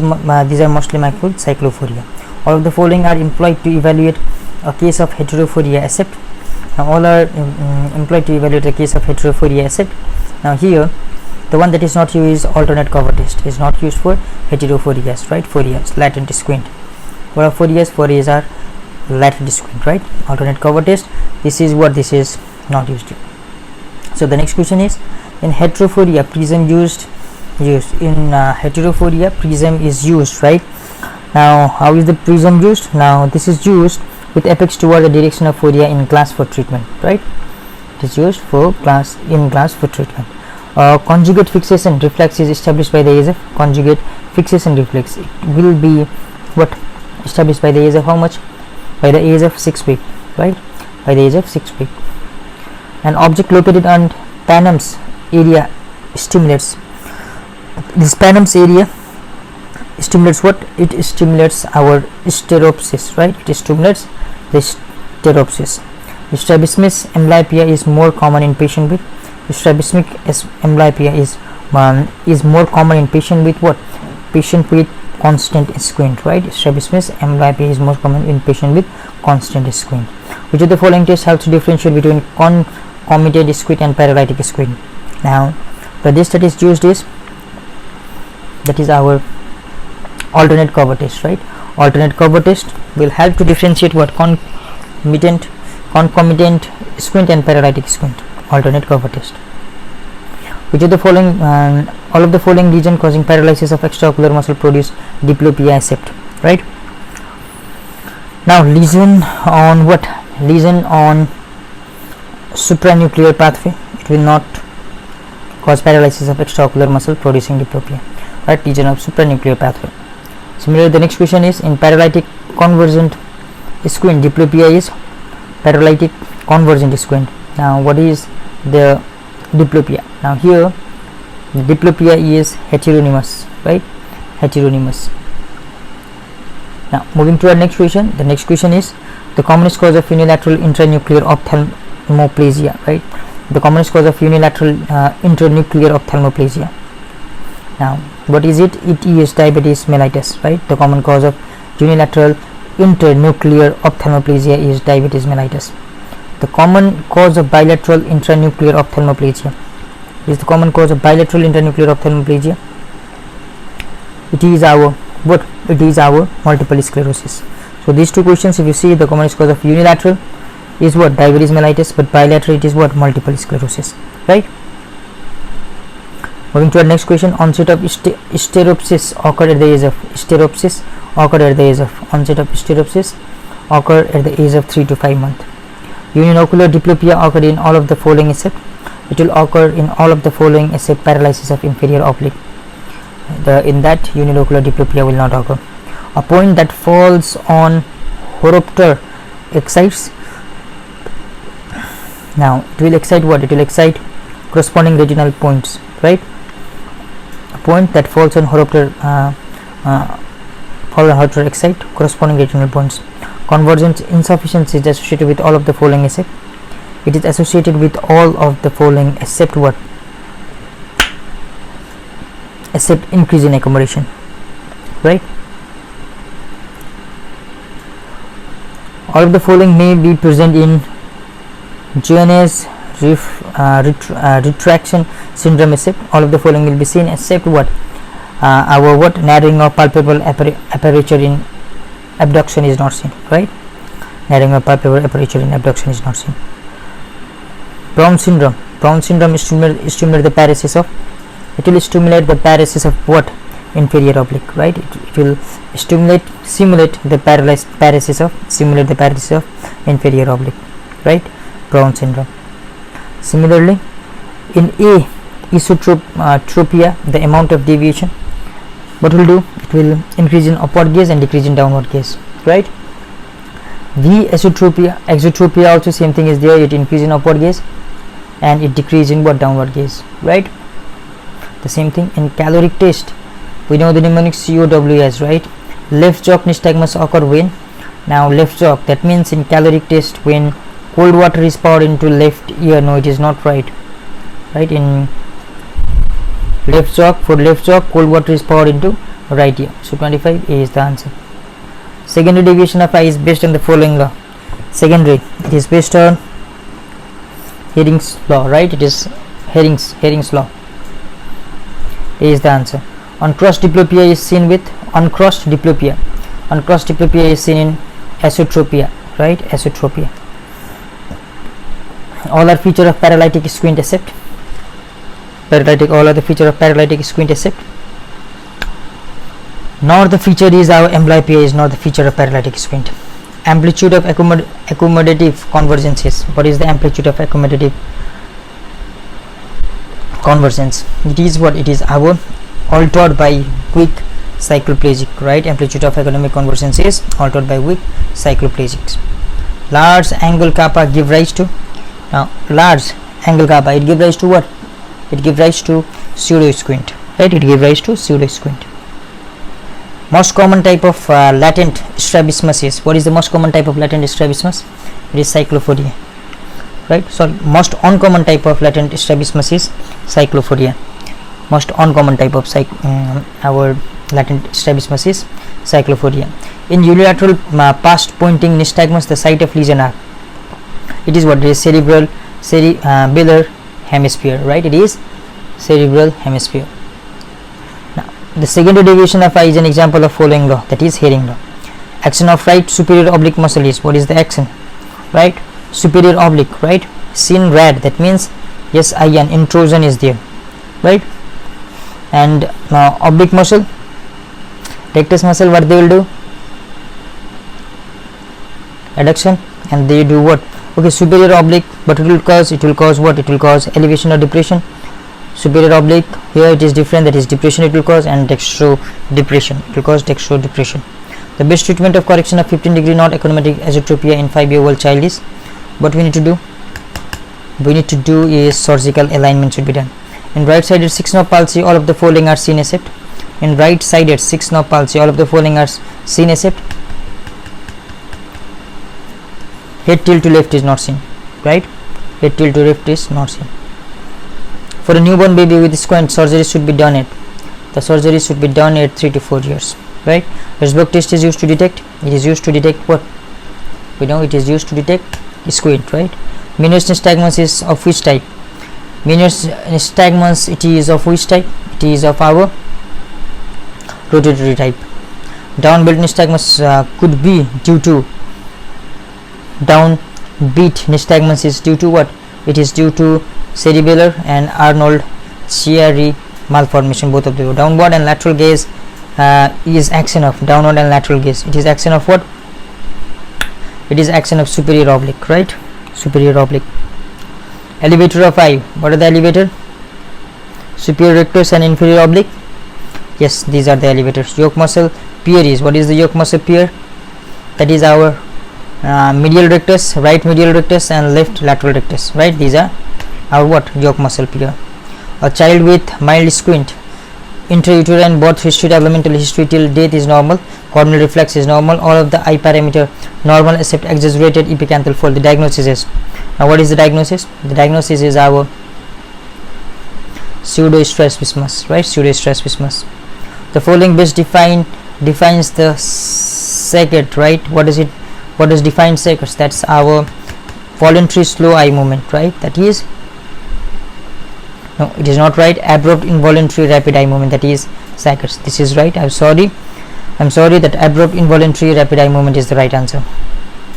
The patient has right homonymous hemianopia with saccadic pursued movement and defective optokinetic nystagmus. The lesion is most likely to be in, now the lesion is most likely to be in parietal lobe, right?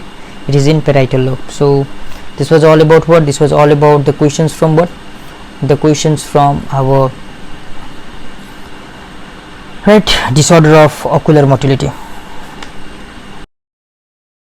Now we are going to talk about the digits of lens, right? MCQ from digits of lenses.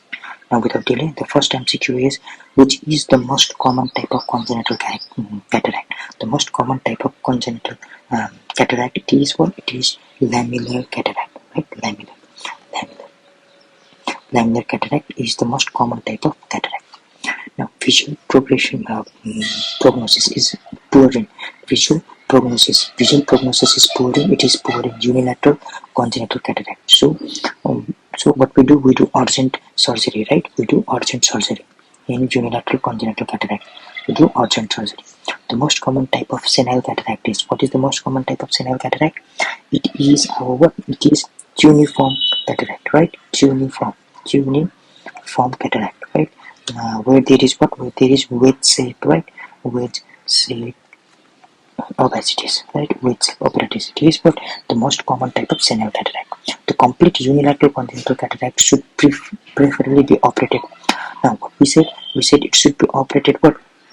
As soon as possible. That means a few weeks of birth, right? It should be operated few weeks of birth. Immature senile cataract can be best differentiated from mature senile cataract by, now how the immature can be differentiated from mature? It can be differentiated by distant direct ophthalmoscopy, right? Distant direct ophthalmoscopy.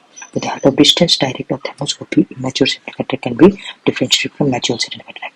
Or true diabetic cataract is also known as. Now what is the true diabetic cataract? Now here in true diabetic cataract, what we see Ishno-Strom cataract, right? What we see Ishno-Strom cataract in true diabetic cataract, right?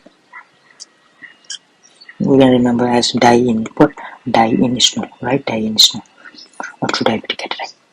Now early changes in corticosteroid induced cataract are in form of, now what are the early changes? The early changes are central posterior subcapsular lens change.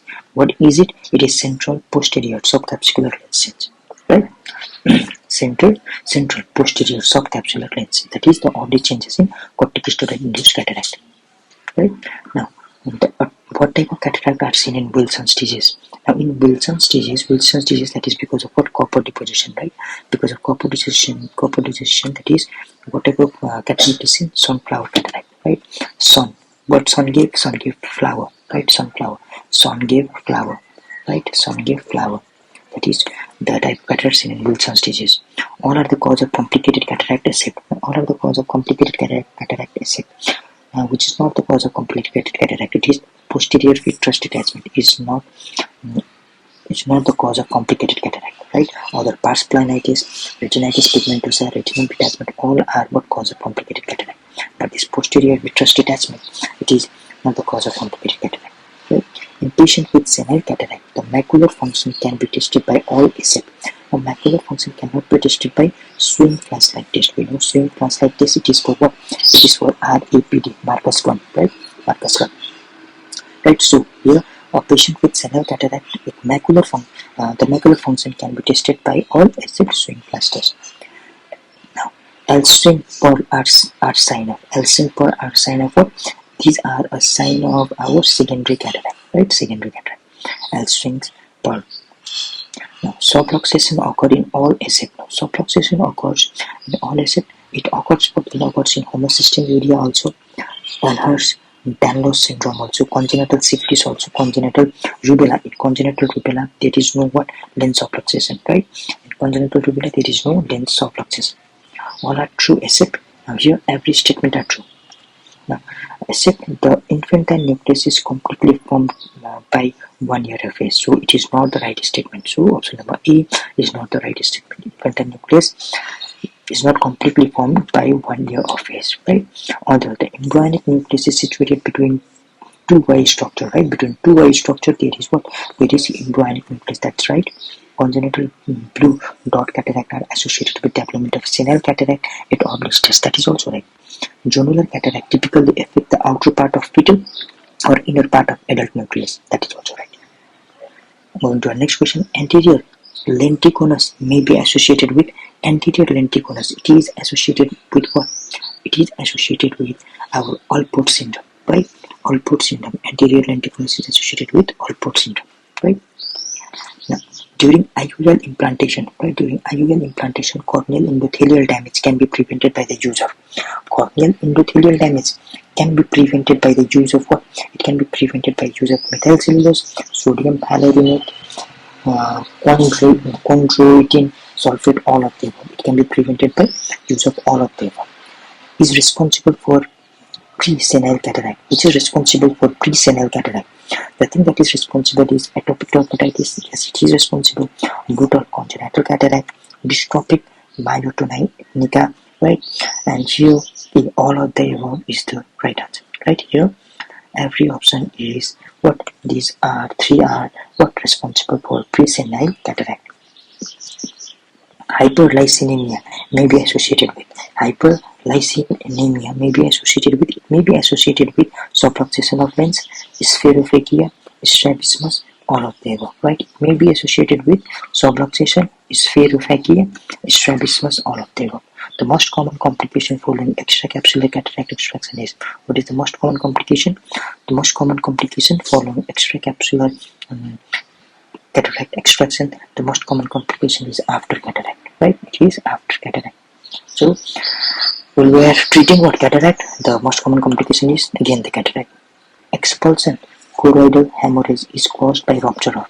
Expulsion choroidal hemorrhage is caused by the rupture of. It is caused by the rupture of short posterior ciliary artery, right? It is caused by the rupture of short posterior ciliary artery. Expulsion choroidal hemorrhage, right? It is caused by what? Expulsion by short, right? Cataract in newborn is, what is the cataract in newborn? The cataract in newborn is jonular cataract. What is it? It is jonular cataract. Cataract in newborn is jonular cataract, right? Now, during cataractogenesis, lens striae appear first in. Now, during the formation of cataract, the lens striae first appear where? The lens striae first appear in lower nasal quadrant, right? It appears in lower nasal quadrant, right? Lower nasal quadrant during cataract, right? Okay, a mature uniocular cataract in 3-year-old child. A mature uniocular cataract in 3-year-old child. What will happen? Now here, this mature uniocular cataract should be what? Should be removed, right? It should be removed. So it should be removed is the right answer. And moving to our next question, right? The lens capsule is thinnest at the Now the lens capsule is thinnest. Where it is thinnest? It is thinnest as posterior pole of lens, right? Thinnest at posterior pole of lens. Cataract brunescence result due to deposition of cataract. Brunescence result due to deposition of melanin, right? Melanin.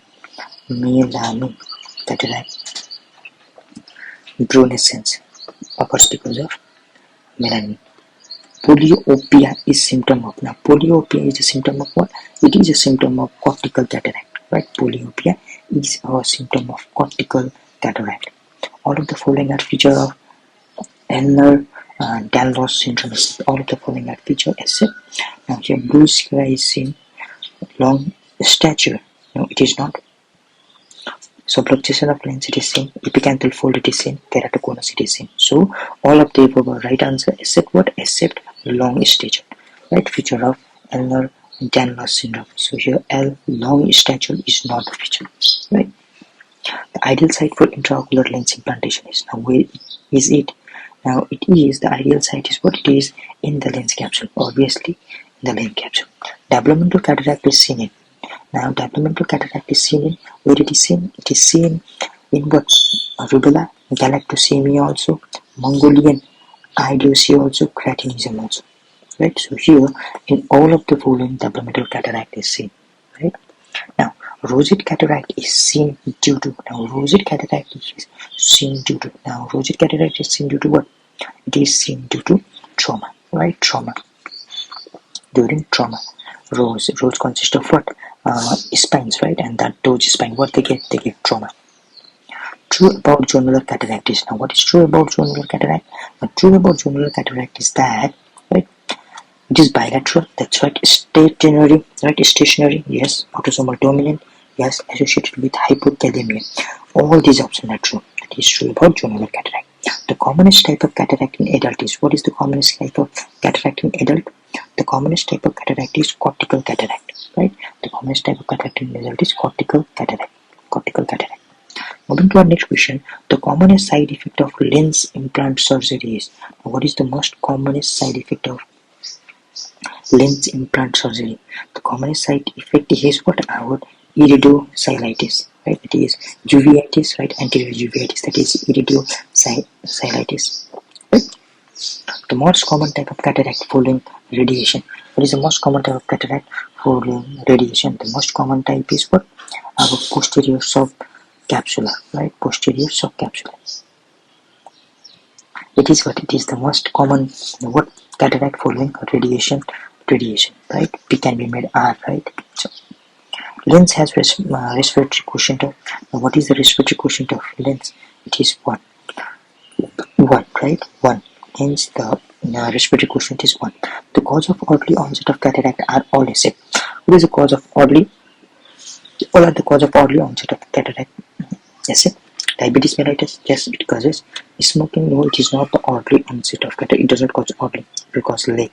Trauma, it will cause recurrent episode of diarrhea. It will also cause, right? But smoking, it will not cause the early onset. Cataract is responsible for what percent of blindness in India?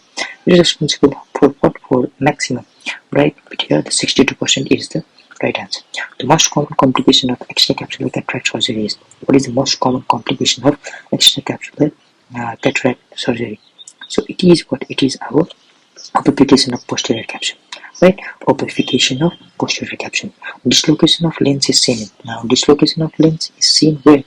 The dislocation of lens is seen in our retinoblastoma, right? Dislocation of lens. Dislocation of lens is seen in retinoblastoma. In patient, the highest visual morbidity is seen in patient, highest visual morbidity, right? Now where the highest visual morbidity is seen? It is seen in posterior subcapsular cataract, right? The cataract which was the most the most following radiation, it was posterior subcapsular, right? Posterior subcapsular. So here the most of the in patient, the highest visual morbidity is also seen in what? It is also seen in our posterior subcapsular cataract. The commonest type of cataract is. What is the commonest type of cataract? The commonest type of cataract is blue dot, right? Blue dot is the most commonest type of cataract. Moving to our next question. The next question is the Christmas tree cataract is seen in. Now what is the Christmas tree cataract seen?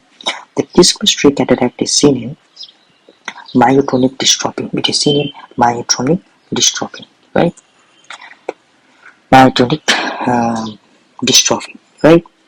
Okay, all are the advantages of leaving the capsule behind in cataract surgery, except prevent cystoid macular edema.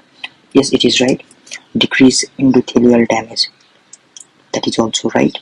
Progressively improves vision. So it is not right, right? It is not right. There is no role of improvement of vision while leaving behind the capsule, right? Similarly, decreased chance of retinal detachment. That is also right. Decrease the chance of endophthalmitis. That is also right. So option number C is the right answer. Cataract is caused by all acid. It is caused by all acid. It is caused by everything, right? Ultraviolet radiation, MRI. It will not cause. No, it will not cause what? Cataract. So it is the right answer. Infrared radiation. It will cause microwave radiation. Yes, ionization radiation. But MRI will not cause what? Cataract. But B is the right answer. In pre-operative assessment of cataract patient, following is to be done. Right, in pre-operative assessment of cataract patient, the following is to be done. Now, the thing that should be done here, right? Axial length of cornea, it is also important. Corneal thickness, thickness of lens, curvature, right? Corneal curvature is very important. In pre-operative assessment of cataract patient, the following is to be done. That is corneal curvature, right? Corneal curvature. Okay, modern IGL is not made up of, right? It is not made up of what? It is not made up of. It is made up of acrylic acid, PMMA, silicon, but it is not made up of glass. Right? Glass is not used to make IGL. The second sight phenomenon is seen in second sight phenomenon. Now the second sight phenomenon it is seen in nuclear cataract. Right? Nuclear cataract. Nuclear cataract. A child has got a congenital cataract involving visual axis, which was detected by parent right at birth. The child should be operated. Now here it is not mentioned about what? It is not mentioned about unilateral, bilateral, even though, right? Now, it is involving the visual axis, so the child should be operated what? Child should be operated immediately. Best site for intraocular lens implant is, what is the best site? The best site is our what? Endocapsular. Endocapsular is the best site for IUL implant, that is inside the capsule, right? Inside capsule. That is endocapsular. Congenital Morganian cataract is feature of. It is the Morganian cataract is a feature of what? Rubella cataract. Right? It is the character of rubella cataract. Moving to our next question. The IUL preferred in children in. Now the IUL preferred in children is now what is the IUL that is preferred in children? The IUL that is preferred in children is foldable acrylic lens, right? Children are what? They are puche, right? So what? Foldable acrylic lens, but we need to, there is no option, we need to choose what? Acrylic lens, not silicone lens, right? So 50A is the right answer. The capsule of crystalline lens is thinnest. The capsule of crystalline lens is thinnest. We already did this question, that was posterior pole, right? The crystalline lens derives its nutrition from. It derives its nutrition from what? Aqueous and vitreous. The major function of major intrinsic protein 26, MIP26, right? Intrinsic protein 26, that is MIP26. What is the major function of major intrinsic protein? That is our transport of water in lens, right? Transport of water in lens is the major function. The commonest type of congenital cataract is, what is the commonest type of congenital cataract? We already said that is blue dot, right? Commonest type of congenital cataract. In cataract, spectacles are advised for full number of weeks after operation. Now, it is advised for how much? It is advised for 6 weeks, right? It is advised for 6 weeks. And spectacles are advised for how much? 6 weeks, right? 6 weeks. Now, which laser is used in management of after cataract? After cataract, the laser that is used is, right? It is what? It is NDYAZ, right? NDYAZ. NDYAZ is the laser used in management of after cataract. Now, in infant, the infant presents with bilateral white pupillary reflex. On slit examination, a zone of opacity is observed around the fetal nucleus, which with spoke-like radial opacity. The most likely diagnosis is here is lamellar cataract, right? With what we're saying that it is observed around the fetal nucleus with spoke-like radial opacity. So the answer is lamellar cataract, right? This is the answer. Okay, moving to our next question. And the next question is, which of the following is most important factor in prevention of endophthalmitis in cataract surgery? Which of the following is most important factor in prevention of endophthalmitis in cataract surgery? So the most important factor to prevent endophthalmitis is what? Our pre-operative preparation with povidone iodine, right? Povidone iodine. That is the most important what factor. A patient presents with emergency department into the emergency department with uniocular diplopia. Examination with oblique illumination shows golden crescent. White examination with coaxial illumination shows a dark crescent line. Which of the following is the most likely diagnosis? Which of the following is the most likely diagnosis? So here, examination with oblique illumination shows golden crescent, right? While examination with coaxial illumination shows a dark crescent. Which of the following is the likely diagnosis? So here the likely diagnosis is ectopia lentis, right? Ectopia lentis. In Marfan syndrome, the lens dislocation is commonly seen. In Marfan syndrome, lens dislocation is most commonly seen. What is seen there? It is our superior temporally, right? Temporally. In Marfan syndrome, lens dislocation is superior temporally, right? Superior temporally. Which of the following is only reversible cataract? The only reversible cataract is our what? It is cataract in galactosemia, right? Cataract in galactosemia, right? Cataract in galactosemia is only reversible cataract. Minimum vision loss with which cataract? Minimum vision loss is with which cataract? It is with blue dot cataract, right? The most common cataract. That is, the minimum vision loss is due to blue dot cataract. In pre-operative assessment of cataract patient, following is to be done. In pre-operative assessment of cataract patient, the following is to be done. The thing that following should be done, that is, axial length of eyeball should be measured, keratometry that should be done, right? Similarly, corneal curvature should be measured. So axial length of eyeball, keratometry, and corneal curvature should be what? Assessed in pre-operative assessment. Modern IOL is, what is the modern IOL? The modern IOL is acrylic acid, right? Similarly, our PMME, that is also the modern. Similarly, our what? The silicone is also the modern IOL. Intraocular lens complication of cataract surgery. What are the complications? The complications include what? Endophthalmitis, that's right. Retinal detachment, and similarly our vitreous loss. These are the complications of cataract surgery, right?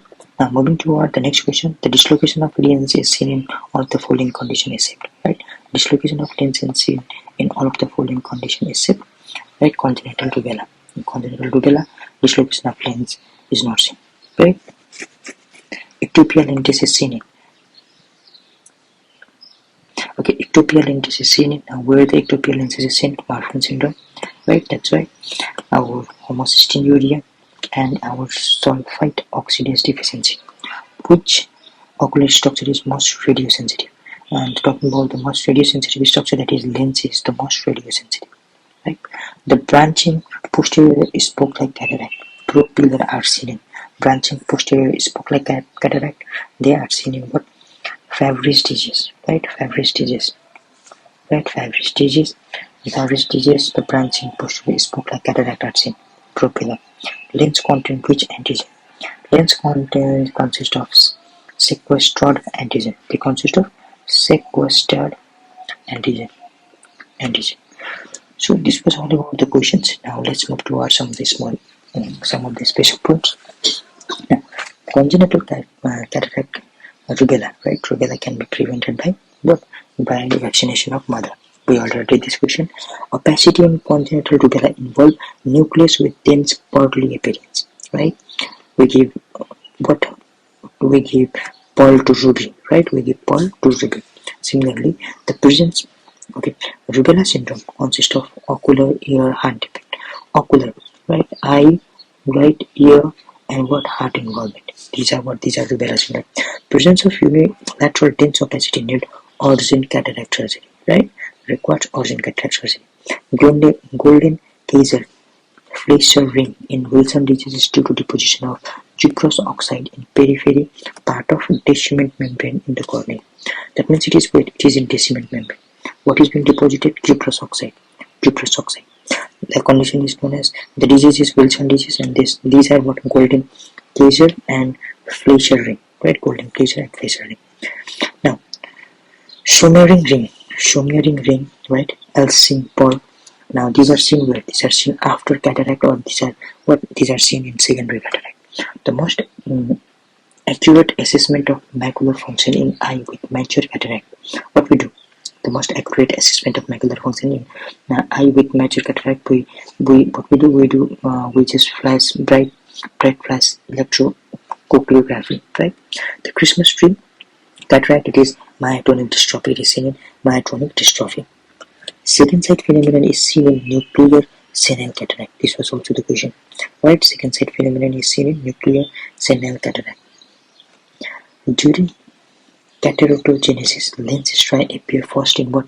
Lower nasal quadrant, right? Lower nasal quadrant. Solar lens, due to continuous hydration in immature senile cataract, is known as incandescent cataract. What it is known as? It's known as incandescent cataract. What is it?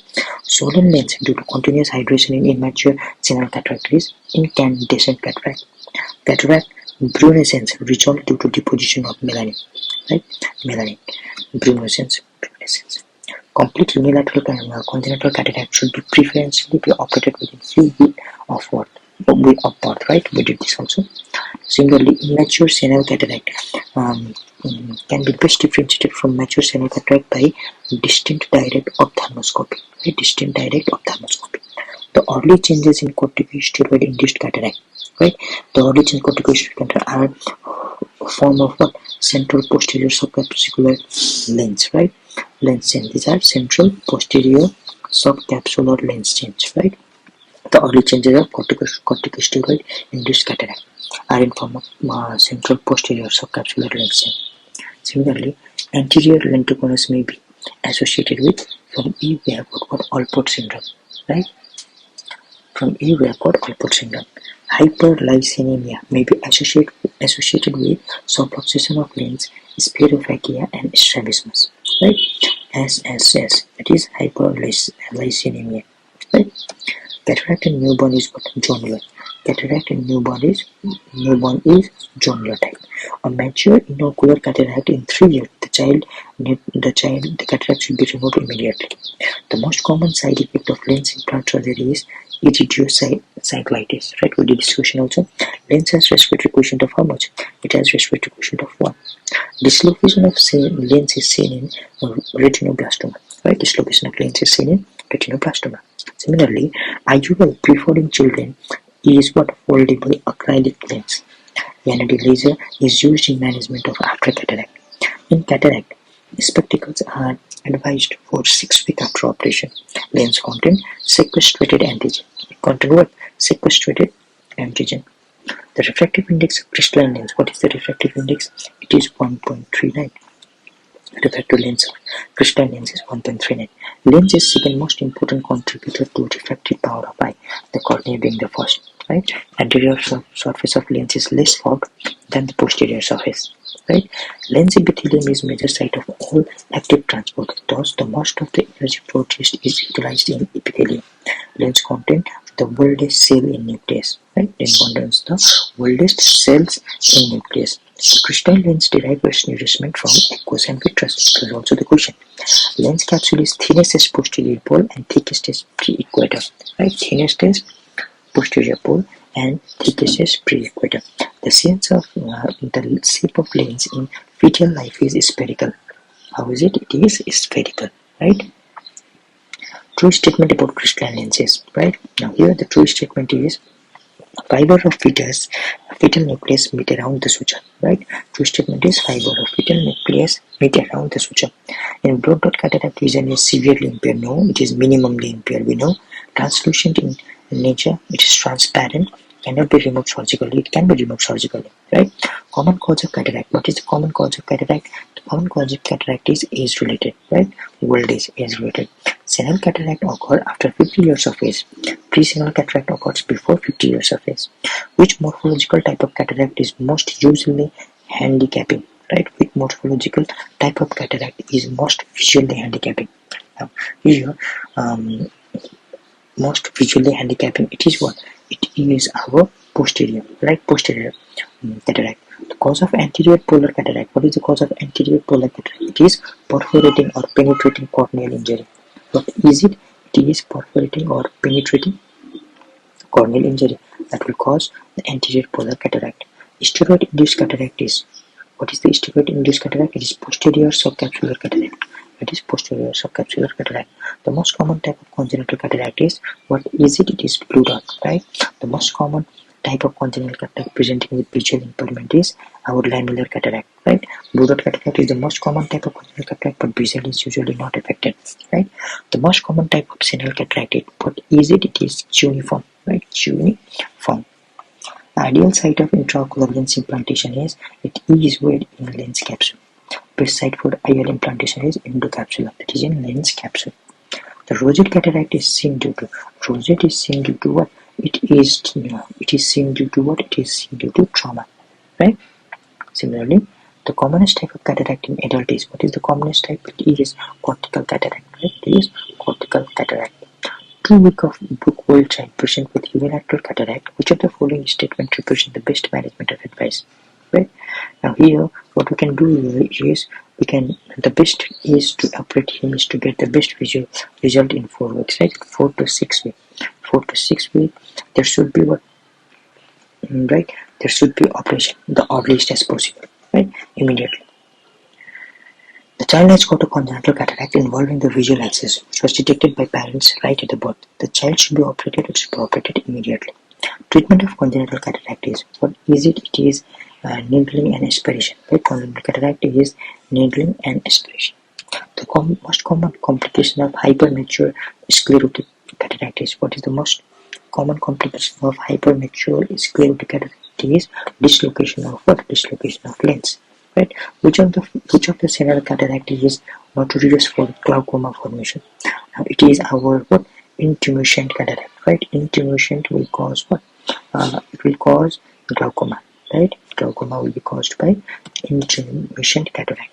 The cataract associated with convulsion is seen in, it is seen in galactosemia, right? The cataract associated with convulsion is seen in galactosemia, right? Cataract in world diabetic is because of accumulation of sorbitol in lens. The enzyme responsible for it is, now the enzyme responsible for it is what? It is our NADPH dependent aldose reductase, right? It is NADPH dependent aldose reductase. Snowflake cataract is snow, right? It is in diabetes, right? Diabetes. The viscous ring and flower shaped rosette opacities, that is in what? That is in cataract. That is in traumatic cataract, right? Viscous ring or flower shape. Waist-shaped opacity, that is cuneiform. Cuneiform, what is cuneiform? The most common senile cataract. Cuneiform, senile, cortical cataract, right? Waist-shaped opacities. That means waist-shaped opacities. Similarly, the saucer-shaped opacity, cupriform cortical cataract. That means this is what? This is saucer-shaped opacity, right? Saucer-shaped opacity, cupriform senile cortical cataract. Glass blower's cataract or glass worker cataract. That is what? That is mainly radiational cataract, right? Radiational subcapsular, right? Posterior cataract. Snowflake cataract or snowstorm cataract is diabetes cataract. Will drop central lens opacities, that is what? That is galactosemic cataract, right? Galactosemic cataract. Multicolored crystals or small discrete white flag of opacity that are hypocalcemic or tetanic cataract. Sunflower cataract, that is what? That is sun, right? The sun and sunflower disease or chalcosis. Breadcrumb opacity and polychromatic luster, that is complicated cataract, right? Breadcrumb and polychromatic luster. For bread there is always complication. Christmas Day cataract is seen in what? Myotonic dystrophy. Sunflower type of cataract, we already said, it is seen where? It is seen in what? Its characteristically seen in chalcosis, right? Chalcosis. We need to remember what the next name also, right? Chalcosis. What was the question? Okay, the question was sunflower. Okay, let it go. Okay, sunflower cataract, Wilson's or chalcosis, right? Okay, the polychromatic luster is seen in. Polychromatic luster is seen in. It is seen in complicated cataract, right? Polychromatic luster is seen in our complicated cataract. Extracapsular cataract extraction is, what is this? Lens is extracted with posterior capsule left intact, right, left behind. The best irrigation of fluid during ECC is, the best irrigating fluid during ECC is, it is balanced salt solution plus glutathione, right? It is balanced salt solution plus glutathione. Similarly, ring of Sommering and Elsing pearl is seen. It is seen in what? It is seen after cataract. 56-year-old patient present after 3 days of cataract surgery with history of increasing pain and diminution of vision.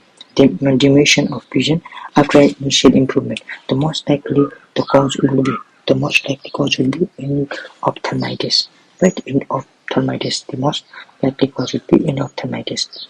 A 60-year-old male patient operated for cataract 6 months back. Now complain of floaters and sudden loss of vision. The diagnosis is retinal detachment, right? The diagnosis is retinal detachment. A 60-year-old male patient operated for cataract 6 months back. Now complain of floaters and sudden loss of vision. The diagnosis is retinal detachment. Which is the latest modern surgical procedure in cataract operation? It is phacoemulsification, right? Phacoemulsification is the latest modern surgical procedure in cataract operation. The most common complication following extracapsular cataract extraction is, the most common complication is after cataract. An alarming serious immediate post-operative complication after cataract surgery is the alarming serious immediate post-operative complication, that is pus in anterior chamber, right? The alarming serious immediate post-operative complication is pus in anterior chamber. From which of the embryonic lesion does crystal lens develop? It develops from surface epidem. Surface epidem, LAVL is the mnemonic, that is lens, right? Okay. Now, the next question is the major ATP producing pathway in lenses. Now, the major ATP producing pathway in lenses, it is citric acid cycle, right? The major ATP producing pathway in lenses, citric acid cycle. Morgagni cataractis, it is hypomature cataract, right? It is hypomature cataract. Color halos are seen these are seen due to what? Due to breaking of white light into colored spectrum, right? Due to breaking of white light into colored spectrum. Similarly, the iris shadow can be seen in nuclear cataract, right? It can be seen in nuclear cataract. The iris shadow can be seen in nuclear cataract. The morphology of the type rubella cataract is, now it is dense white crystal lens, right? Dense white crystal lens area with surrounding cortex and lens periphery less opaque, right? It is dense white central lens area with surrounding cortex and lens periphery less opaque, which is not only post-operative complication of cataract, right? Homocystinuria is not. Keratoconus, hypermature cataract, right? These are only post-operative complication of cataract surgery. But homocystinuria is not the only post-operative complication. Polypia is seen in, it is seen in what? Cortical cataract, right? The ocular structure that grows continuously for life, that is what? Lens, right? That is lens. Cataract surgery is advised when there is poor visual acuity impeding patient's occupation, right? Phacoemulsification is preferred method of cataract extraction surgery worldwide. Manual SICS is also called non-phaco or sutureless cataract surgery, right? Incision of different type of cataract surgery. ICC is the largest incision is made. Conventional ECC medium sized. Manual SICS is small, and phacoemulsification is smallest is used, right? Absolute indication of ICC is subluxated or dislocated lens. Sunset syndrome is due to sunset, right? So it is what? It is inferior subluxation of what? IUL lens, inferior subluxation. Yasarke formula, that means is the most common method of determining IUL power. Yasarke formula is for determining IOL power, right? Modern IUL is made of acrylic acid, PMMA, and silicon, right? The ectopic lentis is not seen. Ectopic lentis is not seen where?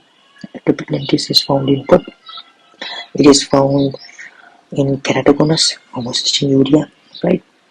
Hypermature cataract, Marfan syndrome, Mcqs syndrome, and blunt trauma, right? So here in homocystinuria, right, we see. So it is not the answer. In Marfan syndrome, we see, right? Similarly, Talking about what? Talking about sulfite oxidase deficiency and congenital rubella. And sulfate also seen, so congenital rubella is the right answer. So these are all about what? These are all about the question from lens, right? Lens. Now we are going to solve MCQs from DGs of lacrimal apparatus, right? DGs of lacrimal apparatus. So innermost stratum of tear film is, what is the innermost stratum of tear film? It is our mucous layer, right? The thickest layer of tear film is, the thickest film is aqueous layer is the thickest film. Antibacterial substance present in tear is called, now these are lysozyme, beta-lysine, lactoferrin. All of the above is the right answer. Keratoconjunctivitis sicca referred to, it is the aqueous tear deficiency dry eye, right? It is aqueous tear deficiency dry eye. Normal value of tear film breakup time ranges from, normal value of tear film time ranges from 15 to 30 seconds. Siemens eye test measures, it measures what? Total tear secretion, right? It measures total tear secretion, not basal, not reflex, right? It measures total tear secretion. Normal value of Siemens eye test, what is the normal value? It is 15 mm or above, right? 15 mm or above is the normal Siemens eye test value.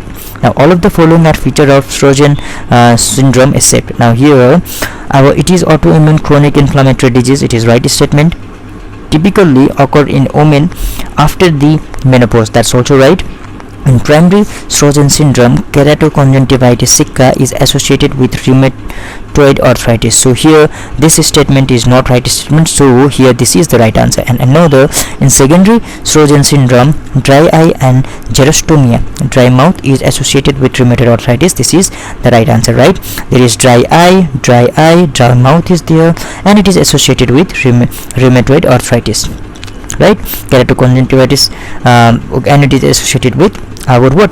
Rheumatoid arthritis. It is secondary Sjögren syndrome. So moving to our next question, the tear film breakup time is the time. Now what is the tear film breakup time? It is between the last blink and the appearance of first dry spot on cornea.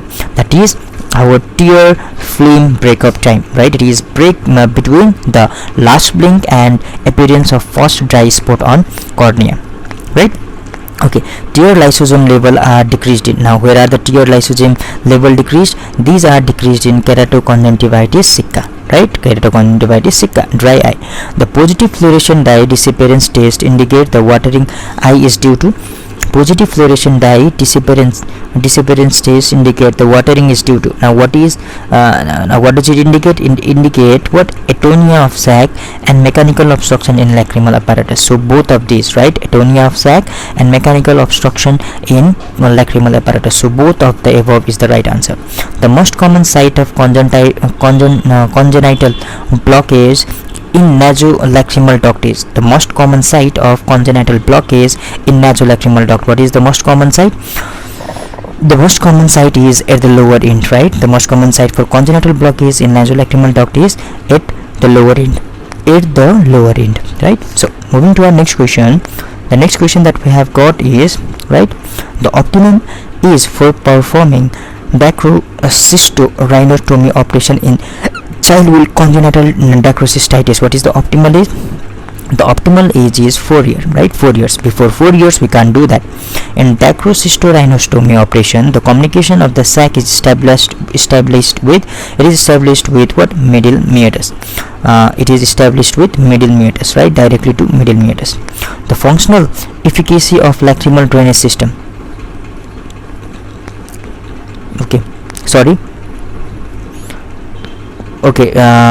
The functional efficacy of lacrimal drainage system may be assessed by, it may be assessed by what? It may be assessed by radionucleotide dacrocystography, right? Radionucleotide dacrocystography. Okay, the functional efficacy of lacrimal drainage system.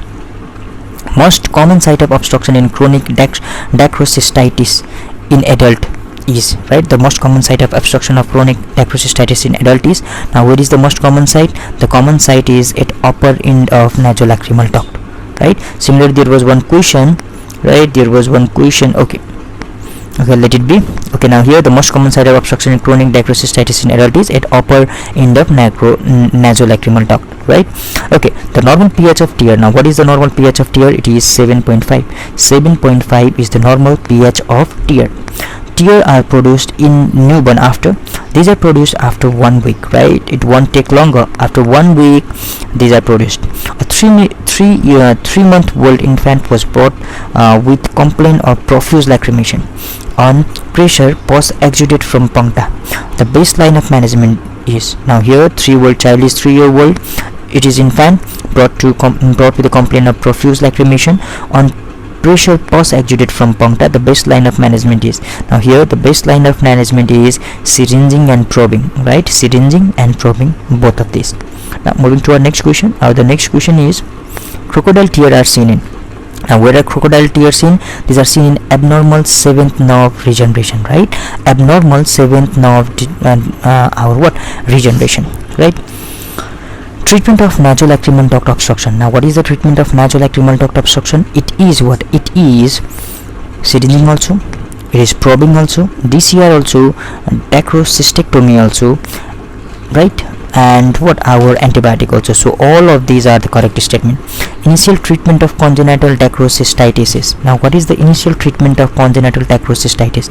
The initial treatment is our massaging, right? Massaging is the initial treatment of congenital dacryocystitis. A 60-year-old man presented with watering from his left eye since 1 year.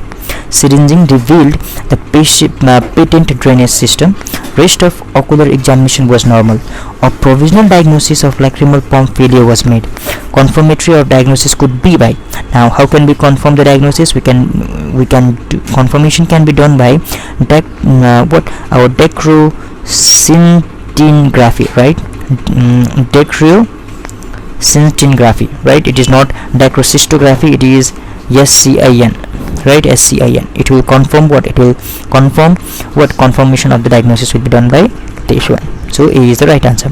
Unilateral nasal gland destruction may be caused by, unilateral lacrimal gland destruction, it may be caused by what? It may be caused by fracture of what? Roof of orbit. It may be caused by fracture of roof, right? Roof of orbit, right? It may be caused by fracture of roof of orbit. Now length of nasolacrimal duct, what is the length? The length is what? Our 12 mm, right? 12 mm, 1.2 centimeter. 12 mm is the length of what? Nasolacrimal duct. So this is all about from the question of lacrimal gland apparatus, right? Now talking about the special point, right? Special points from book. Now this canaliculus consists of layer of stratified squamous epithelium and corneum rich in elastic tissue, right? Canaliculus consists of what? Stratified squamous epithelium and corneum rich in elastic tissue. Another is physiological cause of watering of eye is due to lacrimal pump failure, which occurs in what? Low lid laxity in old age, weakness of orbicularis oculi and facial nerve palsy. So it is the cause of physiological cause of watering of eye, right? Another is natal C punctum dilator. Natal C punctum dilator is used to dilate lower punctum in syringing test. Natal C punctum dilator is used to dilate lower punctum in syringing test.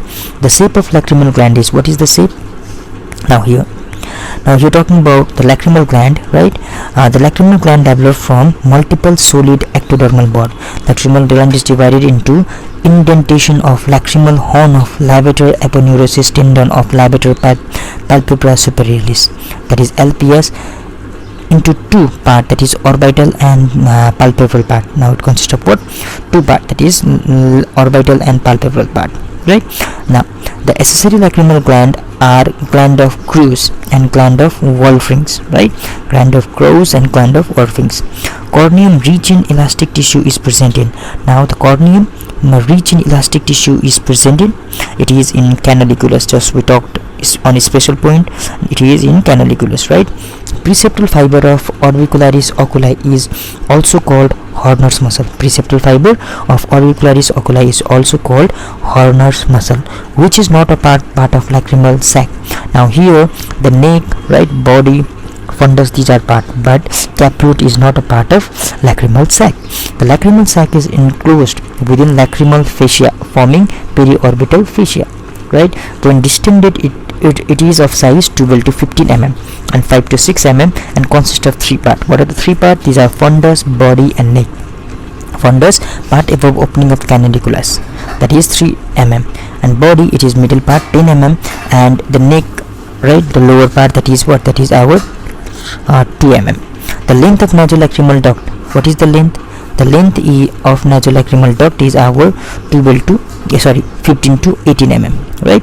Nasolacrimal duct lies in bony canal formed by maxilla and inferior turbinate and directed downward, backward and laterally and open into inferior meatus. That means DOB, right? Now it will it is directed downward, right, outward and backward, right? Outward means laterally and open into our inferior meatus. Membranous valve is present at lower end of nasolacrimal duct called Hasdor's valve to prevent reflux of nasal secretion and content from nose. Talking about tear lysozymes, right? Tear lysozymes level are decreased in what? These tear lysozyme level are decreased in keratoconjunctivitis sicca. So here it is not mentioned, right? Here there should be what? Keratoconjunctivitis sicca. Now tear forms outermost component of ocular media, right? Outermost component of ocular media. Conjunctival globular cell and gland of Mensch forms mucin of tear. Globular cell and gland of Mensch forms tear, mucin of tear. Aqueous layer is formed by lacrimal gland secretion. Meibomian gland, Gibbs gland and mole gland forms lipid of tear. That means lipid is formed by these three things, right? Similarly, aqueous layer is formed by lacrimal gland, and then mucin is formed by conjunctival globular cell and gland of Mensch. Now normal tear film breakup time is how much? It is 15 to 30 seconds, right? 15 to 30 seconds, but indicate functional sufficiency of mucin layer. Normal but 15 to 30 seconds, right? Okay, now Sjögren syndrome, that is primary keratoconjunctivitis sicca, right? That is autoimmune case, right? Now here the primary is related to hypersecretion of tear, the most common cause of dry eye. That is, the age-related hypersecretion of tear is the most common cause of dry eye. Tear substitutes is ministry of treatment of dry eye. Normal pH of tear is 7.5, that is alkaline. Normal value of Simmers-1 test, what is it? It is 15 mm or above. Wortmann's 41 filter paper strip of size 35 mm and 5 mm is used for Simmer test, right? This is used for Simmer test, that is Wortmann's 41 filter paper. Now talking about another point, that is Simmer 1 measures reflex secretion without topical anesthetic, right? 15 mm in age greater than 40 years and 10 mm in age greater than 40 years. Simmers 2 measures basal secretion. Simmer test 1, it measures what? It measures reflex secretion. Simmers test 2 measures basal secretion with topical anesthetic, right? Here without topical anesthetic, with topical anesthetic. 10 mm in age less than 40 years and 5 mm in age greater than 40 years. That is the value. The common site of obstruction in chronic dacrocystitis is at upper end of nasolacrimal duct. Membranous occlusion at lower end of nasolacrimal duct near Hasner valve, that is the most common cause. That is membranous occlusion, right? Near the Hasner valve is the most common cause, right? Okay, 20% of newborn baby at birth, out of which 96 resolve by first 12 month. Yes, lacrimal massage is done for newborn of age less than 4 weeks with congenital NLD obstruction. Lacrimal syringing is performed weekly or fortnightly adjacent to lacrimal massage for baby with NLD does not open by 2 months of age by massage alone, right? Syringing will be done if it crosses how much? 2 months of age. Probing of NLD is done only after age of 12 to 18 months in whom both massage and syringing has failed. Then we do probing, right? DCR is done only after the age of 4 years for NLD obstruction. Congenital dacrocystitis is most common complication of congenital nasolacrimal duct obstruction, right? Okay, now Jones primary dye done for the case of partial obstruction of lacrimal passage. Positive test means presence of dye staining in inferior meatus, indicative of hyperlacrimation with adequate drainage system. Negative test means absence of dye staining, indicates either partial obstruction or lacrimal pump failure. Jones secondary test. Jones test 2. Positive test suggests partial obstruction, negative test suggests lacrimal pump failure. Right? Lacrimal pump failure. Okay, now initial treatment of congenital dacryocystitis. What is the initial treatment? That is massaging. Congenital dacryocystitis neonatum occurs secondary to congenital blockage of NLD. Syringing of lacrimal passage is not done in acute dacryocystitis, or else inflammation will spread to neighboring structure. In dacrocystorhinostomy, operation of communication of sac is established with what? It is established with middle meatus, right? Now cystectomy or dacrocystorhinotomy is performed to prevent recurrence of dacryocystitis. In presence of persistent epiphora, surgery should be done to not be delayed, or else recurrent infections risk increases. Right?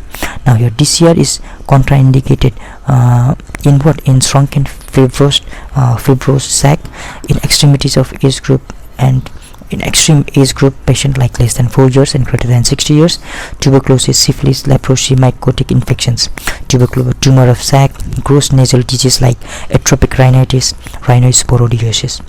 And Endo laser DCR is done using holmium, YAG or KTP laser and useful for elderly patient. Syringing is always done before intraocular surgery and to exclude chronic dacryocystitis. Right? Functional deficiency of lacrimal drainage system may be assessed by. It may be assessed by what? It may be assessed by radionucleotide dacrocystography. So this was all about what? All about the lacrimal apparatus disorders.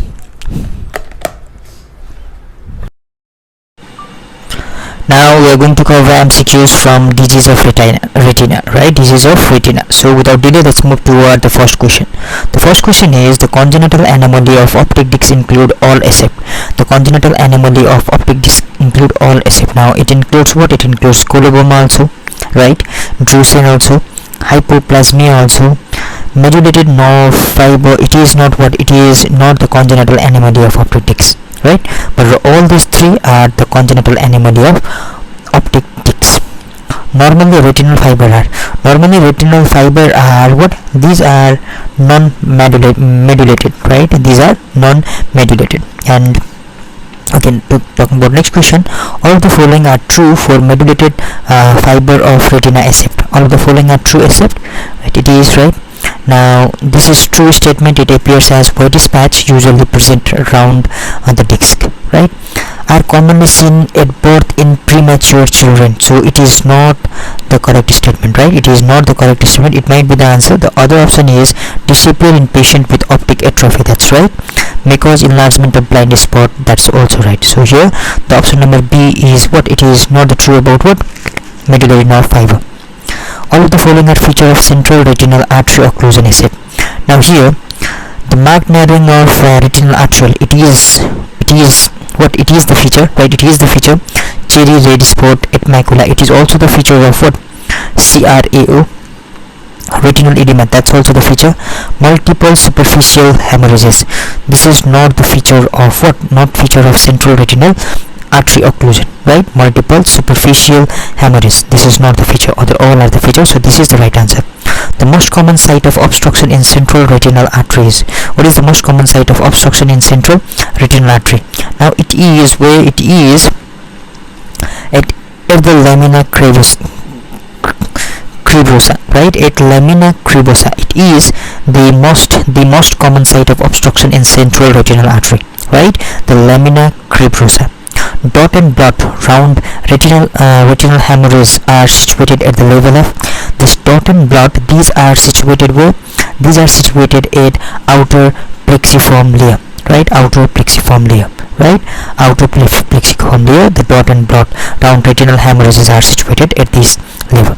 Moving to our next question. The next question is, risk factor for development of diabetic retinopathy include. Now here the risk factor include what? It includes duration of diabetes also, heredity also, pregnancy also. So all of the above is the appropriate answer.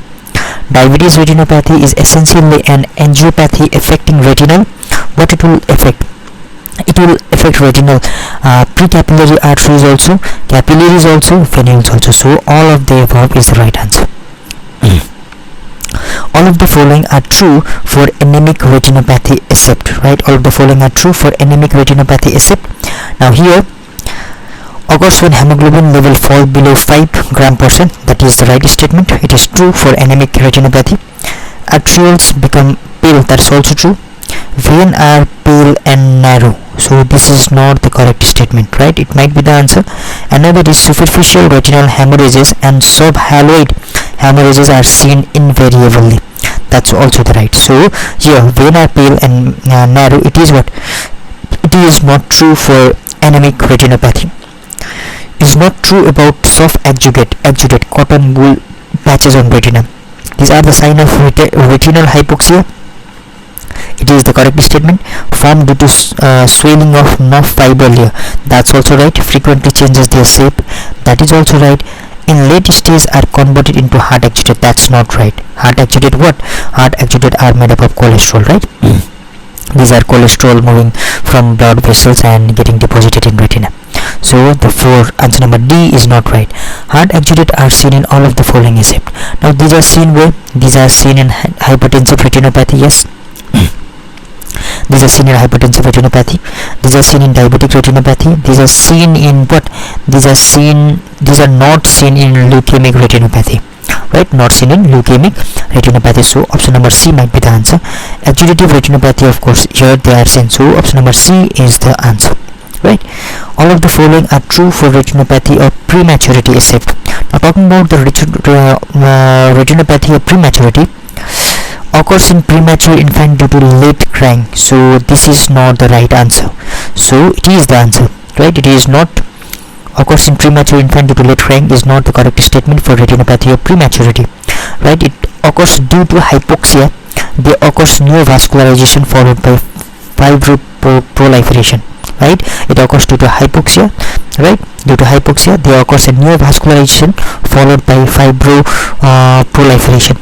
And the end result is bilateral blindness. That's right. Blindness can be prevented by early diagnosis and ablation of vascular premature retina with cryotherapy or photocoagulation. This is also right statement. So moving to our next question, the most common mode of inheritance for retinitis pigmentosa is. What is the most common mode of inheritance for retinitis pigmentosa? It is autosomal recessive, right? Common mode of inheritance for retinitis pigmentosa, that is autosomal recessive, right? Autosomal recessive. Which of the following ocular association of retinitis pigmentosa? Following are the ocular association of retinitis pigmentosa except. Now here, myopia, it is what association of retinitis pigmentosa, right? Micropathy, it is conical cornea, it is, but primary angle closure glaucoma, it is not what? It is not ocular association of retinitis pigmentosa, right? Retinitis pigmentosa forms a constituent of all of the following syndrome except. Now here, Lawrence syndrome, it is not associated with retinitis pigmentosa, but other all Refusum, Usher, Hallgren's, these are what? These are but these are the constituent of retinitis pigmentosa. All of the following are cause of night blindness except. Now here, talking about the cause of night blindness, retinitis punctate albicans, right? This is the cause. Chorioidermia, it is the cause. Retinitis pigmentosa, it is the cause. Retinitis of Roth, right? Retinitis of Roth, it is not the cause of night blindness. It is not the cause of night blindness. Bullseye lesion in macular region. Bullseye lesion in macular region is seen in. Now it is seen in what? It is seen in progressive cone dystrophy also and chloroquine maculopathy also. So here both of the above is the correct answer. Cherry red spot at macula is seen in all of the following except. Now cherry red spot at macula is seen in all of the following except. Now it is seen in Tay-Sachs disease. It is seen in Niemann-Pick disease, common shoe retaining, but it is not seen in Leterrier disease, right? Cherry red, it is not seen in at macula, is not seen in what? Leterrier disease. So 18B is the right answer. Photoretinitis results from. Now photoretinitis, it results from what? It results from infrared ray of sunlight, right? It results from infrared, right? Infrared ray of sunlight. Infrared ray of sunlight. Spontaneous regression of proliferative retinopathy may occur in. Now spontaneous what? regression. It occurs in what? It occurs in retinitis, diabetic retinopathy also, proliferative sickle cell retinopathy also, retinopathy of prematurity also. So all of the above is the appropriate answer. Spontaneous regression of proliferation retinopathy may occur in all of the above. In central serous retinopathy, in macular region, there occurs what occurs? There occurs spontaneous detachment of neurosensory retina. Right? There occurs spontaneous detachment of neurosensory retina.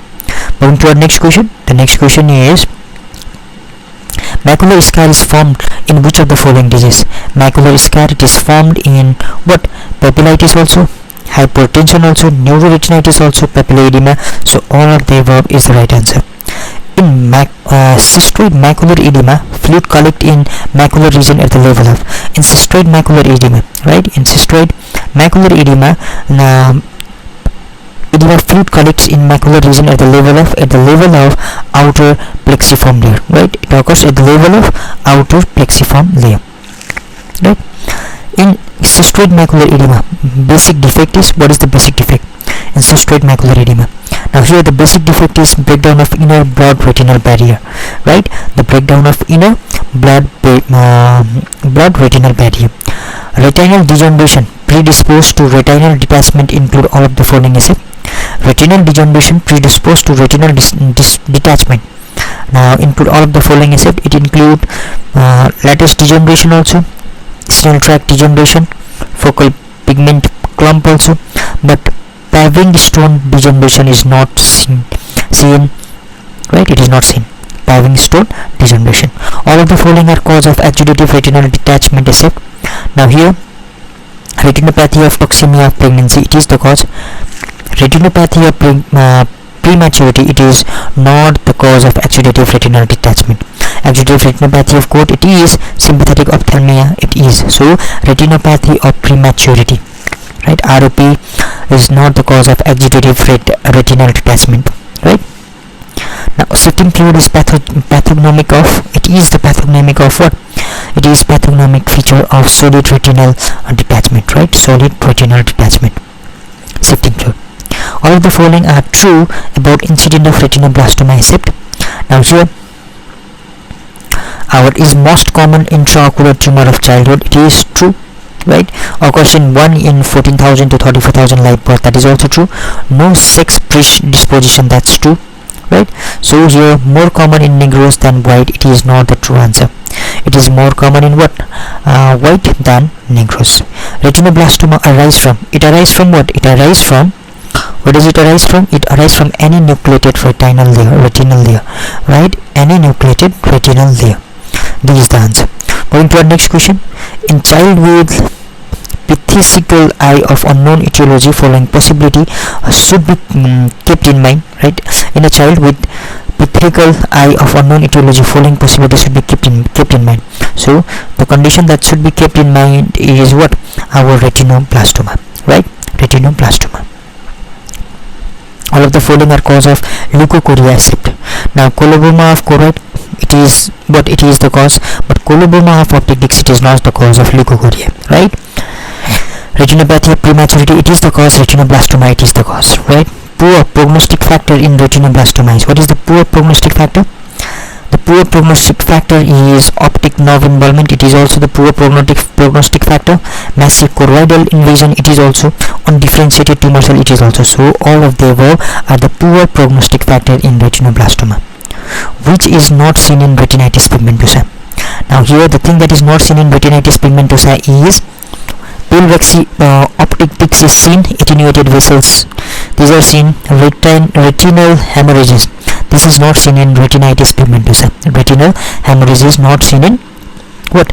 Our retinitis pigmentosa. Best diagnosis test for best diseases. The best diagnosis test for best disease, that is what? That is our EOG, right? All are true about angioid streak except. Now here all are true, such as they are mistaken for blood vessels, that's also true. Are situated near the disc, that's also true. Situated at superficial level than the retinal vessel, that is not the true statement. They are situated at superficial level than the retinal vessel is not true, right? Results due to defect in bronch membrane, that's true, are associated with pseudoxanthoma elasticum, that's also true. So here they are not situated at superficial level than retinal vessels. Alz disease is best treated with. Now how are Alz disease best treated? These are best treated with steroids, right? These are best treated with steroids. The common cause of rubiosis iridis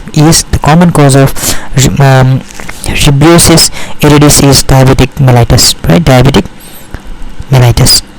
The retinal capillaries are distinguished by having all acid. The retinal capillaries are distinguished by having all acid, right? So they have widening of capillaries calibra in periphery, that's right. Capillary free zone around the vein, that is not the right statement, so it is the answer. They have superficial network, that's also right. Deep denser network, that's right. Capillary free zone around the arteries, that's right. So the retinal capillaries are distinguished by having all this feature, right? Widening of capillary calibre in periphery, superficial network, deep denser network, capillary free zone around the arteries, but capillary free zone around the vein is not the correct answer. It's an arteries, not on vein, right? Capillary free zone is not around the vein. So moving to our next question. Our next question is the true pulse in retinal arteries is seen in. Now true pulse, where are the true pulse seen? These are seen in aortic aneurysm, aortic regurgitation, exophthalmic goiter, all of this condition, right? It is seen in all of this condition. Commonest eye tumor is, now what is the most common eye tumor? The commonest eye tumor is retinoblastoma. It is the commonest eye tumor. Visual loss in diabetic retinopathy is due to all acid. Now it is due to cataract formation also, ischemia maculopathy also, vitreous hemorrhage also, but it is not due to background diabetic retinopathy, right? Background diabetic retinopathy is not the cause. Earliest change noticed in hypertensive retinopathy. What is the earliest change noticed? The earliest change noticed is arteriolar spasm. This is the earliest change noticed in hypertensive retinopathy. Primary retinal detachment is seen in. Now where are the primary retinal detachments seen? Now this primary retinal detachment, these are seen in high myopes, right? Higher myopes, the retinal detachment are seen. Premature babies can have the following. Now what does the premature babies can have? This can have retinopathy of prematurity, right? Retinopathy of prematurity, that's what they can have. The earliest seen in diabetic retinopathy is, now what's the earliest change? The earliest change is what? Microaneurysm. Microaneurysm is the earliest change in diabetic retinopathy. Ring scotoma is seen in. Now where are these seen? These are seen in retinitis pigmentosa, right? Retinitis pigmentosa. Now retinal detachment is preceded by they are preceded by floaters and flashes, that's right. Alz disease, that's right. Trauma, okay. All of the above is the appropriate answer, right? The retinal detachment is preceded by all of these condition. Going to our next question. Resuscitation time of human retina following ischemia is. Now what is the resuscitation time of human retina following ischemia? Now it is 1 to 2 hour. It is 1 to 2 hour, right? The resuscitation time of human retina following ischemia is 1 to 2 hour, right? 1 to 2 hour. Now posterior retinopathy results from, now it results from chest injuries, right? It results from chest injuries. In recent recognized IDDM patient, examination of fundus is done at, now it is done at how much? At 5 years, right? In recent recognized IDDM patient, right? Diabetes mellitus patient, insulin dependent diabetes mellitus patient, examination of fundus is done at 5 years. For prevention of retrolental fibroplasia, right? O2 should be, how much should be the OT? The O2 should be 30 to 40%, right? It should be 30 to 40%. For the prevention of retrolental fibroplasia, O2 should be 40 to 40%. Commonest cause of loss of vision in non-proliferative diabetes retinopathy is. What is the common cause of loss of vision in non-proliferative diabetes retinopathy? The most common cause of loss of vision is macular edema, right? Macular edema. All of the following are differential diagnosis for cotton wool spot in fundus effect. Now all of these are what the differential diagnosis for cotton wool spot accept. So here, yes, it is the differential diagnosis. Diabetes retinopathy, it is. Hypertension, it is. But else disease, it is not. What? It is not diagnosis. It is not the differential diagnosis for cotton wool spots in fundus. Right? 43D is the answer. Sudden loss of vision in patient with diabetes retinopathy is due to. Now, sudden loss of vision in patient with diabetic retinopathy, it is because of what? Now it is because of our vitreous defect, right? It is because of vitreous defect, right? Vitreous defect. 44C is the answer. Enlarging dot sign in fundus fluorescence scanning is seen in. Enlarging dot sign, it is seen in what? It is seen in central serous retinopathy, right? It is seen in central serous retinopathy, right? Enlarging dot sign in fundus examination scanning is seen in central serous retinopathy. Okay, in young patient presenting with recurrent vitreous hemorrhage, the diagnosis is, there is young patient presenting with recurrent vitreous hemorrhage, right? Recurrent vitreous hemorrhage. So here the diagnosis is Ehlers disease. So young patient with recurrent vitreous hemorrhage, right? That's Ehlers disease. Going to our next question. The next question is, the superficial retinal hemorrhages are situated in. Superficial retinal hemorrhages, they are situated in our nerve fiber layer, right? Nerve fiber layer, the superficial retinal hemorrhages are situated, right? The large hemangioma of lid and cheek along with glaucoma is seen in. Large hemangioma. Now these are seen in what? Sturt-Weber syndrome, right? Weber. Sturt-Weber syndrome. Weber. What Wave is doing, Wave is what? It is including a large hemangioma of lid and cheek along with glaucoma, right? For remembering, the following about retinoblastoma is true except. Now here, the retinoblastoma true is all except. Now autosomal dominant, yes, it is autosomal dominant. Treatment is enucleation, that's right. Radiotherapy is also given, that's also right. But evisceration is the treatment, that's not right. So it is not true about retinoblastoma. 59D is the answer. Retinoblastoma is bilateral in. Now in how many cases the retinoblastoma is bilateral? It is bilateral in about 30% of the cases, right? 30% of the cases it is bilateral. Familial retinoblastoma, what is it having? Okay, the familial okay, we've already said the retinoblastoma, right? It is autosomal dominant. Now here the familial retinoblastoma has autosomal recessive. No, it is autosomal dominant, right? Autosomal dominant, right? Dominant. More commonly bilateral. Okay, it is what? Yes, it is more commonly bilateral, right? Okay, B bilateral, B blastoma, and from B we can also what? We can make D. To B we can make D, that is autosomal dominant. Due to mutation, no, more common than sporadic retinoblastoma, that's also not right. But here this more commonly bilateral, that's right. Ideal treatment of bilateral retinoblastoma is, what is the ideal treatment of bilateral retinoblastoma? So here it is what? It is enucleation, right? Enucleation is the treatment of bilateral retinoblastoma, right? The most common second malignancy in patient with familial retinoblastoma is, the most common second malignancy. What is the most common second malignancy? That is osteosarcoma, right? Osteosarcoma is the most common second malignancy in patient with familial retinoblastoma. In photocoagulation of retina, which quadrant it first coagulated? Coagulated, that is temporal, right? Temporal is first what? Coagulated, right? Temporal is first coagulated. Okay, 64A is the right answer. Now going to our next question. Pseudo-rosette are seen in. Now the pseudo-rosette are seen in, okay, these are, where are these seen? These are seen in our retinoblastoma, right? Histopathological signs. Merson's hypothesis is applied for. Now these are applied for what? Retinoblastoma, right? Retinoblastoma. Sun is what? Blast, right? Sun has become blasted.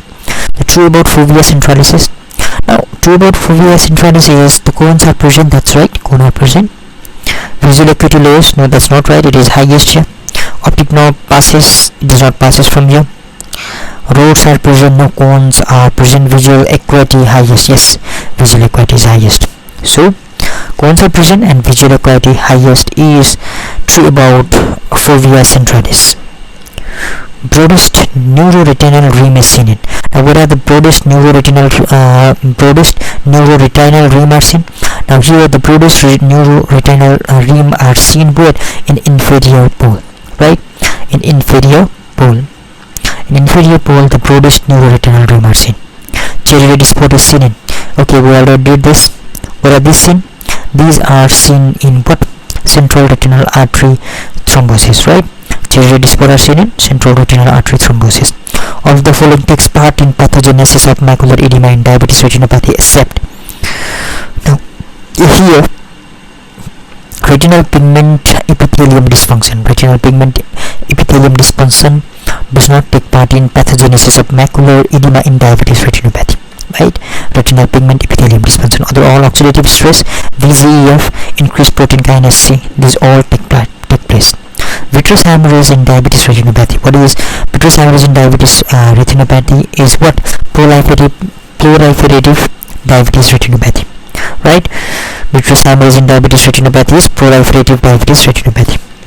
Grid laser photocoagulation is indicated in. Now this grid laser photocoagulation is indicated in. It is indicated in clinically significant macular edema, right? Grid laser photocoagulation is indicated in clinically significant macular edema, right? Pan-retinal photocoagulation is indicated in. Pan-retinal photocoagulation is indicated in. It is indicated in what? Proliferative diabetes retinopathy, right? Pan-retinal photocoagulation. So here grid laser photocoagulation was what one? It was on macular edema. Pan-retinal photocoagulation, it's on what? It's on diabetes retinopathy, right?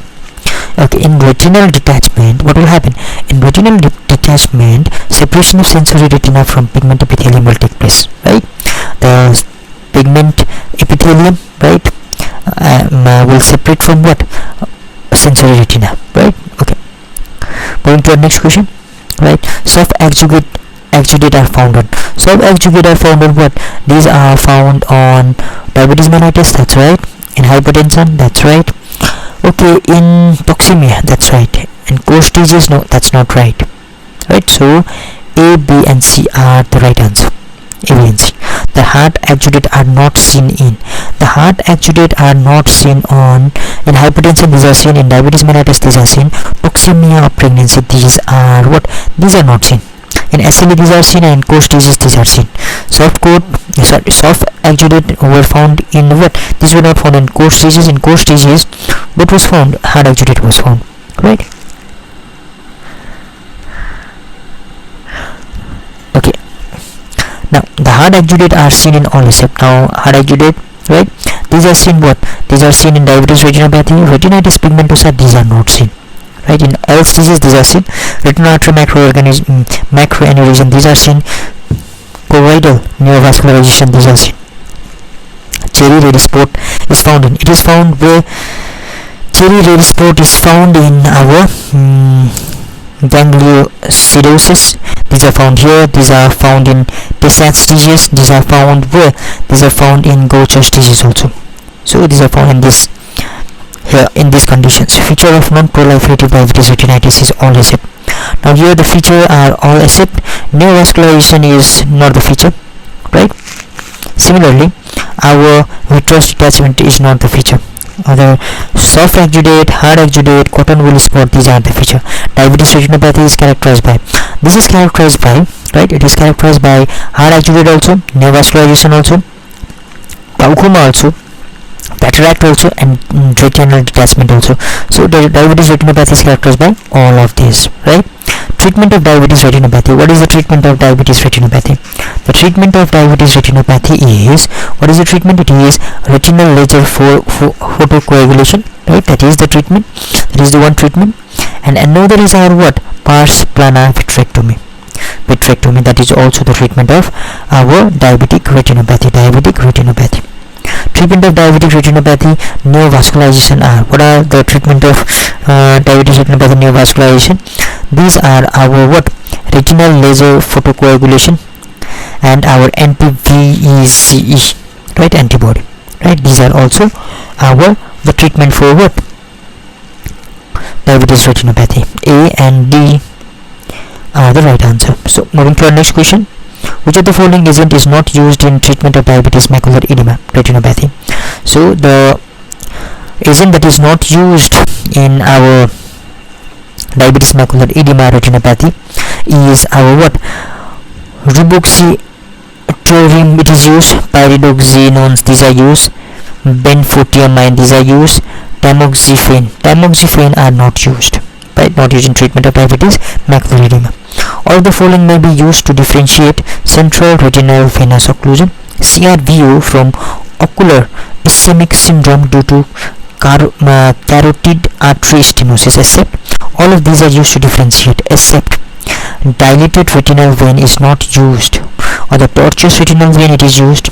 Retinal artery pressure, it is used. Ophthalmodynamometry, it is used, right? But dilated retinal vein is not used. Commonest type of retinal detachment is, now what is the commonest type of retinal detachment? Now it is rheumatogenous, right? The commonest type of retinal detachment is rheumatogenous. These are the type: rheumatogenous, exudative, and traction, but it is the most common one. Retinal detachment is seen in now it is seen where? It is seen in myopia also. It is seen in what else disease also. It is seen in other condition, that is cataract extraction also. In these retinal detachment is seen, right? 86A, C and D is the right answer. Cause of exudative retinal detachment are, what are the cause of exudative retinal detachment? It is scleritis, that's right. It is toxemia of pregnancy, that's right. It is our central serous retinopathy. These are the cause of exudative retinal detachment. Cause of exudative retinal detachment, what are the cause?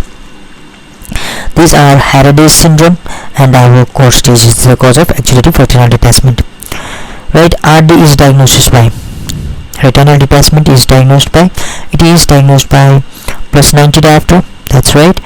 Horbu's lens, that's right. 3 mirror contact lens, that is also right. Direct ophthalmoscopic finding, with the help of it, it will be an indirect ophthalmoscopy. So all of these are used to diagnose what? Our RD, right? A patient presented with sudden onset of flutter and perception of falling of cotton in front of eye. Which of the following is the most appropriate diagnosis? So the appropriate diagnosis is retinal detachment, right? Retinal detachment, that is what? Sudden onset of flutter and perception of falling cotton in front of eye, that is the feature of retinal detachment, right? So moving to our next question. The next question is, a young adult present with night blindness and tubular vision. On examination, the intraocular pressure was observed to be 18 mm and anterior segment was unremarkable. Fundoscopy showed attenuation of arterioles and waxy pallor of optic discs with bony corpuscles-like spicules of pigmentation in mild periphery retina. Ring scotoma were observed on perimetry. Which of the following is most likely diagnosis? So here the most likely diagnosis is pigmentary retinal dystrophy, right? Pigmentary retinal dystrophy. A 70-year-old man presents with deterioration of vision for 3 weeks after cataract extraction and IOL implantation. Slit lamp examination showed honeycomb maculopathy and fluorescent angiography shows flower petal hyperfluorescence. The most likely diagnosis is, now here the most likely diagnosis is cystoid macular edema, right? Cystoid macular edema. Bullseye lesion seen with, now bullseye lesion, it is seen with what? Chloroquine, right? Chloroquine, the bullseye lesion is seen with chloroquine. A patient with clinically significant diabetic macular edema with non-progressive diabetic retinopathy was treated with non-progressive diabetes retinopathy, right? Was treated with macular grade photocoagulation, right? The patient still has vitreomacular traction. What is the preferred treatment? Now here the preferred treatment is what? Pars plana vitrectomy, right? Pars plana vitrectomy. Mcqs phenomenon is seen in, now Mcqs phenomenon is seen in Oguchi disease, right? Mcqs phenomenon is seen in Oguchi disease. Mcqs phenomenon, right? Okay. Now the retinal layer is most radio resistant. Now which of the following retinal layer is most radio resistant? So it is what? It is our layer of rods and cone are most radio resistive, right? Moving to our next question.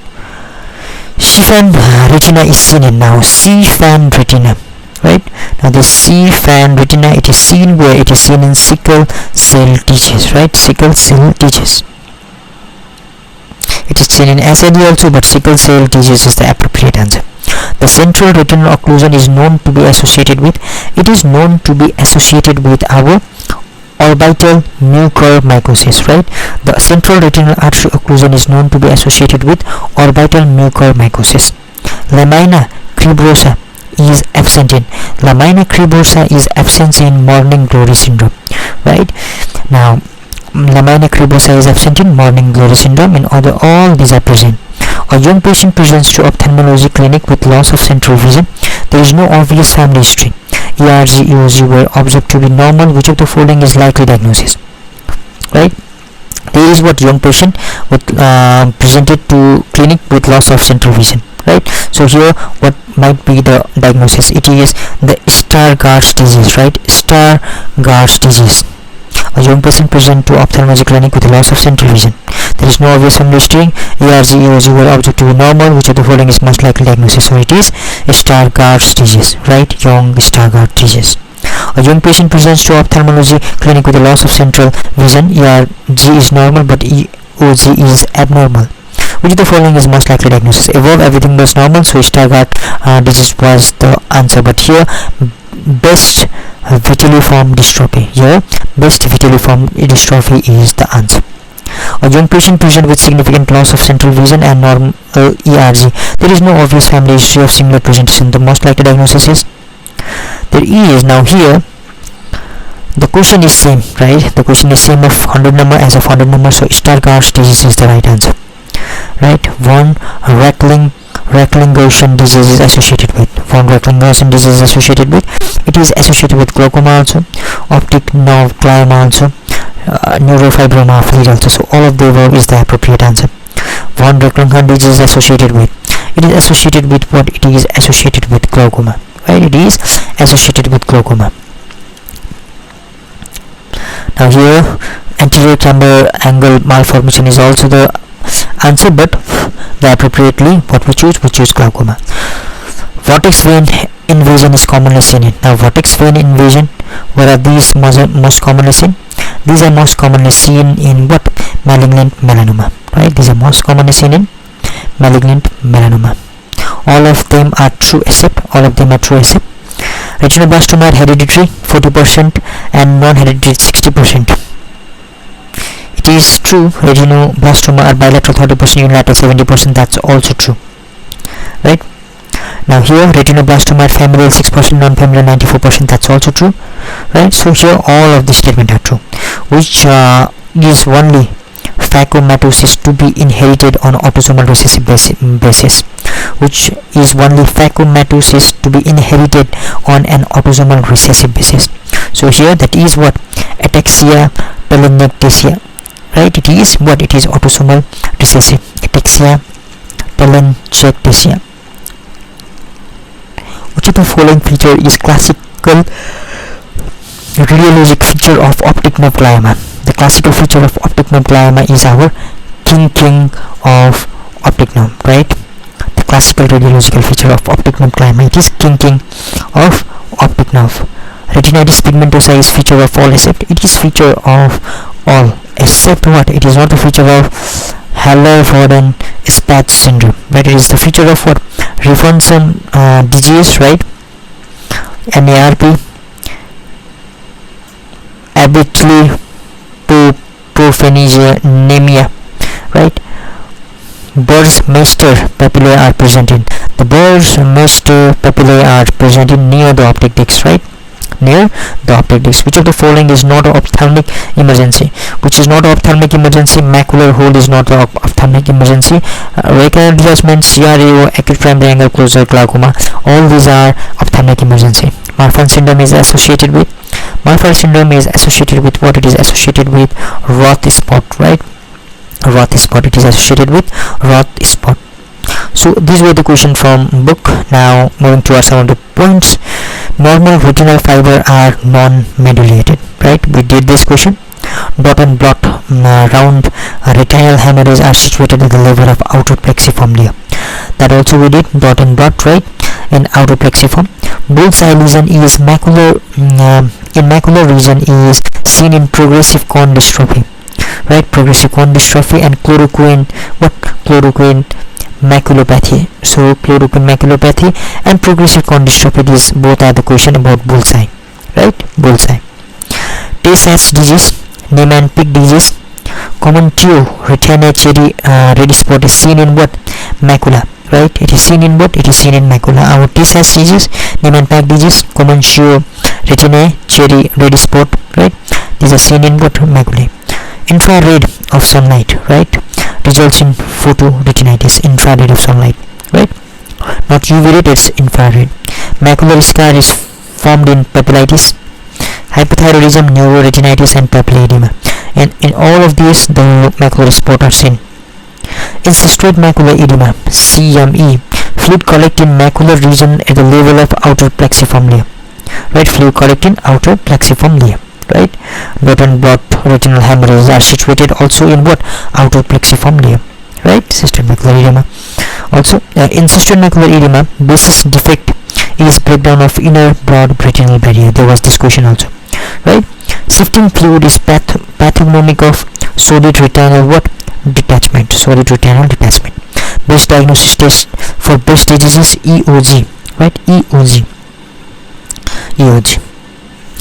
Ehlers disease is best treated with steroid. That's all. That was also the question. Commonest cause of rubeosis iridis is diabetes mellitus. That is diabetes mellitus. There was this question also. Resuscitation time of human retina following CMA is 1 to 2 hours. Superficial retinal hemorrhages are situated in nerve fiber layer. These are first situated in nerve fiber layer. The superficial retinal hemorrhages. Similarly, photocoagulation of retina temporal quadrant is first coagulated, right? Photocoagulation of retina temporal quadrant is first coagulated, right? Cookson, right? Hypothesis is applied for retinoblastoma, right? Sun is blasted, right? Cookson hypothesis is applied for retinoblastoma. Broadest neuroretinal rim is seen in inferior pole. It is seen in inferior pole. Burmeister papillae are present near the optic disc. Burmeister papillae are seen near the optic disc. The number of layers in neurosensory retina, there are 9 layers. Retina consists of 10 layers arranged in 2 distinct functional components, the pigment, epithelium, and neurosensory retina, with a potential space between these two. So neurosensory retina, this consists of 9 layers, right? The neurosensory layer consists of 9 layers. Retina extends from optic disc to ora serrata. Retina extends from optic disc to ora serrata. In retinal detachment, fluid accumulate between what? These accumulate between neurosensory retina of what? Between what? Neurosensory retina and layer of retinal pigmental epithelium. So this is the right answer. Primary retinal detachment is seen in what? Our big myope, right? Huge myope. The primary retinal detachment is seen. 100-day glaucoma. The 100-day glaucoma is what? Our CRVO, right? CRVO, central retinal vein occlusion, right? CRVO, central retinal vein occlusion. Young patient with sudden paleness, loss of vision with systemic murmur, and orbital examination reveals a red cherry spot with clear anterior chamber. The likely diagnosis is here the ocular examination shows cherry red spot, right? So here it is central retinal artery occlusion, right? Central retinal artery occlusion. The most common site of obstruction in what?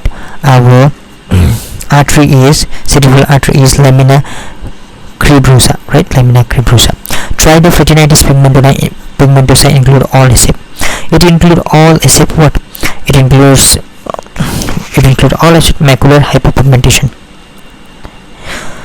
Wave, that means waxy disc pallor, arterial attenuation, and bony specule pigmentation. These are what? These are the triad, right? The most common mode of inheritance for retinitis pigmentosa is autosomal recessive. That's also question. Ring scotoma is seen in retinitis pigmentosa. Where the ring scotoma seen? These are seen in retinitis pigmentosa. Now, retinitis pigmentosa most commonly present as night blindness. It is present as night blindness, right? A central retinal artery occlusion, a cherry red spot is due to. Now it is due to what? It is due to the pale, the contrast between pale retina and reddish choroid. The most common primary intraocular malignancy in adult is what? It is choroid melanoma. Intraocular malignancy in adult. Which of the following is ideal for evaluating macular function in patient whose vision is one hand, right? One hand movement. Which of the following is the ideal for evaluating macular function in patient whose vision is one hand movement? That is color perception, right? That blindness is caused by, it is caused by dystrophy of retinal rods, right? It is caused by dystrophy of retinal rods. Dystrophy of retinal rod. Patient with world standing diabetes mellitus noticed sudden macular volitants. On examination, the red flecks were dim with no detail of fundus could be seen. He might have what? He might have vitreous hemorrhage, right? Notice sudden what? Mcqs volitants. When examination, red flecks was dim, no detail of fundus could be seen. He might be suffering from vitreous hemorrhage, right? Okay, moving to our next question. That is, the occlusion of lower nasal branch of central retinal artery results in one of the following field. It results in upper temporal field defect, right? Occlusion in lower nasal branch of central retinal artery results in, right? It results in upper temporal field defect, right? Which one of the following is a true of diabetes retinopathy? The true of diabetes retinopathy is incident increase with duration of disease, right? Incident increase with duration of disease. Commonest retinae are seen in the common trio retinae are seen in contusion injury. These are seen in contusion injury. Simple retinal detachment is usually due to none of the above, right? None of the above. Cherry red macula is seen in central retinal artery occlusion. Cherry red macula is seen in what? Central retinal artery occlusion, right? Artery occlusion. Retinal change specific to proliferation diabetes retinopathy is, what is the retinal change specific to proliferative diabetes retinopathy? That is neovascularization. Neovascularization is the specific in proliferative diabetes retinopathy. Earliest change in diabetic retinopathy is microaneurysm. The earliest change noticed in hypertensive retinopathy is atrial spasm. It is also the question, right? But retinal change is specific in proliferative diabetes retinopathy is neovascularization. Enlarging dot sign in fundus fluorescence scanning is seen in central serous retinopathy. That is also the question that was also asked. The sudden loss in vision in patient with diabetes retinopathy is due to vitreous defect, right? Due to what? Due to vitreous defect. Portionary retinopathy results from chest injury, right? Portionary retinopathy results from chest injury.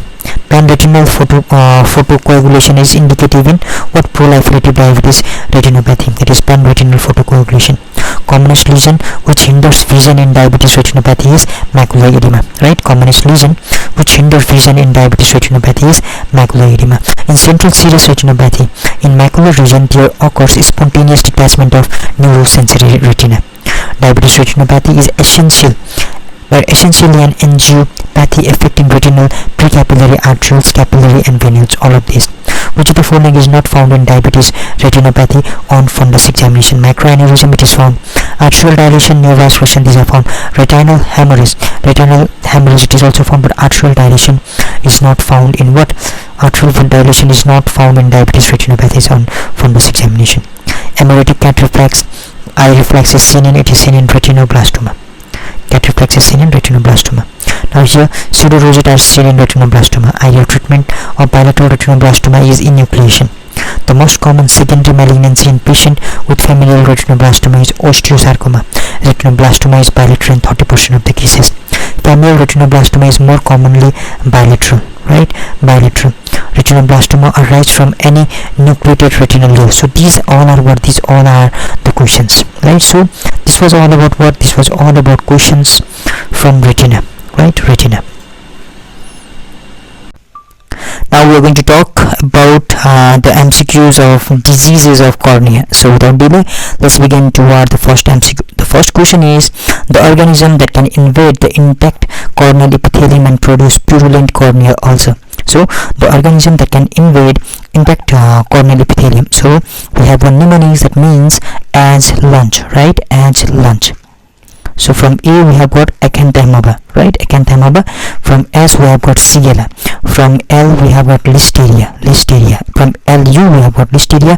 From N we have got Neisseria meningitis and Neisseria gonorrhoeae. And from C we have got what? Corynebacterium diphtheriae.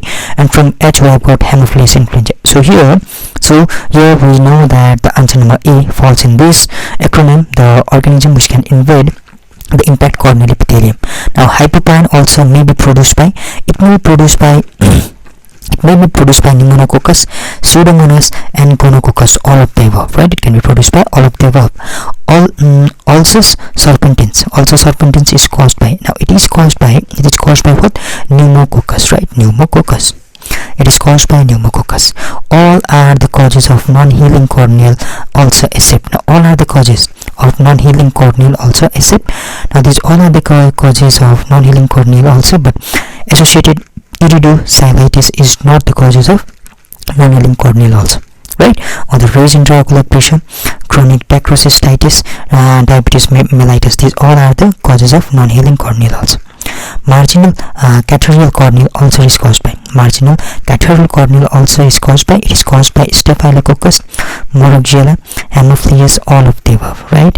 The marginal catarrhal corneal ulcer is caused by all of the above. Satellite lesion in cornea may be seen in, now satellite lesion in cornea, it may be seen in what? Now it may be seen in fungal corneal ulcer, right? Satellite fungal lesion in cornea is seen in fungal corneal ulcer. Immune ring in cornea is a feature of, it is a feature of fungal corneal ulcer. So immune ring, right? Immune ring, and then satellite lesion in cornea, all these things are seen in both fungal corneal ulcer, right? Okay, moving to our next question. The next question is the viral infections usually cause. Now what the viral infection usually cause? The viral infection they cause keratoconjunctivitis, right? What they cause? They cause keratoconjunctivitis. It is not clinically presentation of herpes simplex keratitis. Now here our diffuse stromal necrotic keratitis, it is the presentation of herpes simplex keratitis. Punctate epithelial keratitis, it is also a presentation of herpes simplex, right? And deciform keratitis, it is also, but nummular keratitis, it is not a clinical presentation of herpes simplex keratitis. So other all these three, that means stromal necrotic keratitis, epithelial keratitis and deciform keratitis, all these are the clinical presentation of herpes simplex keratitis. Ocular complication in herpes zoster ophthalmicus usually appear, right? Ocular complication of in herpes zoster ophthalmicus, it appear what? It appear at the subsidence of skin eruption, right? It appear at the subsidence of skin eruption, right? Secondary glaucoma in early stage of herpes zoster ophthalmicus occur due to, now the secondary glaucoma in early stage of herpes zoster ophthalmicus, this usually occur due to trabeculitis, right? Trabeculitis. Now it occur mainly due to trabeculitis. Systemic acyclovir in herpes zoster is useful, right? Systemic acyclovir in herpes zoster is useful for what? For when started immediately after onset of rash, right? When start immediately after onset of rash. Systemic corticosteroid in herpes zoster ophthalmicus are indicated when associated with systemic corticosteroid when they are associated with what? When they are associated with optic neuritis, right? Optic neuritis. Systemic corticosteroid in herpes zoster ophthalmicus are indicated when associated with optic neuritis. Moving to our next question, the nerve which is most frequently involved in herpes zoster ophthalmicus. Now what is the nerve that is most commonly involved in herpes zoster ophthalmicus? That is frontal nerve, right? Frontal nerve is the most common nerve. Hutchinson rule in relation to herpes zoster ophthalmicus, what does it implies? It implies that it is based on involvement of nasociliary nerve, right? It is based on involvement of nasociliary nerve. But here the nerve which is most frequently involved in herpes zoster ophthalmicus, it is what? Our frontal nerve. But here Hutchinson rule in relation to herpes ophthalmicus is based upon involvement of nasociliary nerve, right? Radial keratoneuritis is a feature of. Now, radial keratoneuritis is a feature of. It is a feature of acantha amoeba keratitis, right? Radial keratoneuritis is a feature of acantha amoeba keratitis. Exposure keratitis is not associated with. Now, this exposure keratitis, it is not associated with fifth nerve paralysis.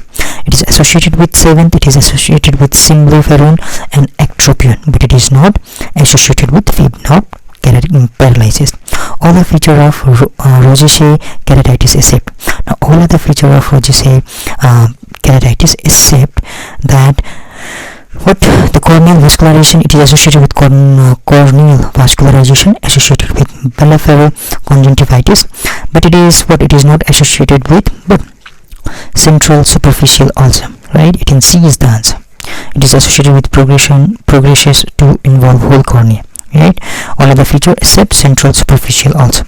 All are true for Moran's ulcer except. Now, all are true except, okay, this peripheral ulcerative keratitis, it is true. Advancing age is undermined, it is true, but perforation is not common in Moran's ulcer, right? Moran's ulcer, the perforation is not common. Floor of ulcer is quickly vascularized, that's also true, but there is no perforation. Photoophthalmia results from exposure to photoophthalmia. It results from exposure to what? It results from exposure to ultraviolet rays, right? It results from exposure to ultraviolet rays. In photoophthalmia, site of lesion is. In photoophthalmia, the site of lesion is, what is the site of lesion? That is cornea, right? The cornea. Filamentary keratitis may occur. Now, filamentary keratitis may occur in trachoma also, in keratoconjunctivitis sicca also, following cataract surgery also. So, all of the above is the appropriate answer, right? Filamentary keratitis is seen in all of the above. Now, here the next question is, Hutchinson triad include all except. Now, in Hutchinson triad, everything okay, all are include, right?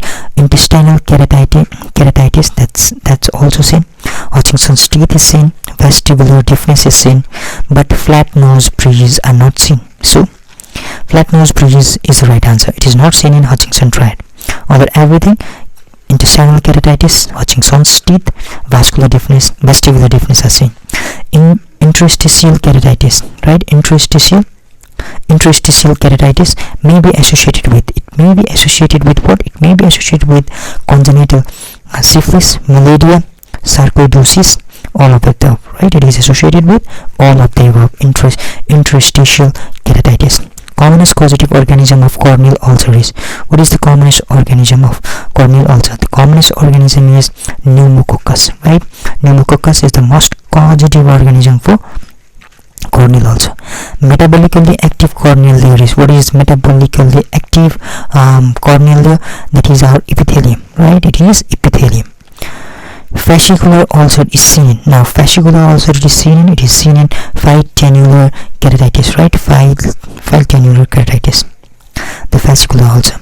The corneal dystrophy associated with acid mucopolysaccharidosis, right? Corneal dystrophy associated with acid mucopolysaccharidosis is, what is it? It is what? Our macula, right? Corneal dystrophy associated with acid mucopolysaccharidosis is our macula. All of the following result in loss of corneal sensation except. Now, here in every condition there is loss of corneal segment except exposure keratitis, right? In acute congestive glaucoma there is loss of corneal sensation. In dendritic ulcer there is, in absolute glaucoma there is, but in exposure keratitis there is no loss of corneal sensation. The earliest symptom to occur in corneal ulcer is, now what is the earliest symptom to occur? That is our pain. Pain is the earliest symptom. Corneal reflex is lost in disease of, now corneal reflex is lost in disease of what?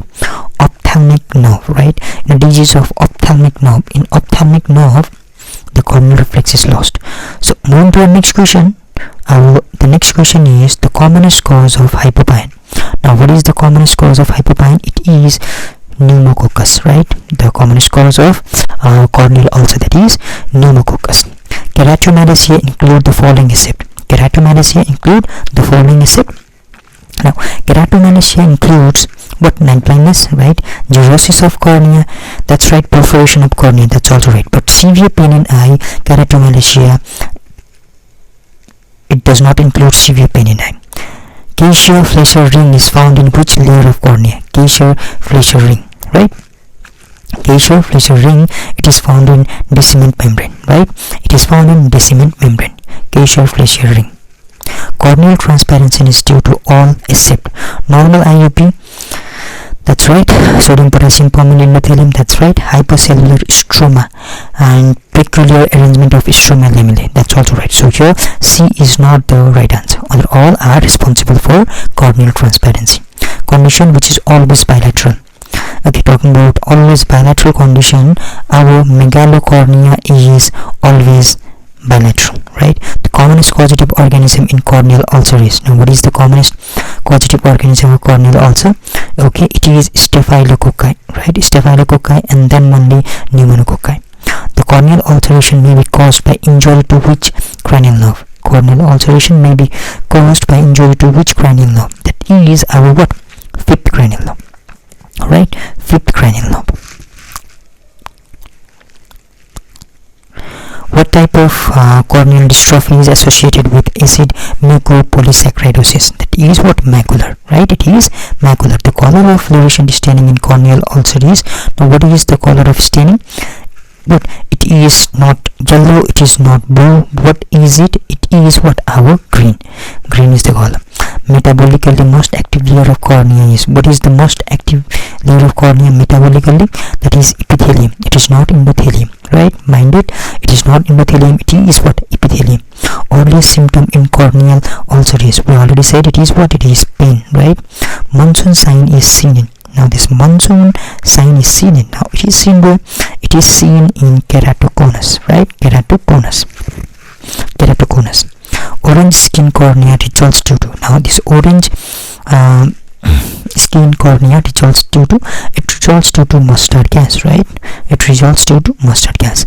Anterior lenticonus is seen in, now anterior lenticonus, it is seen in what? It is seen in Marfan syndrome, right? Marfan syndrome.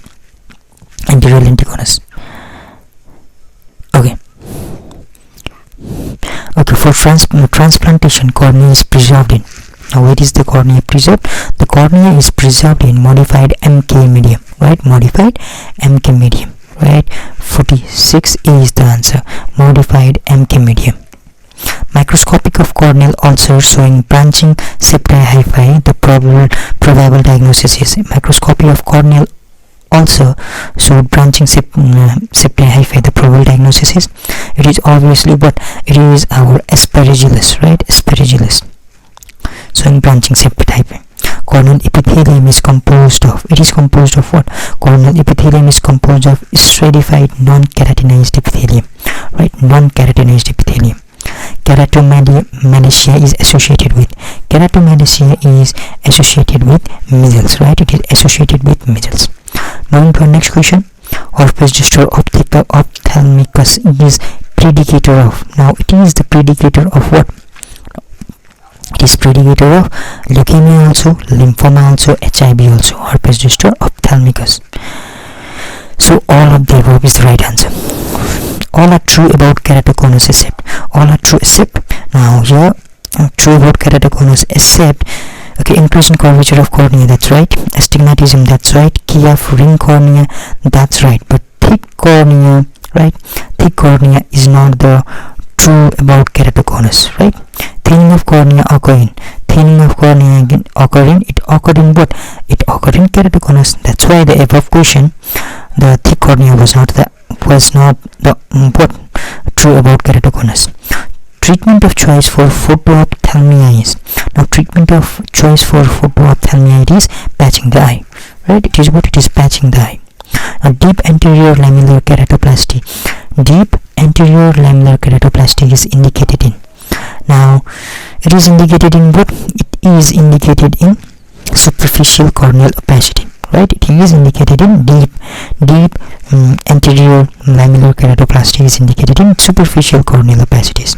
Recurrent corneal erosion is seen in, now what are the recurrent corneal erosions in? These are seen in corneal dystrophy, right? These are seen in corneal dystrophy. posterior polymorphous dystrophy. Now posterior polymorphous dystrophy, it causes correctopia, right? It causes correctopia. Posterior polymorphous dystrophy, it causes correctopia. To prevent keratoconus, what is used? Now to prevent keratoconus, the thing that is used, it is not used cycloplegic, also not used class, so none is the answer. Interstitial keratitis is seen in all except. Now interstitial keratitis is seen what? In syphilis, in chlamydial trachomatis, HSB, HLB. It is not seen in acantha amoeba, right? The band shape of keratopathy is seen in. Now the band shape keratopathy, it is seen in what? It is seen in JRA, right? It is seen in JRA. Moving to our next question.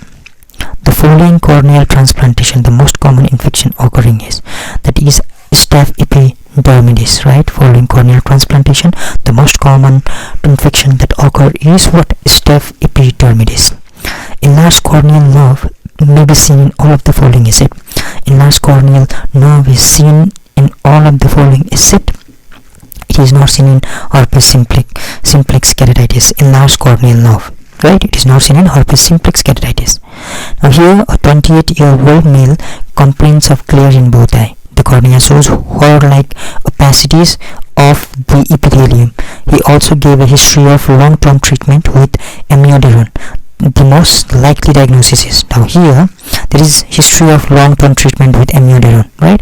And the cornea shows horror-like opacity in epithelium. So here the diagnosis is, what is the diagnosis? The diagnosis is our cornea vorticillata, right? Cornea vorticillata. Now Delin is, now what is Delin? Now the Delin is, right, what is Delin? Delin is our localized thinning of peripheral cornea. Localized thinning of peripheral cornea. Now talking about the extra edge questions. True about anatomy of adult cornea. What is true? The true statement is, this true statement is horizontal diameter is 12 millimeter and the microcornea diameter is less than how much?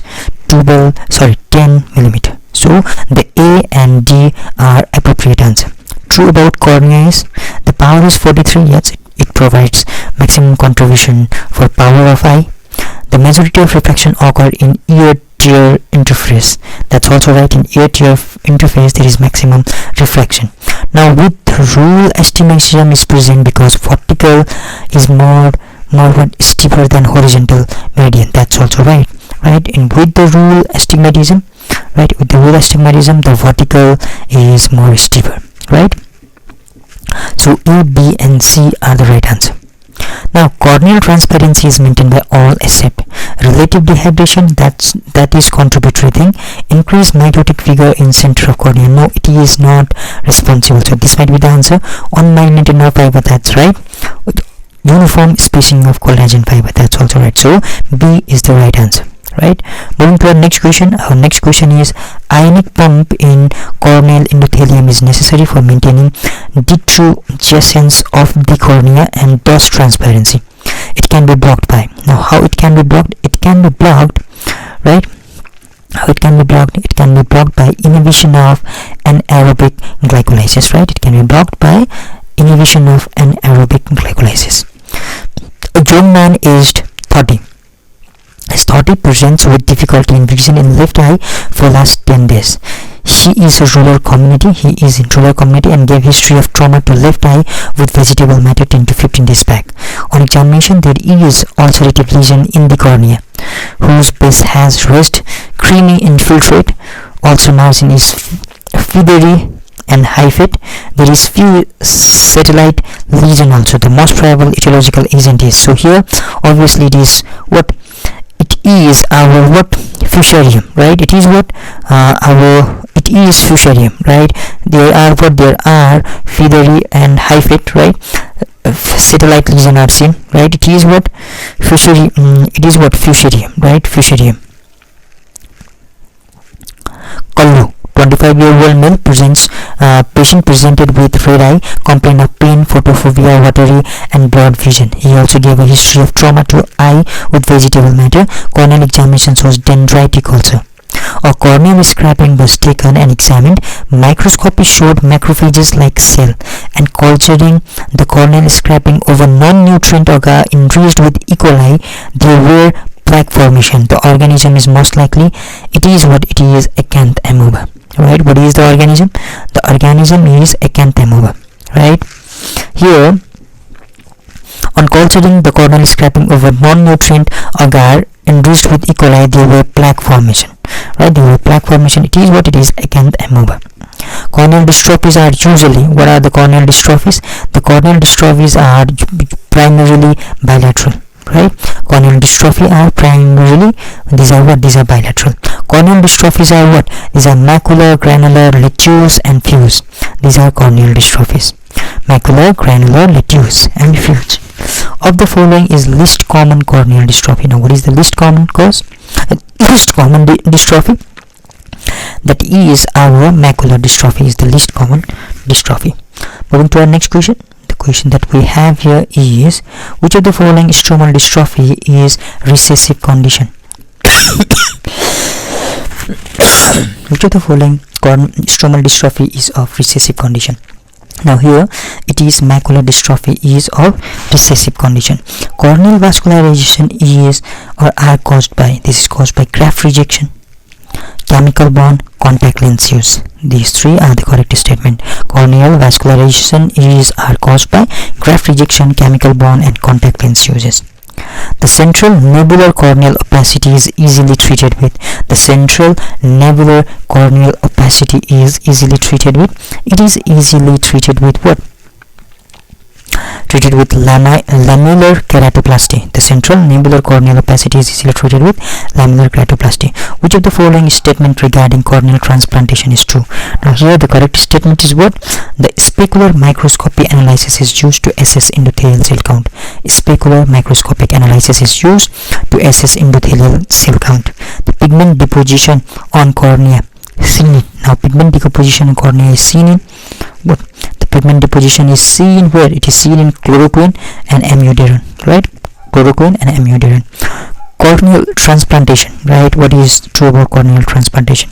That is specular microscopic done for corneal endothelial count. We did it, right? Corneal tattooing is done by, how is the corneal tattooing done? It is done by platinum, right? It is done by platinum, right? Corneal tattooing is done by what? It is done by platinum. Okay, neuroparalytic keratitis is due to which cranial nerve? Neuroparalytic keratitis is what? Is because of fifth nerve. Neuroparalytic keratitis is due to which cranial nerve? It is due to fifth cranial nerve, right? So moving to a special point, right? Okay, now talking about the megalocornea, right? The horizontal diameter of cornea in birth is about 10 mm and adult size is about 11.7 mm and is attained by the age of 2 years. Right, the horizontal diameter of cornea at birth is 10 mm and adult size is of about 11.7 mm is attained by the age of 2 years. Megalocornea is labeled when horizontal diameter of cornea is of adult size at birth. That means how much? 13 mm or greater after the age of 2 years. Now talking about microcornea. In microcornea, the horizontal diameter is less than 10 mm since birth. In microcornea, the horizontal diameter is less than 10 mm since birth. The condition may occur as isolated anomaly, rarely or in association with nano-ophthalmos, right? Nano-ophthalmos, normal small eye, or micro-ophthalmos, abnormally small eyeball, right? Congenital cloudy cornea. Now talking about the congenital cloudy cornea, the acronym that is STUMP helps to remember the common condition to be included in different diagnoses of neonatal in neonatal cloudy cornea.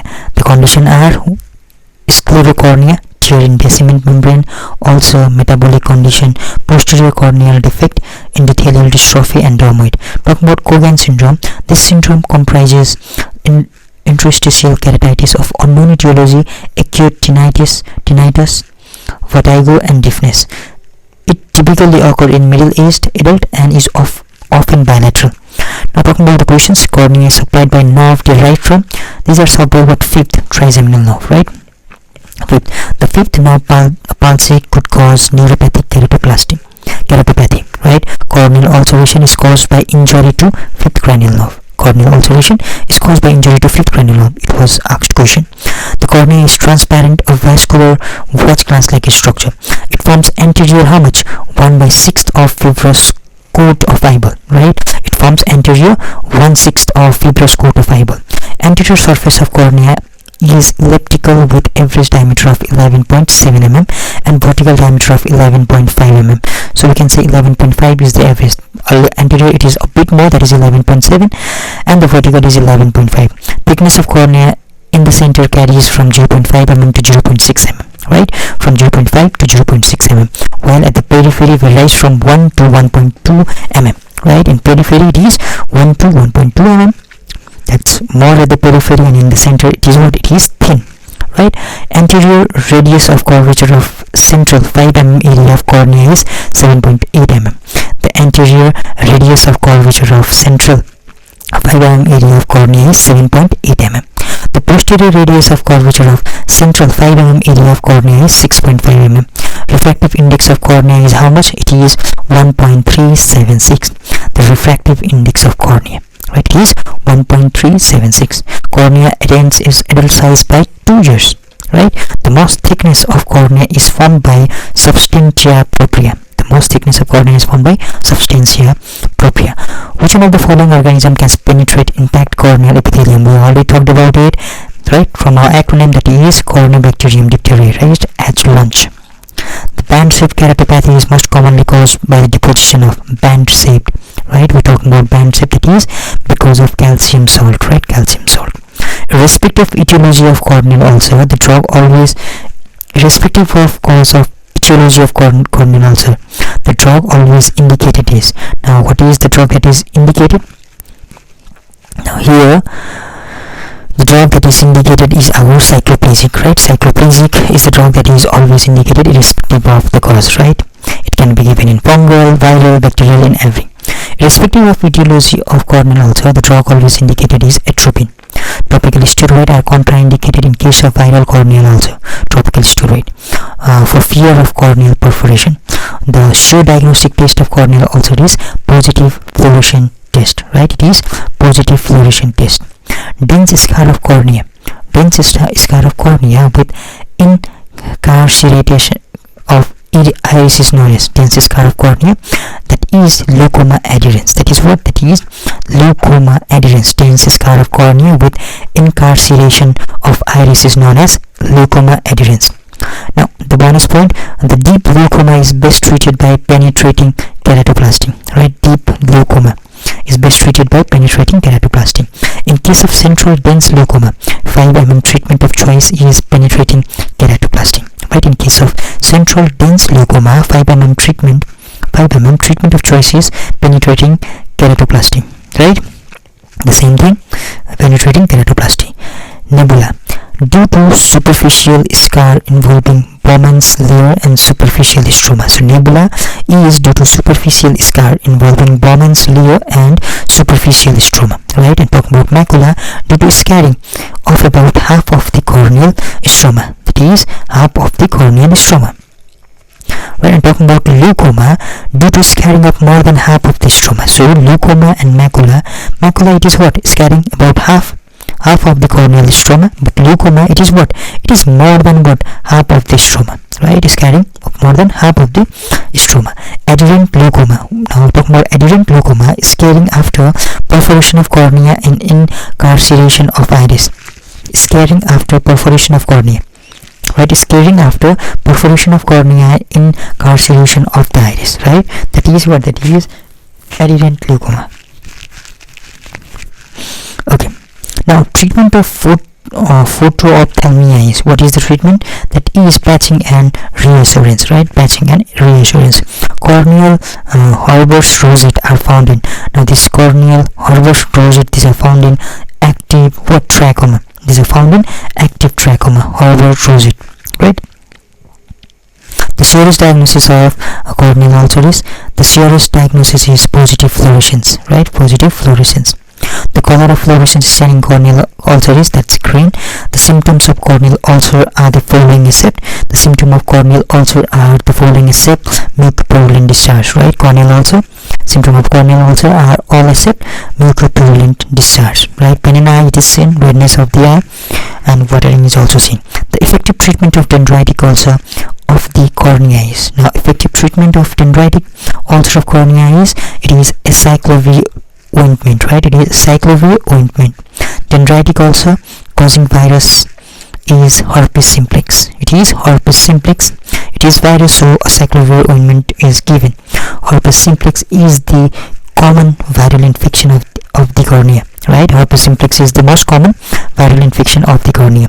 Dendritic ulcer is a typical lesion of recurrent epithelial keratitis. Dendritic ulcer is typical lesion of recurrent epithelial keratitis. The use of steroid in dendritic ulcer hasten the formation of geographical ulcer. Herpes simplex keratitis is characterized by, it is characterized by what? It is characterized by corneal hyposthesia, right? Hyposthesia. It is characterized by corneal hyposthesia. Corneal sensation is diminished in herpes simplex. Herpetic corneal ulcer is diagnosed by rose bangle stain, right? It is diagnosed by rose bangle stain. Bacteria which can attack normal corneal epithelium. Okay, now the same question, that is what is our, that is Neisseria gonorrhoeae, right? Neisseria gonorrhoeae. Now the advanced keratoconus is least to be corrected when treated by the advanced, right? It is advanced keratoconus, so it is least treated by spectacles. Ophthalmic neonatrium is prevented by, it is prevented by what? It is prevented by penicillin drops, right? Ophthalmic neonatrium is what? Prevented by penicillin drops. Which of the following is not a source of nutrient to cornea? It is, which of the following is not source of what? Nutrient to cornea, that is vitreous humor. Other all tearfilm, aqueous humor, perilimbal capillaries, all these are the source of nutrient to cornea. The commonest cause of hyperpine corneal ulcer is, the commonest source is, what is the commonest source? That is pneumococcus, right? Then pneumococcus is what?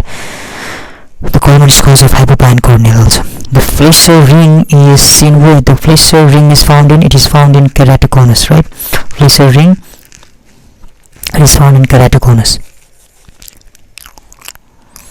Adhesion of iris margin anteriorly is known as, that is anterior synegia, right? It is anterior synegia. Intercalary staphyloma is a type of, intercalary staphyloma is a type of, it is a type of scleral staphyloma, right? The commonest cause of posterior staphyloma is high myopia. So here scleral staphyloma, it is what? Intercalary staphyloma is a type of intercalary, right? Intercalary, it is a type of what? It is a type of scleral staphyloma. Not true about herpes keratitis is, steroid as punctate or striate epithelial infiltration. So it is no, sorry, the not true about herpes keratitis is steroid also accelerate the recovery. Steroid are not used in what? The herpes keratitis. It may what? It may cause geographical, right?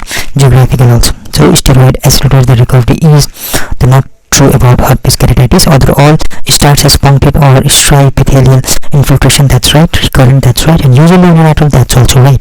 A 30-year-old may present with a history of injury to eye with a low 5 days ago and pain, photophobia and redness of eye for 2 days, right? What would be the most likely pathology? Now here with a history of what?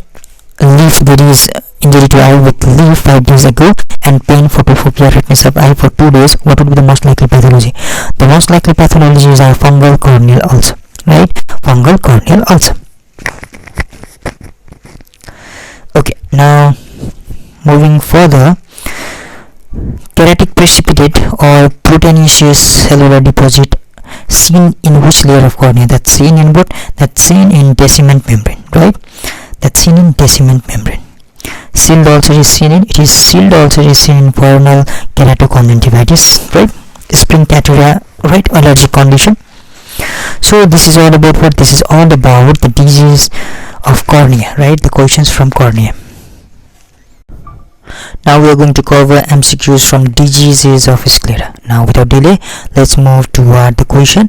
The first question is, all of the following are feature of episcleritis except. Now here all our redness is the feature, photophobia, lacrimation, these are what the feature of episcleritis, but marked pain is not the feature of episcleritis, right? So marked pain is the right answer. Scleritis is most commonly associated with rheumatoid arthritis, right? Rheumatoid arthritis. The most common variety of scleritis is, what is the most common? That is non-necrotizing anterior diffuse. Non-necrotizing anterior diffuse is the most common variety of scleritis, the non-necrotizing anterior diffuse. The clinical variety of scleritis associated with collagen disease. What is the clinical variety of scleritis associated with collagen disease? It is our what? Necrotizing nodular scleritis, yes. Non-necrotizing nodular scleritis, that's also right. Scleromalacia perforans, that's also right. All of the above is the right answer. The clinical variety of scleritis associated with collagen diseases is all of these, right? So the ciliary staphyloma occur due to all of the following except. Ciliary staphyloma occurs due to all of the following except. Now it occurs due to scleritis, perforating injuries, absolute glaucoma, but it does not occur due to what? Due to episcleritis, our ciliary staphyloma. Blue sclera is seen in. Now blue sclera, it is seen in what? Osteogenesis imperfecta, right? Sclera is thinnest. Now where is the sclera thinnest? The sclera is thinnest at the point of muscular attachment, right? Muscular attachment. The commonest cause of posterior staphyloma is, what is the commonest cause of posterior staphyloma? The most common of posterior staphyloma is high myopia, right? It is high myopia. Episcleritis periodica referred to. Now episcleritis periodica, it refers to fleeting type of scleritis, right? Scleritis, the episcleritis periodica, it refers to fleeting type of episcleritis. Scleritis is associated with some systemic disease including connective tissue disorder in. Scleritis is associated with some systemic disease including connective tissue disorder in what 50% of the cases. It is in 50% of the cases. Staphyloma involvement. Now talking about staphyloma involvement. Now it is what? It is iris with cornea, right? Iris with cornea is where the staphyloma is involved, right? The most common cause of posterior staphyloma. What is the most common cause? It is our myopia, right? Myopia is the most common cause of posterior staphyloma. In scleritis, all are true except. In scleritis, all are true except pain is not prominent feature, right? Pain is not prominent feature. Pain is the prominent feature, right? The most common systemic association of scleritis is, now what is the most common systemic association of scleritis? It is our what? Rheumatoid arthritis, right? Systemic association of scleritis is rheumatoid arthritis. Now moving toward the questions from book. Sclera is covered by, now it is covered by what? It is covered by conjunctiva and Tennant's capsule, both, right? It is covered by conjunctiva and Tennant's capsule. The whole outer surface of sclera is covered by Tennant's capsule. The anterior part of is also covered by the bulbar conjunctiva. The sclera passed by the set of apparatus. It is passed by how much? 3 set of apparatus. The 3 set of apparatus are posterior aperture, middle aperture, and anterior aperture, right? Now the posterior aperture is situated around optic nerve. These aperture transmit long and short ciliary nerve and vessels. Talking about the middle aperture, situated slightly posterior to equator, through these pass the 4 vertex vein. Right, through these pass the 4 vertex vein, that is vena verticosa, right? Anterior aperture situated 3 to 4 mm away from the limbus. Anterior ciliary vessels and branch from long ciliary nerve pass through these aperture. Sclera is supplied by branches from, these are supplied by branches from long ciliary nerve, right? Long ciliary nerve. Sclera is thinnest. It is thinnest at the point of muscle attachment, right? It is thinnest at the point of muscle attachment and thickest at posterior pole. Episcleritis periodica referred to. It referred to what? It referred to but our fleeting type of episcleritis, right? Episcleritis periodica refer to fleeting type of episcleritis. Blue sclera is seen in, it is seen in osteogenesis imperfecta. We already said that. Staphyloma involvement, it is what? Iris with cornea, right? It's iris with cornea. Pink purple nodule is seen in, nodular episcleritis. It is seen in nodular episcleritis. Localized bulge in limbal area lined by root of iris.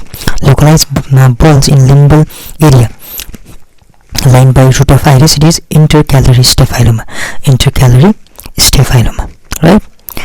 There are 4 different varieties of staphyloma: anterior staphyloma, intercalary staphyloma, and ciliary staphyloma, along with equatorial staphyloma. Talking about anterior staphyloma, an ectasia of pseudocornea which results after total sloughing of cornea with iris plastered behind it. Now talking about intercalary staphyloma, it is name given to the localized breeze in limbal area lined by root of iris. Talking about ciliary staphyloma, it is bulge of weak sclera lined by ciliary body. Right? It is bulge of weak sclera lined by ciliary bodies. Talking about equatorial staphyloma, it results due to bulge of sclera lined by choroid in equatorial region. Right? Now contraindication in non-infectious scleritis, it is soft conjunctival steroid. Right? The contraindication in non-infectious scleritis is what? It is soft conjunctival steroid. Right? Soft conjunctival steroid are contraindicated in non-infectious scleritis because they may cause scleral thickening and perforation. So this was all about the questions from what? The question from our disease of sclera. Now we are going to talk the MCQs from diseases of vitreous. Now without delay, let's move into the first question. The first question is synchiasis refer to. It refer to liquefaction of the vitreous. Right? Synchiasis refer to liquefaction of vitreous. Syneresis refer to collapse of vitreous. Now remember, one is what? One is synchiasis, one is syneresis. Right? CHYERE, right? CHYERE. Now ERE, it is related to what? ERE. It is related to what? Our collapse of vitreous, right? ERA. Let's remember ERA. ERA is what? ERA is being collapsed, right? For remembering. And synchiasis, CHY, it is what? It is liquefaction of vitreous. Now in vitreous, base detachment, vitreous body is detached from its attachment with the. Now in vitreous base detachment, the vitreous body is detached from its attachment with the what? With ora serrata, right? With ora serrata. The vitreous base detachment, the vitreous body is detaches from its attachment with the ora serrata. Right? All of the following are feature of asteroid hyalosis, except all are feature of asteroid hyalosis, except what? Except our, it is usually bilateral. Right? It is usually, all other are true. So solid, vitreous, spherical, calcium bodies, and usually asymptomatic. These are true, but the usually bilateral is not the correct statement.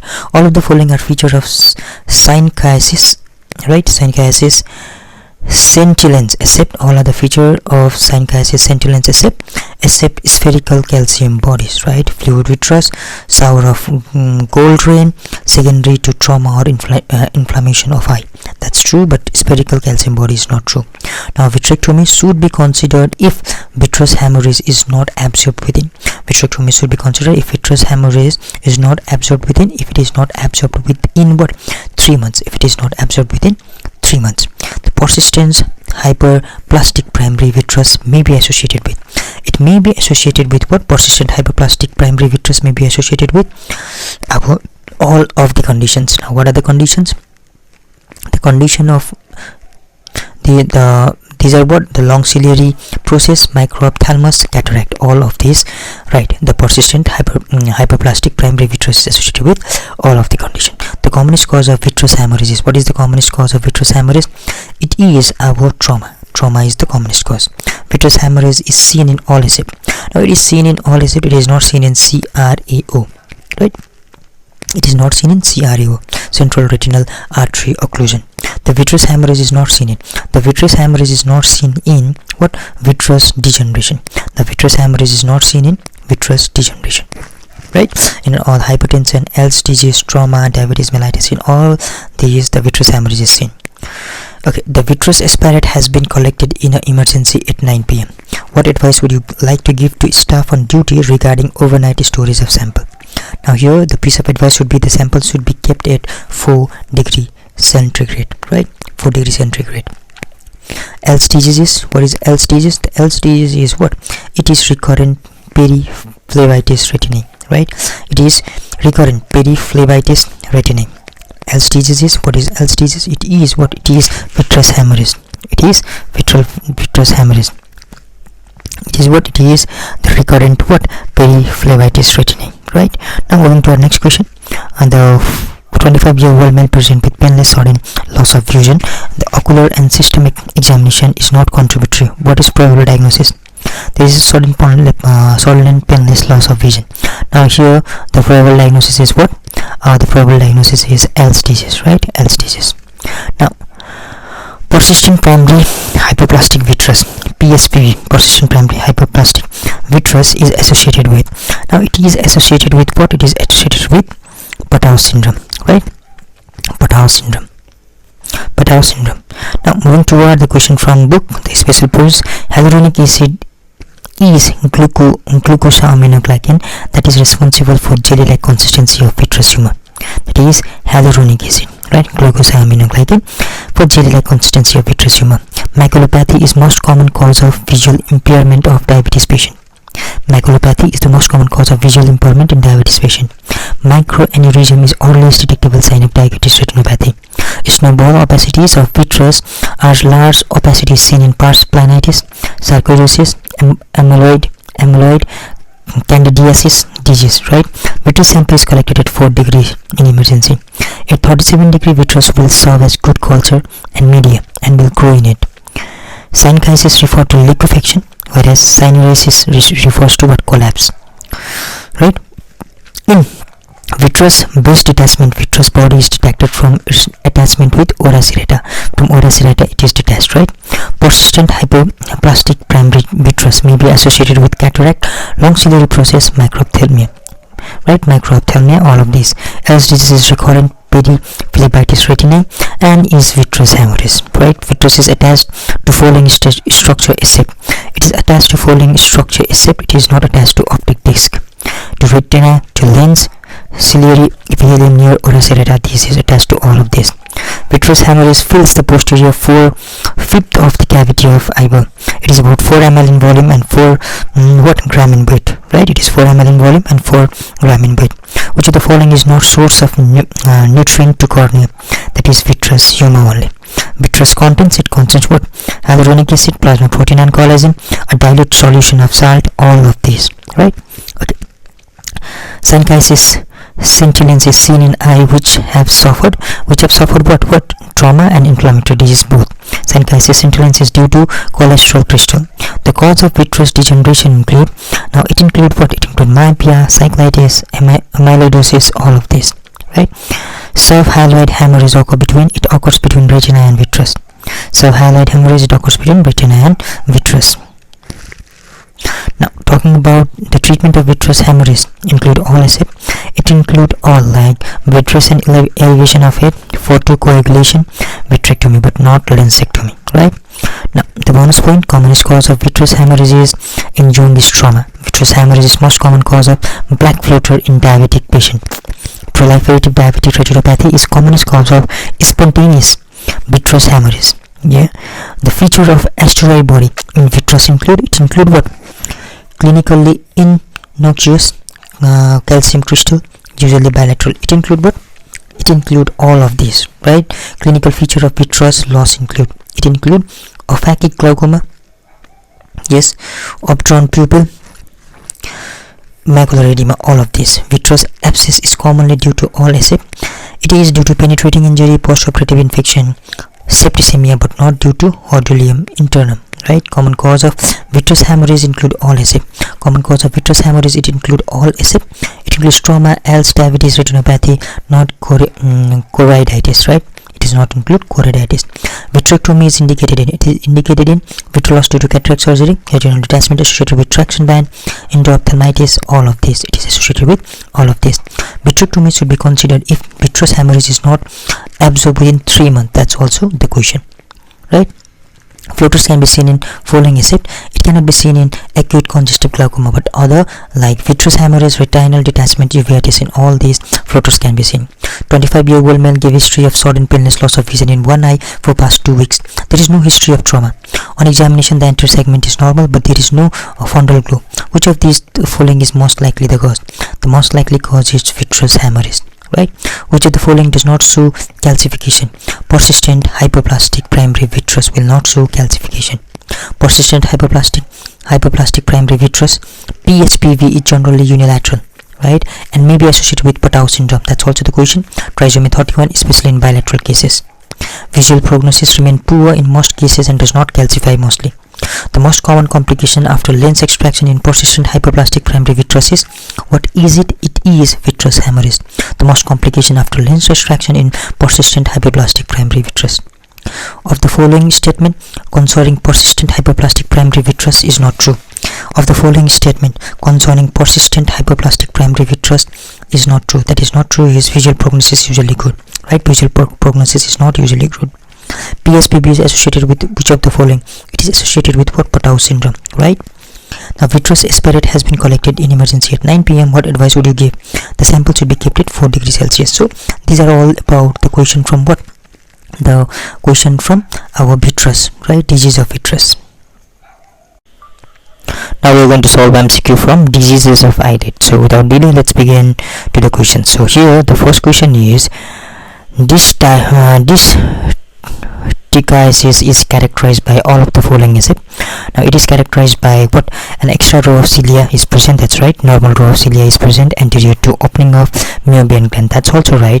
The extra row of cilia occupies a position posterior to opening of Meibomian gland. That's not right. So here the C is the answer, right? And cilia is of extra row may rob the cornea. That's also right. So the extra row of cilia occupies a position posterior to opening of Meibomian gland is not the right answer. So it is the answer. Rosette found at lid margin are feature of. Rosette found at lid margin are feature of. These are feature of ulcerative blepharitis, right? Ulcerative blepharitis. Rose for you, right? Now here, stye is an acute suppurative inflammation of stye, right? That is what? That is of gland of G's, right? Gland of G's. Hordulium internal is suppurative inflammation of hordulium internal. It is the suppurative inflammation of what? Meibomian gland, right? Meibomian gland, right? It is the what? Suppurative inflammation of Meibomian gland. Which of the following condition is most painful? Of the following condition, the most painful is, it is what? It is our hordulium internum is the most painful. In chalazion with multiple recurrence at the same site, the incision and curettage should be. Now here in chalazion with multiple recurrence at same site, the incision and curettage should be. It should be what? It should be replaced by excision biopsy. It should be replaced by excision biopsy. Moving to our next question. The pseudotrichiasis is seen in pseudotrichiasis is seen in entropion. It is seen in entropion, right? Entropion.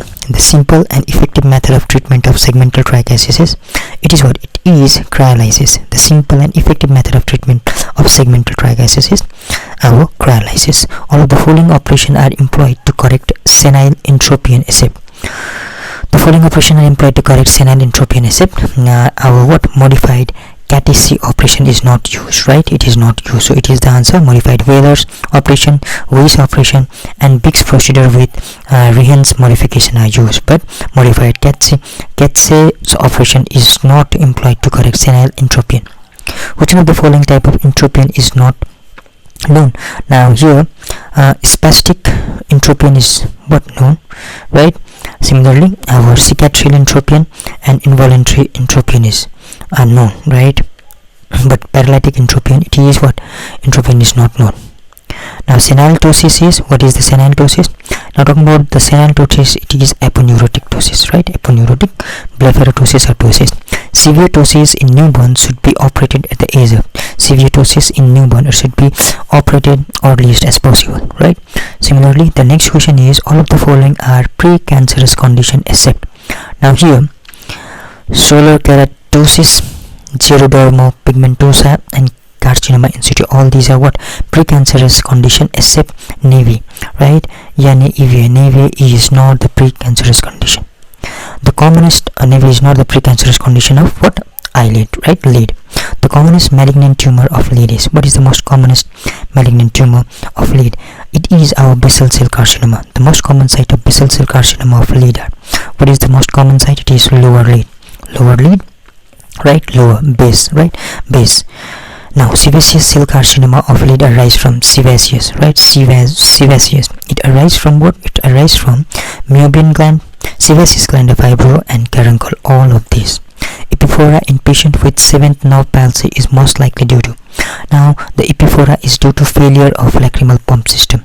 Epiphora of patient with 7th nerve palsy is most likely to failure to lacrimal pump system. Ptosis with lid lag is seen in. Ptosis with lid lag is seen in congenital ptosis, right? Congenital ptosis. Tylosis refers to hypertrophy and drooping of eyelid. It refers to hypertrophy and drooping of eyelid. Tylosis. The commonest fungal lesion of eyelid is, what is the commonest fungal lesion? That is our candida, right? Candida. Epilation is not indicated in. It is not indicated where? It is not indicated in madarosis, right? It is not treated. What? It is not indicated in madarosis. Sling surgery should be avoided in case of ptosis with. Now sling surgery should be avoided if there is poor Bell's phenomenon, right? Poor Bell's phenomenon, then it should be avoided. All are complication of chronic staphylococcal blepharoconjunctivitis except. Now all are the complication of chronic staphylococcal blepharoconjunctivitis except. Now here chalazion. Chalazion is not the complication of chronic staphylococcal blepharoconjunctivitis. Fasinella sorvate operation is not specifically indicated in. Now this is specifically indicated in Horner syndrome, right? Fasinella sorvate is indicated in what? Horner syndrome. The operation of ligation of inferior lid retractor is indicated in. It is indicated in senile entropion, right? Entropion. It is the operation of ligation of inferior lid retractor is indicated in senile entropion, right? Entropion. Now a recurrent chalazion should be subjected to histopathological evaluation to exclude the possibility of. It should be subjected to histopathological evaluation to exclude the possibility of what? To exclude the possibility of sebaceous cell carcinoma. Sebaceous cell carcinoma. The recurrent chalazion should be subjected to histopathological evaluation to exclude the possibility of sebaceous cell carcinoma. Right? The fusion of palpebral and bulbar conjunctivitis is. Now here the fusion is, what is the fusion called? The fusion is symblepharon, right? Fusion of palpebral and bulbar conjunctivitis is what? It is symblepharon. Eyelid dropping is seen in or are. It is seen in what? Damage to sympathetic nerve supply, and another condition is damage to motor root of oculomotor nerve, right? Sympathetic and oculomotor nerve, right? The patient with ptosis present with retraction of ptotic eyelid on chewing. This represents what? This represents our Marcus-Gunn jaw winking syndrome, right? Marcus-Gunn jaw winking syndrome. S-shaped eyelid is seen in. Now, where are the S-shaped eyelids seen? These are seen in plexiform neurofibroma. These are seen on plexiform neurofibroma. Now, moving toward the important question in upper eyelid. In upper lid, the molars muscles arise from fiber of levator palpebral superiorlis, right? Where lower lid, it arises from inferior rectus. Upper lid molar muscle arise from levator palpebral superiorlis. In lower lid, it arises from inferior rectus. Lacrimal gland is divided into palpebral and orbital part by levator palpebral superiorlis. Stye is an acute suppurative inflammation of las follicle. Right, stye is acute suppurative inflammation of las follicle with its associated gland of Jewish or mole, right? Horner syndrome, ptosis, meiosis, and hydrosis. Ptosis, meiosis, and anhydrosis, reduced ipsilateral swelling in ophthalmos and loss of what? Ciliospinal reflex. So Horner syndrome, right? It is what it is. Ptosis, meiosis, and anhydrosis. PMA in reduced ipsilateral swelling in ophthalmos and loss of ciliospinal reflex. Bell's phenomenon is what up and outward out rolling of what eyeball during forceful closure. Bell's phenomenon is what up and outward, right? Up and outward, outward rolling of eyeball during forceful closure. Marginal reflex distance is distance between upper lid margin and corneal light reflex, right? It decreases in what doses, that is normal is 4 to 4.5. Severe pain occurs in hordoleum internum as suppurative inflammation is within the tarsal plate and inelastic plate of connective tissue. Splitting of eyelid is done at the level of gray line and is relatively avascular. Splitting of eyelid is done at the level of gray line and is relatively avascular.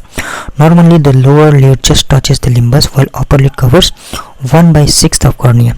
Normally lower lid it touches the limbus, right? But upper limb covers 1/6 of cornea. Nerve and vessels in eyelid lie in submuscular areolar tissue. Hence, anesthetic injection to lid is given in this layer. Fascinella Servate operation. Fascinella Servate operation, that is conjunctivomulectomy, is specifically indicated in Horner syndrome. In Horner syndrome, Fascinella Servate operation is specifically indicated. The main pathogenetic factor for development of chronic myobomitis is bacterial lipase. Main pathogenetic factor for development of chronic myobomitis is bacterial lipase, which forms free fatty acid and that alters the expression of meibomian gland secretion, which aid in bacterial proliferation, right? Okay, and the capsulopalpebral fascia, that is White-Nails ligament, originates from inferior rectus muscle and is inserted to inferior tarsal border. Toothpaste appearance of thick secretion expressed out is observed in chronic myobomitis after pressing the lid margin, right? Toothpaste appearance of thick secretion expressed out is observed in chronic myobomitis after pressing the lid margin. Dimension of palpebral apparatus is 20 to 30 mm into 8 to 10 mm. Lymph from medial half of eyelid goes to submandibular lymph node. Lymph from medial half of eyelid goes to what? Submandibular lymph node, and from lateral half goes to what? Preauricular lymph node, right? So submandibular and preauricular lymph node are what? The collecting lymph. Orbicularis oculi is muscle responsible for lacrimal pump mechanism of drainage of tear. Ministry of treatment in myobomitis is systemic tetracyclines, right? The rosette found in lid margin are the feature of ulcerative blepharitis, right? These are the feature of ulcerative blepharitis. Rosettes found in lid margin are feature of ulcerative blepharitis. The most common cause of ulcerative bacterial blepharitis, STI, and acute myobomitis is Staphylococcus aureus. Remission, exacerbation are very common in blepharitis. Organism responsible for seborrheic squamous blepharitis is Corynebacterium acne, which split neutral lipids secreted by gland of Jews into irritating free fatty acid, right? Free fatty acid. Any type of blepharitis can lead to papillary conjunctivitis and corneal erosion. Lukewarm solution of 3% NaHCO3 is used for crust removal in blepharitis. Lukewarm solution of sodium bicarbonate, 3% of sodium carbonate is used for crust removal in blepharitis. Layer of striated muscle of eyelid consists of what? Orbicularis oculi and levator palpebral supralis. Thinnest skin in body is found in eyelid. The loosest connective tissue in body is found in eyelid. In chalazion with multiple reoccurrence at same site, the incision and curettage should be replaced by excision biopsy. Commonest lid lump is chalazion. Very large chalazion of upper eyelid can give astigmatism by pressing the cornea. Chalazion is non-infective granulomatous inflammation of meibomian gland, but hordoleum internum is suppurative inflammation of meibomian gland associated with duct blockage, right? The treatment of choice for chalazion located near the puncta, where incision and curette is contraindicated, is intraluminal injection of triamcinolone. The treatment of choice for chalazion located near the puncta, right, where incision and curette is contraindicated, in intraluminal injection of triamcinolone. The incision and curettage of chalazion.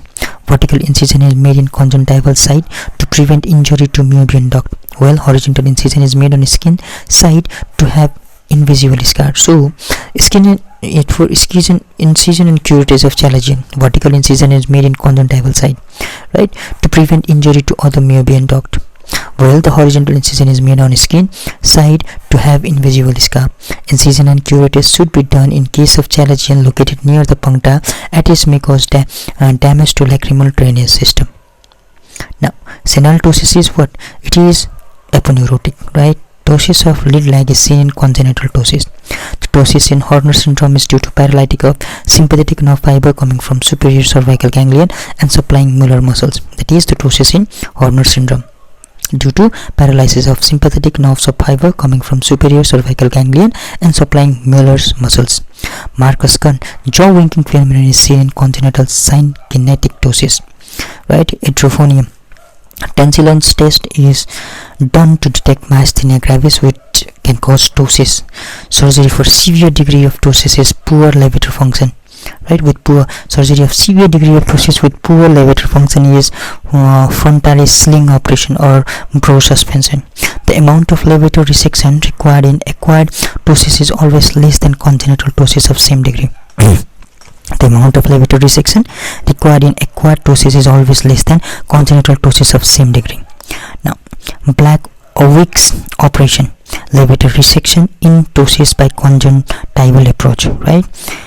Levator resection in ptosis by conjunctival approach. Now, Eber-Bose operation, levator resection in ptosis by skin approach. That is skin approach, and that is conjunctival approach.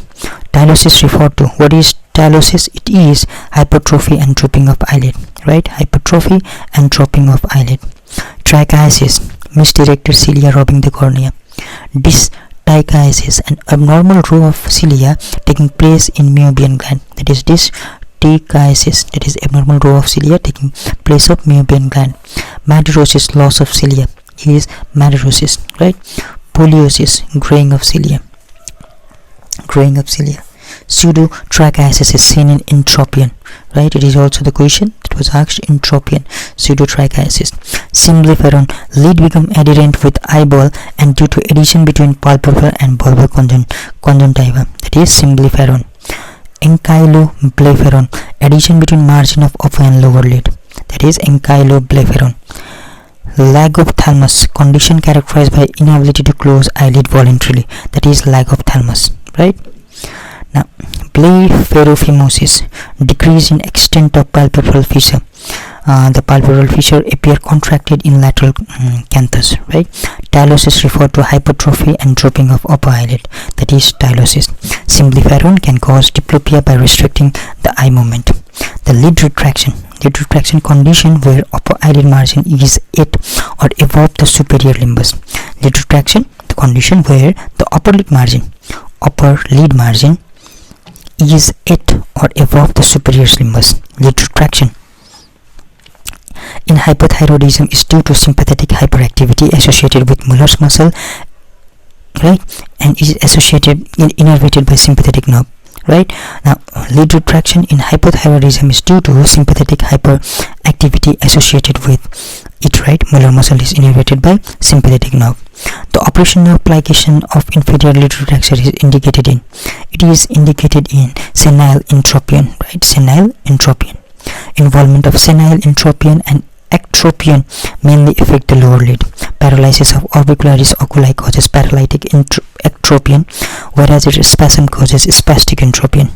Entropion and ectropion is caused by disparity between length of anterior lamellae, skin and muscle, and posterior lamellae, that is tarsal plate and palpebral conjunctiva, right? Positioning of sharp posterior lid margin against the eyeball is essential for stability of tear film, which is lost in ectropion and posterior blepharitis. Stratfield Snellen procedures and modified catesis operation are surgeries for cicatricial entropion. Surgery for senile entropion is West operation, Jones procedure, and Quaker's procedure. Modified Kuhn-Hunt-Cizomowski operation is surgical treatment for senile ectropion. Surgical treatment for paralytic ectropion include tarsorrhaphy and canthoplasty. Surgery for cicatricial ectropion is what? Elsing's operation, jetplasty, or VY operation. So now your orbicularis oculi is supplied by 7th cranial nerve. Nerve supply of orbicular motor orbicularis oculi, 7th cranial nerve, and zygomatic branch, levator palpebral superior superior division of oculomotor nerve. Molar muscle sympathetic fiber from superior sympathetic cervical ganglion. Sebaceous cell carcinoma of lid arise from Meibomian, sebaceous, and caruncle. All commonest malignant tumor of eyeball is basal cell carcinoma. The commonest site for basal cell carcinoma is lower lid, right? Meibomian gland are modified what? Sebaceous gland, modified sebaceous gland. The gland of mole are modified sweat gland, but the gland of jaw is a sebaceous gland. The accessory lacrimal gland of Wolfram are situated near upper border of tarsal plate in upper lid and near lower border of tarsal plate in lower lid. Gland of Crow's is located near the fornix, right? Gland of Crow's is located near the fornix. S-shaped eyelid is present in plexiform neurofibroma. The most common fungal lesion of eye is candida, right? Candida. So this was all about the questions from the disorder of eyelid. Now we are going to solve MCQs from ocular injuries. So without delay, let's begin with the first MCQ. Now here the first MCQ is, okay, in worker engaged in stone breaking with a chisel and hammer, the most common foreign body which can be lodged into eye is. Now here the most common the foreign body which can be lodged into eye. Now what is the most common foreign body? That is a particle from chisel, right? The particle from chisel.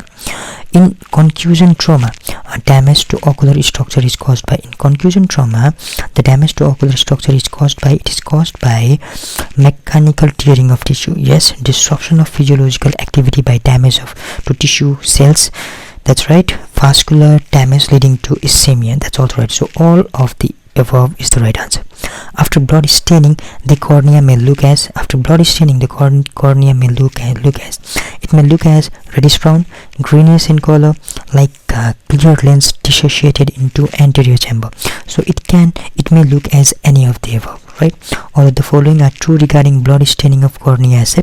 Now here, right, it's clear from center toward periphery, so it is not the correct statement, right?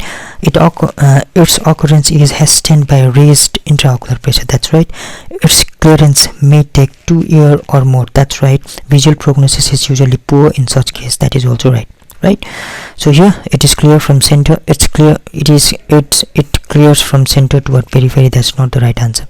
Traumatic iridodialysis may cause. Now traumatic iridodialysis it may cause antiflexion of iris, right? It may cause antiflexion of iris. Rosette-shaped cataract most commonly involves, the rosette-shaped cataract is most commonly involves posterior cortex. Now going to our next question. The next question is traumatic cataract occurs as, it occurs as what? Rosette-shaped cataract, zonular cataract, total cataract, all of the above. Blunt trauma to eye may produce all of the following changes in vitreous acid. It may produce all of the following in vitreous acid: asteroid halosis, right? Cinerasis, it will produce cinerasis. Synechiasis, right? Scintillance, liquefaction, all of this, but it will not produce asteroid halosis, right? Diameter of Vossius ring is smaller than normal people, right? It is smaller than normal people,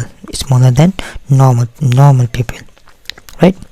The rupture of sclera in ocular contusion is seen most commonly in, the rupture of sclera, it is most commonly seen in superior nasal quadrant. It is mostly seen in superior nasal quadrant, right? The common type of contusion cataract is, what is the common type of contusion cataract? It is punctate cataract, right? Contusion is, the common type of contusion cataract is punctate cataract. Prolapsed iris in perforating trauma should preferably be abscessed and not reposited to prevent the chance of prolapsed iris in perforating trauma should preferably be abscissed and not reposited to prevent the chances of infection, right? To prevent the chance of infection. Now moving to our next question, right? Perforating injury with retained intraocular foreign body are more serious than those without because deleterious effect of foreign body, right? All of the following intraocular foreign bodies produce suppurative reaction accept. All of the following intraocular foreign body produce suppurative reaction accept. Now here the copper alloy will not produce suppurative reaction, right? Copper alloy will not produce suppurative reaction. The earliest clinical manifestation of siderosis bulbi is rusty deposit in anterior subcapsular cells of the lens, right? Of the lens, rusty deposit, right? The siderosis bulbi, the electrolytical dislocation, dissociated iron. In siderosis bulbi, the electrolytically dissociated iron, what will happen? Now combine with intraocular protein and produce degenerative changes. In chalcosis bulbi, the electrolytical dissociated ion of copper are, now these are deposited under membranous structure of eye, right? Deposited under membranous structure of eye. Clinical manifestation of chalcosis include all of the following except, now it will include all of the following except greenish discoloration of iris, right? Chalcosis, it includes clear Fleischer ring, sunflower cataract, deposition of golden plaque in posterior pole of retina, but not greenish discoloration of iris. The most toxic intraocular foreign body is a particle of copper, right? It is a particle of copper. Moving to our next question. All of the following are true about sympathetic ophthalmitis except all are true about sympathetic ophthalmitis except pathological features are of non-granulomatous panuveitis, right? All other features of sympathetic ophthalmitis like bilateral disease clinically manifested as non-granulomatous iridocyclitis. The non-injured eye developing uveitis is called sympathizing eye, but here pathological features are of what? A non-granulomatous panuveitis is the not correct statement. Regarding occurrence of sympathetic ophthalmitis, all of the following are true except, now here more common in adult than in children is not the right answer. It is more common in children, right?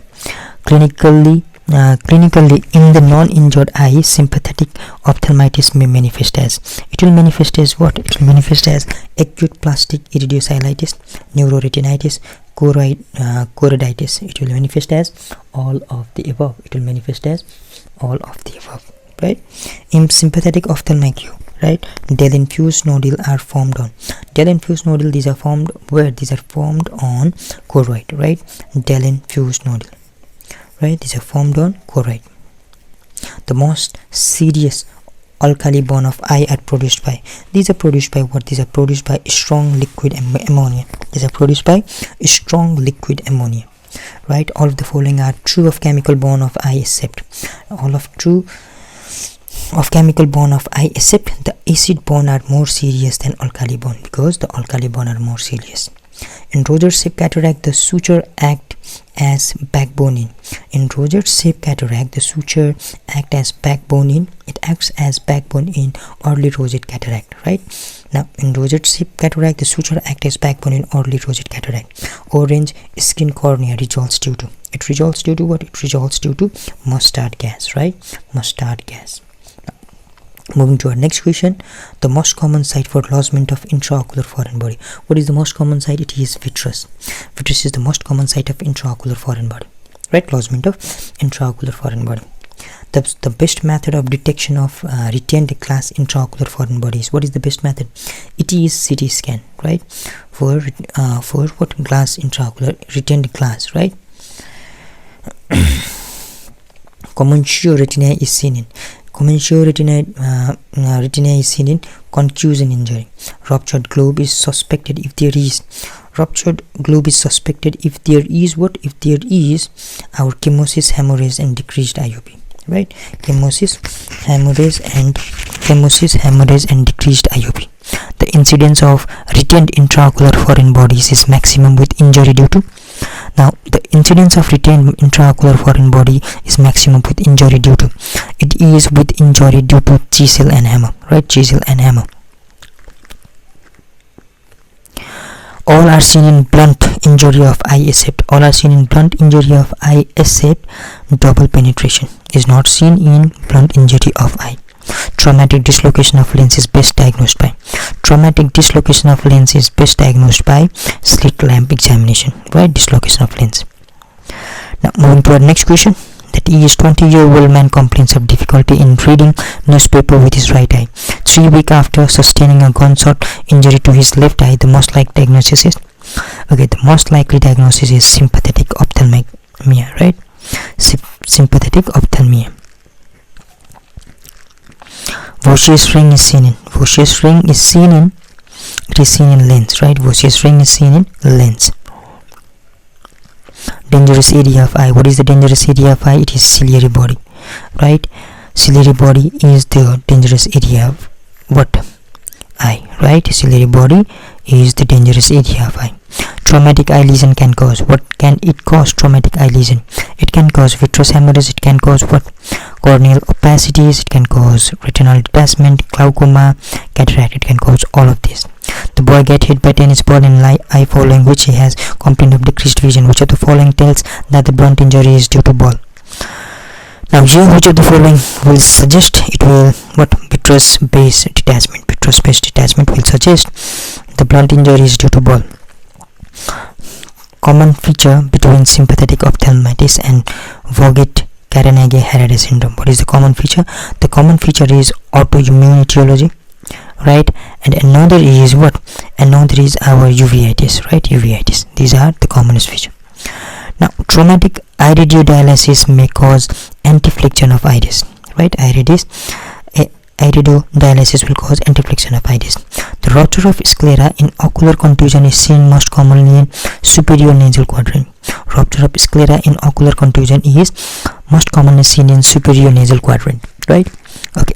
Prolapsed iris in perforating trauma should preferably be excised and not reposited to prevent infection, right? To prevent infection. Orange skin cornea results due to mustard gas. The most common site of lodgement of intraocular foreign body is vitreous. Best method of detection of retained glass intraocular foreign body is CT scan. Commensal retinitis is seen in contusion injury. Traumatic dislocation of lens is best diagnosed by slit lamp examination. In blunt injury to eye, all of the following changes are seen except soft exudate are not seen, right? Blunt trauma to eye may produce syneresis, synchiasis, scintillance, liquefaction. Traumatic eye lesion can cause all except it can cause vitreous hemorrhage, corneal opacity, retinal detachment, glaucoma, but diabetic retinopathy it is not caused by traumatic eye, right? Which of the following is not seen in blunt trauma to the eye, right? Which of the following is not seen in blunt trauma to the eye? Double pigmentation is not seen. Voschius ring is seen in lens, that is anterior capsule of lens, right? Voschius ring is seen in contusion injury. It is seen in contusion injury, right? Diameter of Voschius ring is what? Smaller than that of normal pupil, right? Okay. Now rosette shaped cataract is seen in iridocyclitis. Rosette shaped cataract most commonly involve posterior cortex. Traumatic cataract occur as rosette shaped cataract, juvenile cataract, and total cataract. In rosette shaped cataract, the suture act as backbone in early rosette cataract. Common type of contusion cataract is punctured cataract. Which of the following condition is Berlin's edema seen in? Which of the following Berlin's edema is seen after contusional trauma, right? After contusional, Berlin will do what it will do. It will do conclusion, right? Berlin conclusion. D-shaped pupil is seen in. It is seen in iridodialysis, right? Iridodialysis. D-shaped pupil is seen in iridodialysis, right? Globe rupture due to blunt trauma is indicated by contusion, hemorrhage, and low IOP, right? Contusion, hemorrhage, and low IOP. Now, ruptured globe suspected if there is chemosis, hemorrhage, and decreased IOP. After blunt trauma to eye, a patient develops circumcorneal congestion. The further test done is IOP measurement, right? Dangerous area of eye is ciliary body. Sympathetic ophthalmitis is what? It is bilateral non-suppurative uveitis. Sympathetic ophthalmitis is bilateral non-suppurative uveitis. Early symptom of sympathetic ophthalmitis is photophobia. Sympathetic ophthalmitis is photophobia. In sympathetic ophthalmitis, the first sign is what? Presence of keratin precipitate, right? Dull fusion nodule is seen in. It is seen in what? It is seen in sympathetic ophthalmitis. Dull infused nodule. Right? In sympathetic ophthalmitis, dull infused nodule are formed on choroid. These are formed on choroid. Sympathetic ophthalmitis results due to what? It results due to our penetrating injury to ciliary body. Most common ocular foreign body is chisel and hammer. Perforating injury with retained intraocular foreign body are more serious than those without causing deterioration affecting effects of foreign body. What is chalcosis? It is what? It is copper. Chalcosis. The chalcosis bulbi, the electrolytically dissociated ion of copper, are deposited on the membrane structure of eye. The most toxic intraocular foreign body is particles of copper, which is deposited in KY ring. It is copper, right? KYC, right? It is which is deposited in KY ring. It is KYC, that is copper. Blown out fracture of orbit. The most common leads to fracture is posterior medial wall of orbit. The most common leads to fracture is posterior medial wall of orbit. Blown out fracture of orbit is characterized by diplopia, teardrops, iron force, toxin test, axophthalmos, all of the above. The most common fracture of roof of orbit is blown on forehead, right? Roof of orbit is blown on what? Forehead, blown on forehead, right? Unilateral lacrimal gland destruction can be caused by fracture of roof of orbit. Alkali causes, what it will cause? It will cause symblepharon. The most serious alkali bone of eye are produced by strong liquid ammonia. Iron lodgement in eye causes, what it will cause? It will cause our siderosis bulbi, right? Siderosis bulbi. In siderosis bulbi, the electrolytically dissociated iron combined with intraocular protein and produce degenerative changes. The earliest manifestation of siderosis bulbi is rusty deposit in anterior subcapsular cells of lens. So this was all about what? This was all about the questions from our ocular injury, right? From ocular injuries. Now here we are going to talk about the questions from community medicine, community ophthalmology. So the first question is WHO definition of blindness in visual acuity in better eye equal to or less than. It is equal to or less than how much? Our 4/60, right? It is equal to or less than 4/60. WHO definition of blindness, right? And is a visual acuity in better eye equal to or less than 60. So in 9th revision of International Classification of Disease, visual impairment is visual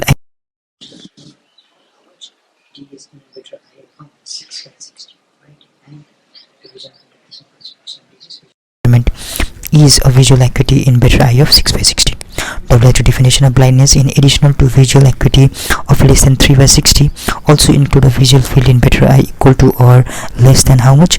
It is 5 degree, right? 5 degree. As per WHO NPCB 1986 89 survey, all of the following are true about cause of blindness in India except all other cause of blindness except refractory error 7.35, right? All of the following are true about prevention of vitamin A deficiency by supplementation except. Now in less than how much? Less than less than 6 months.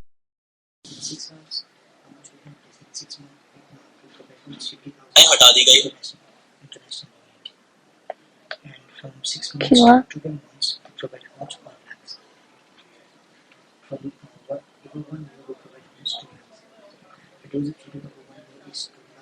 international unit, and that is right. The dose in infant less than 6 months not being breastfed is 50,000 IV orally. Dose in first trimester of pregnancy is 1 lakh international unit, so it is not the right statement.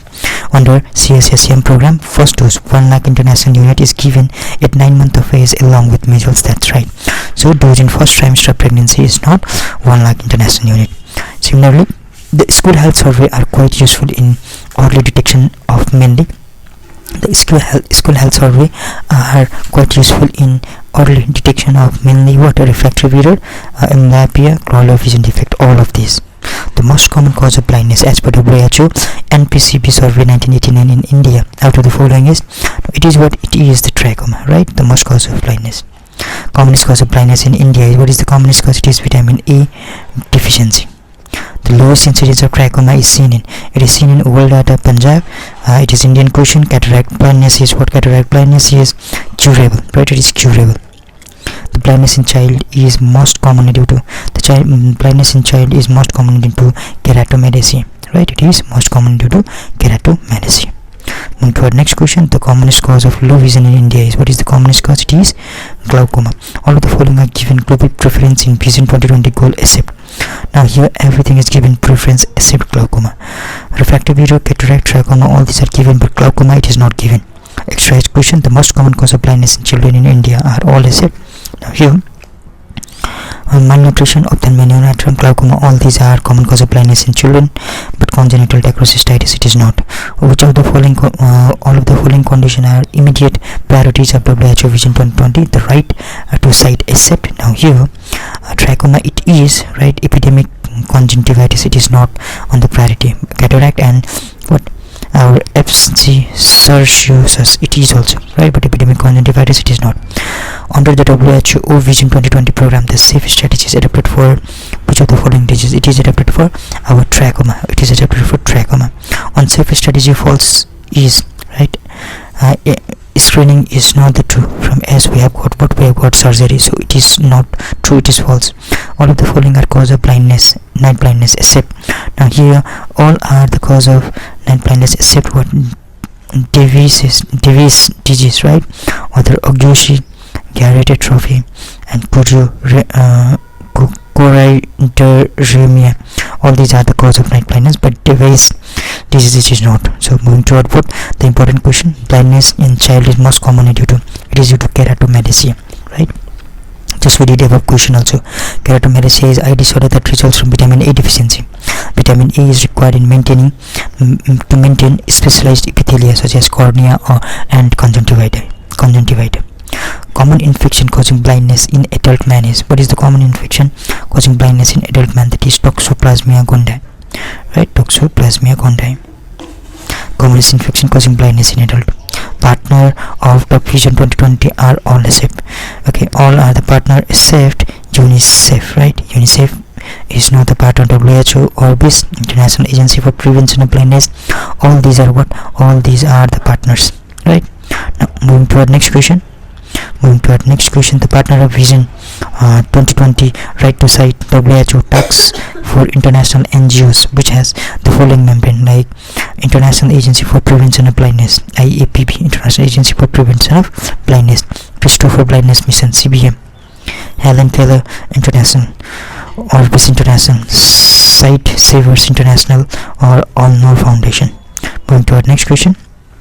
Okay, International Federation of Ophthalmological Societies, Lions Club International Foundation, Operation Eyesight Universal, the Carter Center. All of the following are immediate priorities of WHO Vision 2020, the right to sight except.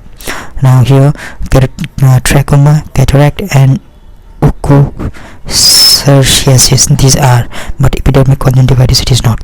All of the following are given global preference in Vision 2020 goals except. Here glaucoma is not given a global preference. We did this question under safe the program. The safe strategy is adapted for which of the following? It is for trachoma. Safe strategy all are true except screening is not there, right? Safe strategy includes surgery, tertiary prevention, antibiotic secondary prevention, facial hygiene, primary prevention, environmental change, primordial prevention, right? Primordial, primary, secondary and tertiary. For the field diagnosis of trachoma, WHO recommend follicular and intense trachoma inflammation should be assessed in. It should be assessed in what? It should be assessed in children aged 0 to 10 years, right? For the field diagnosis of trachoma, the WHO recommends the follicular and intense trachomatis inflammation should be assessed in 0 to 10 years, right? The mass treatment with azithromycin is indicated if prevalence trachoma follicles in 1 to 9 year population is more than what? Mass treatment of azithromycin is what it is indicated if there will be what 10%, right? In 1 to 9 year population, if it is more than 10%. All of the following drug is currently used for prophylaxis of non-infectious uveitis in LIMINET program. Which one of the following is currently used for prophylaxis of non-infectious uveitis in LIMINET program? That is voclosporin, right? Voclosporin, that is used for what? Non-infectious uveitis. Now, river blindness is caused by Onchocerca volvulus, right? Onchocerca volvulus, that is Onchocerca volvulus river, right? Onchocerca volvulus. River blindness is also called onchocerciasis, right? It is known to be endemic in 37 different countries. Commonest cause of blindness in Nepal is age-related cataract, right? It is always the age-related cataract in Nepal. In India it was different, so we need to memorize this one. All the commonest cause of global blindness is cataract. All the commonest cause of global blindness is cataract. Now, the second most common cause of global blindness is glaucoma. Glaucoma is the second most common cause of global blindness in right? Glaucoma is the second cause. And the third most common cause of global blindness is corneal scarring, including trachoma, right? Corneal scarring including trachoma. Which is the commonest cause of ocular morbidity in community? It is refractory error, right? For commonest cause of ocular morbidity in community, that is refractive error.